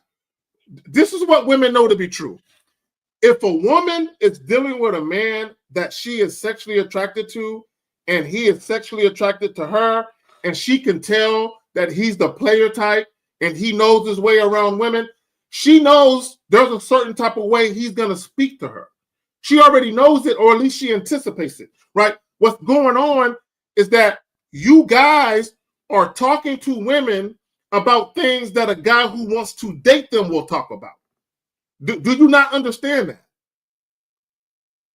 Yeah. See that? And that's all we're saying, big dog. At the end of the day, dog, and we're about to roll out, but we're just saying to you, man, you can't do half the shit I tell you to do and then want to do it your motherfucking way, then expect our results. There you go, Steve. A lot of women are bad, nasty, and dirty, but they don't want to be bad, nasty, and dirty to someone that's judging them. The moment you brought up church, it was already a judgment. How can she say, well, let's go back there and let's fuck? Oh, I can't now, because if I say that, he's going to look at me like a sinner. Yeah, and the fucked up thing about it, caller, those chocolate chips that she's putting in the cookies for you, some other guy is I don't want to say. Okay, I'm trying to keep it cool. Hold on, Uncle Zach. Hold on. Stop right there. Not right there, Uncle Zach. Sweet low. Don't say what I think you want to say. Hold on. Sweet low. Tomorrow, your homework assignment. I want you to go to all your high school, middle school friends that say good morning to you and offer them pussy, and let's see what kind of friendship you have. Those motherfuckers are not your friends. They've been trying to fuck you since Lord knows what. So please understand, hey, all you women out there, if you want to live in this fucking fake fairy tale and think these guys actually want to be your friends, offer them some pussy. Offer them pussy and watch what happens. Tony, she got the nerve to say this shit right here, Zag. Okay, this is I go outside, but I'm 33. I have the same friends from high school, work in middle school. The company I keep, I don't see it. That's my experiences, but I can't assume. Y'all got to remember that a lot of people conceal who they really are. Most people in the world are phony. Most people that y'all know and y'all relate to are fake, phony people, and they go out of their way to present themselves in the public light to be one way, only to be completely different privately. Yep. And that's the whole point before we wrap this up, Zag. Ladies, we're not the bad guys. You do want someone that has somebody, and you do want someone that's going to be honest with you, and you love it when they tell you to have someone. I know y'all ladies right now want to say, that's not true, Steven. That's not true. Oh, you know you love it because you love a Zag, the time and attention you give with a man. Yeah. It's totally different. Benefits that. Well, and here's the funny part, and here's the thing. Because you will have women that will publicly, like even in the chat, they'll say, oh, I'm not a hoe. I don't get down like that. Y'all have to understand when a woman says she's not a hoe, that doesn't mean that she doesn't engage in casual sex. She's just more selective about who she engages in casual sex with. Yeah. Right? Understand the difference. Yeah, ladies. Ladies, this is a safe space. You can be whores and sluts and do nasty things. Nobody's gonna judge you. We respect you more. Listen, it's okay. Be good. Hey, tomorrow, put on your makeup, your lipstick, your blush, your mascara, and all that shit you put on. Go out that world and be a good woman.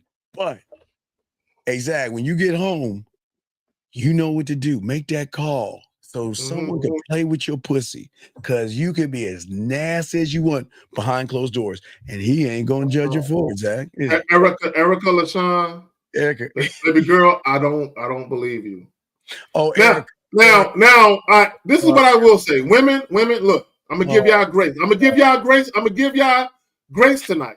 So guys, women will go through their ebbs and flows. So sometimes they might enjoy casual sex, and other times they might not.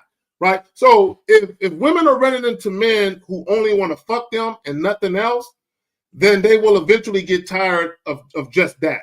Because look, women want to be cared about. Women, I know you do. I know you want a man to give a fuck about your day.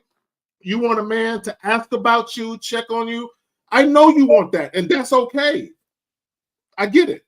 Well, you can get that from a man if you're worthy of it. You just There you go. Yeah, there are benefits with a man. You get all the things you've ever wanted. It's just where you stand. That's the only difference.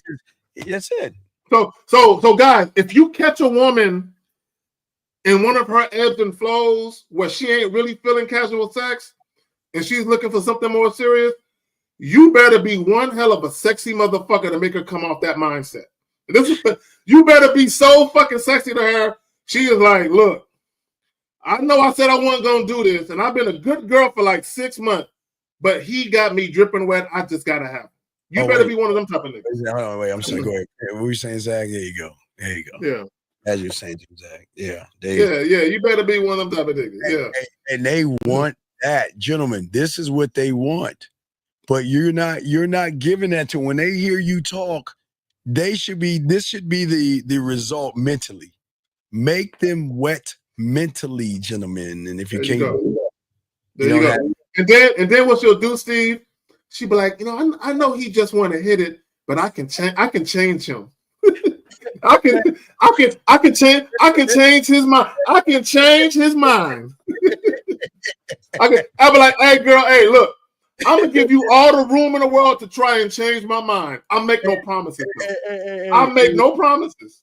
Hey Zach, when she talk about changing his mind, she got her clothes off, play with her pussy, talk about all the way. Yeah. I'm gonna put this pussy on him. I'm gonna do all the nasty, freaky shit he like. And then one day when I go to his house and I see he got a basket full of clothes, I'm gonna offer to fold them shits. I'm gonna try and change his mind. Yeah. Look at that. Hey, just tell us. Sex on y'all so bad. Shame on you, naughty little makes. You nasty ladies. We love it. Hey, ladies, that's how I got into relationships. Women changed my mind. Steve, not one day in my life did I ever sit around and say, self, you need to go find a girlfriend, self. You need to go find a woman you can make a wife, self. Not one time. I'm just doing me, Steve. Yes. And I met a woman, Steve. We had great sex, and slowly but surely, I began to look at her differently. Right, like, you know what? Hey, she put that work in. And I said, you know what?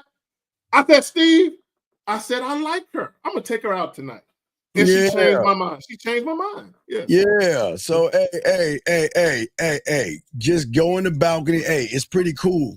Have you ever played with your pussy on the balcony, girl? Hey, call that guy up. He'll get you to play with your pussy, man. An orgasm from the balcony late at night. Woo wee. See, that's why you're a man. Let me say this. And women, I know why y'all don't like going about trying to change a man's mind. Because y'all like, but what if it don't work? Baby girl, that's a chance you got to take.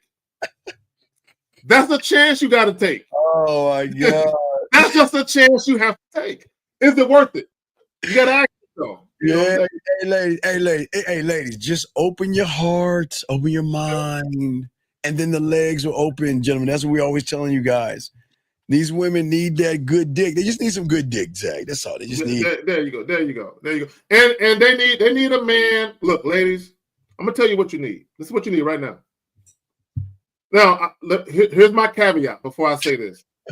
You're gonna be sharing him though. Okay, I just want to get that out the way. Yes. Okay, what you really need, you need a man that's gonna give you free will. You need a man that's not gonna lie to you. You need a man that's he's not malicious. He's not trying to con you, deceive you, or manipulate you in any way.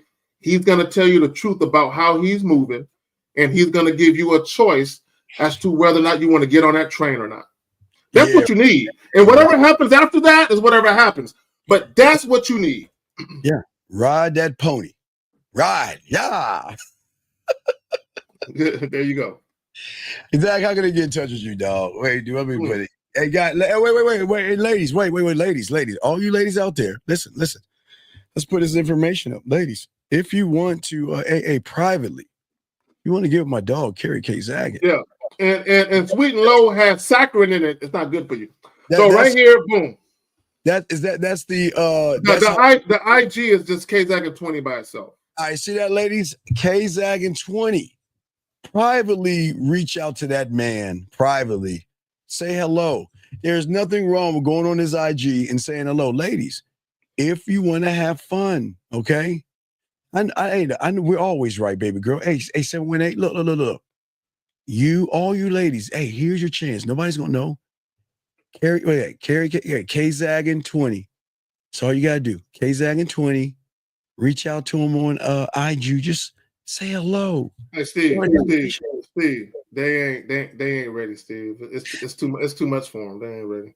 Hey, you can't. Hey, the lady can't say we're not looking out for them. Ladies, reach out. It's too much honesty. It's too much honesty for them. They can't handle it. Oh, no, they can't handle it.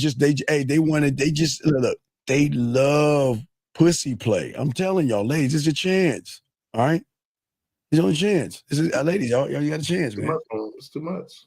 Yeah, it might be too much, but hey, ladies, y'all always say they want mental stimulation, though, they say. Yeah, they'll get that though. Yeah, but it's still too much for them. Hey, as long as you do that, just reach out, say what's up, just have a little chatter, and nobody's gonna know. Because hey, Zag, all business is behind what? Behind closed doors, baby. Y'all see that? See how he finished my sentence? Behind closed doors. So, ladies, if you want to get that itch scratch, you know how to get in touch with them, and we will keep pushing that. Okay, we got y'all, ladies. All right. So, Zag, tomorrow, our beginning of a new show for us, myself, Zag, OG Reacts show. OG React show, guys. So we're gonna start reacting to shows and all that stuff. Okay. All right. You say I'm a hoe on YouTube streets streaming all day and night. Hey, y'all not a hoe. Hey, stop putting yourself down. There's nothing wrong with being a hoe for a man. Hey, you know what, Liz Delgado, real quick, Steve, let me say this. Liz Delgado, I'm gonna share something with the ladies. Back in the day, right, when I would meet women at a club or a bar, and once I realized there was mutual sexual interest, I'll be like, hey, let's get up out of here and go back to my spot. So ladies, every now and again, I would run into a woman who would say this to me. She would say, I would love to leave with you, but I don't want you to think bad of me. And I'm like, girl, think bad of you? She was like, yeah, I don't want you to think I'm a hoe. So ladies, I would say to these women, I would get real close to them. I would put my hand on her cheek, and I would say, girl, why would I think bad of you? Why would I judge you for doing the same thing that I'm going to be participating in? So if I think you're a hoe, that means I'm a hoe. Let's be hoes together. Let's be hoes together. See, hey, Sweet and Low, that's where it starts. See, Sweet and Low, you love this yak. There's something inside of you tingling and everything. You're like, damn, man, them motherfuckers is talking that shit. It's been a while since I heard that. All you got to do is open your mind for some new information. Open your mind, and then let your libido just, get involved. Let it get involved. Don't fight the feeling. Yeah. And see, guys, y'all see how we talk to these ladies? They love hearing us talk like that, gentlemen. They love that shit. Hey, Renee, how you doing, baby girl? How you doing? Yeah. The ladies love talking nasty and dirty. It doesn't mean they're dirty and nasty. They just like that silver tongue. That's all we're saying.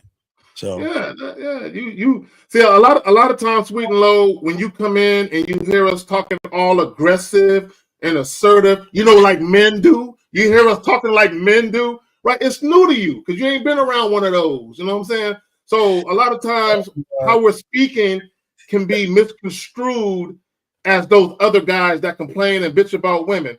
But no, baby girl, we're quite the opposite. Quite the opposite. So we have OG React.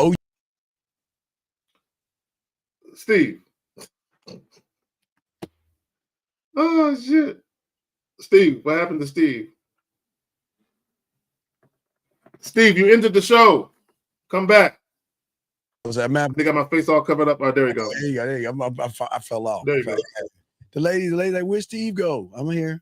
Don't run. Yeah. OG's. So yeah, go ahead. Like the stream, share and subscribe. If you're not subscribed yet, go ahead and do that. For all the ladies, look, ladies, I need y'all to understand. We appreciate the hell out of y'all. Y'all engage in the chat. Y'all keep it live. We love that shit. We just want y'all to know, from us to you, we love that shit. And for all you guys that got problems with women, I'm gonna tell you something. the energy of a feminine woman is lovely. I'm telling you that right now. Oh yeah, Okay. and real quick, and real quick for all you guys out here, gentlemen, it's not about making them, dogging them out. It's fun. Okay, if y'all notice the last few seconds, for all you guys, not the women, we were fun, we were flirty. Let's see. Here's the conversation for the call earlier today. Pay to play, even though you barely let me talk, Steve. Sir, it wasn't talking. What we're trying to get you to understand, sir, is that. All right. So real quick, Zach, can we talk to him real quick? Is that okay? Real quick, Zach? Yeah. Let's go ahead and holler at him. All right. Okay, sir. Let me explain something. Okay. We are great lovers. And as a man that knows how to make her put now, oh wait, Zach. I think we need a chocolate cake moment. Ladies, you good news. Carrie and I got a surprise for you in your kitchen. Zach, is it a slice of chocolate cake with some strawberries? Or is it chocolate cookies? What do we have in the kitchen? Freshly cut strawberries. Hey, ladies, there are some freshly cut strawberries with a little bit of chocolate on them that should be either at your door or in your kitchen from us, okay? Now, what you do with them and how you put them on your body is none of our business. But ladies, just take a second and go check in your kitchens and see what you got to get. And I just want to say, ladies, it's sugar-free chocolate because we know you have to watch your girlish figure and you want to look good in those thongs you put on. You know what I'm saying? So go ahead and indulge yourself. All right. So, hey, big dog, check it out. Check it out, D. Appreciate the thing. Look, dog, listen. This you understand. Zag and I don't have to pay for a motherfucking thing because we got to hurry up because the lady's going to come back. But listen, if I know how to make her pussy wet with my words, I know how to make her come with my words. I know how to make her feel sexually safe with my words. I know how to open her up with my words. I know how to make her wet with my words and make her submit the pussy. And Zach can do the same thing. Why would I pay a woman for something she wants to give me for free? You understand? Women love fucking with people like us because we can make them play with their pussy anytime. Zach, it could be in the shower. It could be in the work. It could be taking a shower. It could be, hey, Zach, like we said. It could be in traffic. It could be in traffic, right? If it's bumper to bumper, standstill traffic, and she got tinted windows, you can have her playing with her pussy in the car. Hey, Zach, you don't even need bumper to bumper. Hey, Zach, there's two things I want to make sure I know about her highway. Do they have those divots on the side where she go, that, or she can, hey, gentlemen, that caller, I don't even understand this. She can slide her pants down and shit in that car, and she can rub one out, and you don't even know. She can be like this on the side, just like this. And you don't even know she playing with a pussy. You don't even know that. So what I'm saying is, young man, when you learn this game, the sex is not about the pussy. It's the diamond dick. It is the man that can seduce a woman freely to make her want to fuck with him because she knows there's benefits. And this is what we're trying to teach you real quick, Zag. If you can't fuck and you don't know how to make her pussy wet and you don't know how to flirt, you don't know how to romance her, Zag. You don't know how to seduce her. You don't know how to get sexual with her. See, all y'all think is the kinky, dirty, and nasty, and naughty, and all that other shit. You got to look at the other side of the street. If you don't have that mouthpiece to make her feel like, you know what? Instead of playing with my pussy, Zag, with my fingers and my Willie Mammoth 3000, I can call Carrie up. I can call Steve up. And hey, just tell me the fantasy, Zag. We'll set the tone. Hey, Zach, what is it? Between 11? Hey, guys, playing with your pussy starts between, what's it, 11:30 and 2:30, Zach? About 11:30. We call those fucking hours. Fucking hours. There's a certain hours of the day that are known as fucking hours. Yeah. Yes. Wait, the ladies are coming back. The ladies are coming back. All right, Carl, we had to hurry up. The ladies are coming back. Hey, ladies, I'm sorry. There was no chocolate in the bonbons, ladies. Oh, my God. Damn, there was apple. One said apple pie. There was apple pie? Oh, man. Cupcakes? No, it was supposed to be a sliced up strawberries with some chocolate. Do we got a caller on the line? Because you said caller. Oh no, it wasn't call online. No, I shut the line. I shut the line down. Yeah. So yeah, y'all like, share, and subscribe. Come fuck with us tomorrow. We got a new joint that we're rolling out. Myself, Steve, and Fifth. Yeah. I can't believe that. Wait. You said I can't believe it was like this. Not only, but wait. Baby girl. Don't you understand? It's okay to play with your pussy. It's okay. Steve, hold on, Steve. Let me have a conversation with Sweet.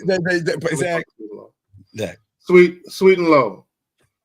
See, you need to holler at me. See, let me tell you what's going on, Sweet and Low. Either you're just flat out lying, or and I'm not calling you a liar. I'm just setting it up. Either I'll use another word. I don't want to call you a liar. Either you're being disingenuous, or you're being serious. And if you are being serious, Sweet and Low, you've never had a man help you explore the depths of your sexuality. Zach. You've never had a man take you there. Here. Yeah. There. She has she hasn't been there. She hasn't been take you there because before he can take you there with his tongue, with his fingers, or with his appendage, before he can take you there, he has to take you there here. You've never had a man help you explore the depths of your sexuality. There are things, Sweet and Low, that you would absolutely love and get addicted to if only you had the right guy to guide you there. Well, and watch this. Now watch this, Sweet and Low, and this can be honest, gonna fuck you up. If we were you, I wouldn't do it. He just told you what would happen. Do you want to become addicted? Do you want to wake up thinking about what is he doing? Do you want to keep looking at your phone, wondering if he's going to call you, if he's thinking about you? Do you want to feel like you're losing control? Don't do you want to feel like you're losing control? Yeah, don't do it. Yeah. If I were you, I wouldn't do it, Sweet and Low. If I were you, I'd run. If I were you, hey, Sweet and Low, I'd find a good guy that will lay on top of you for a few moments, bust a nut, and roll over and go to sleep. Don't fuck with this guy right here. Hey, gentlemen, y'all see that? At least we're being honest. You don't want to get addicted. I'm telling you, don't do it. Because once you go past that barrier, Zach, there's no coming back. Hey, there's no coming back. Once you come across that threshold and the door closed, you're mine. And she says, I believe you got on the top. That's Carrie, okay? And I know we're new. Maybe we're right. No. Wait. You don't understand what okay, every woman in this room is controlling of their pussy because every guy in this room is running after your pussy. You've never been in a situation where you want the dick. That's where you lose control, baby girl. Mm-hmm. Where you're craving the man. Where you're craving the man. See, a lot of women that have sex with some guys, they have that take it or leave it attitude. I mean, I could have his dick or I could not. And then what happens is the guy, talks to him on the phone a lot, takes him out, and they eventually say, you know what, he's cool. He's not all that bad. Maybe I'll get lucky and he'll actually be good in bed. Like you said, Steve, safe. He's safe. Hey, but here's the thing, last thing, 7-8, and all you women, at least y'all got the truth. And you can never say you manipulated me, lied to me, or deceived me. Yep. So if you choose to go cross that plane into manhood, you're fucked. And I'm dead ass honest. And guess what? And you'll fucking love it. I know you're gonna be fucked with, ladies. Y'all will love it. I will love it. And on that note, yes. All right. So we out this bitch. We'll see y'all tomorrow, guys. I might do a show in the morning time or afternoon, but we would definitely off the new show tomorrow. We appreciate y'all. Peace.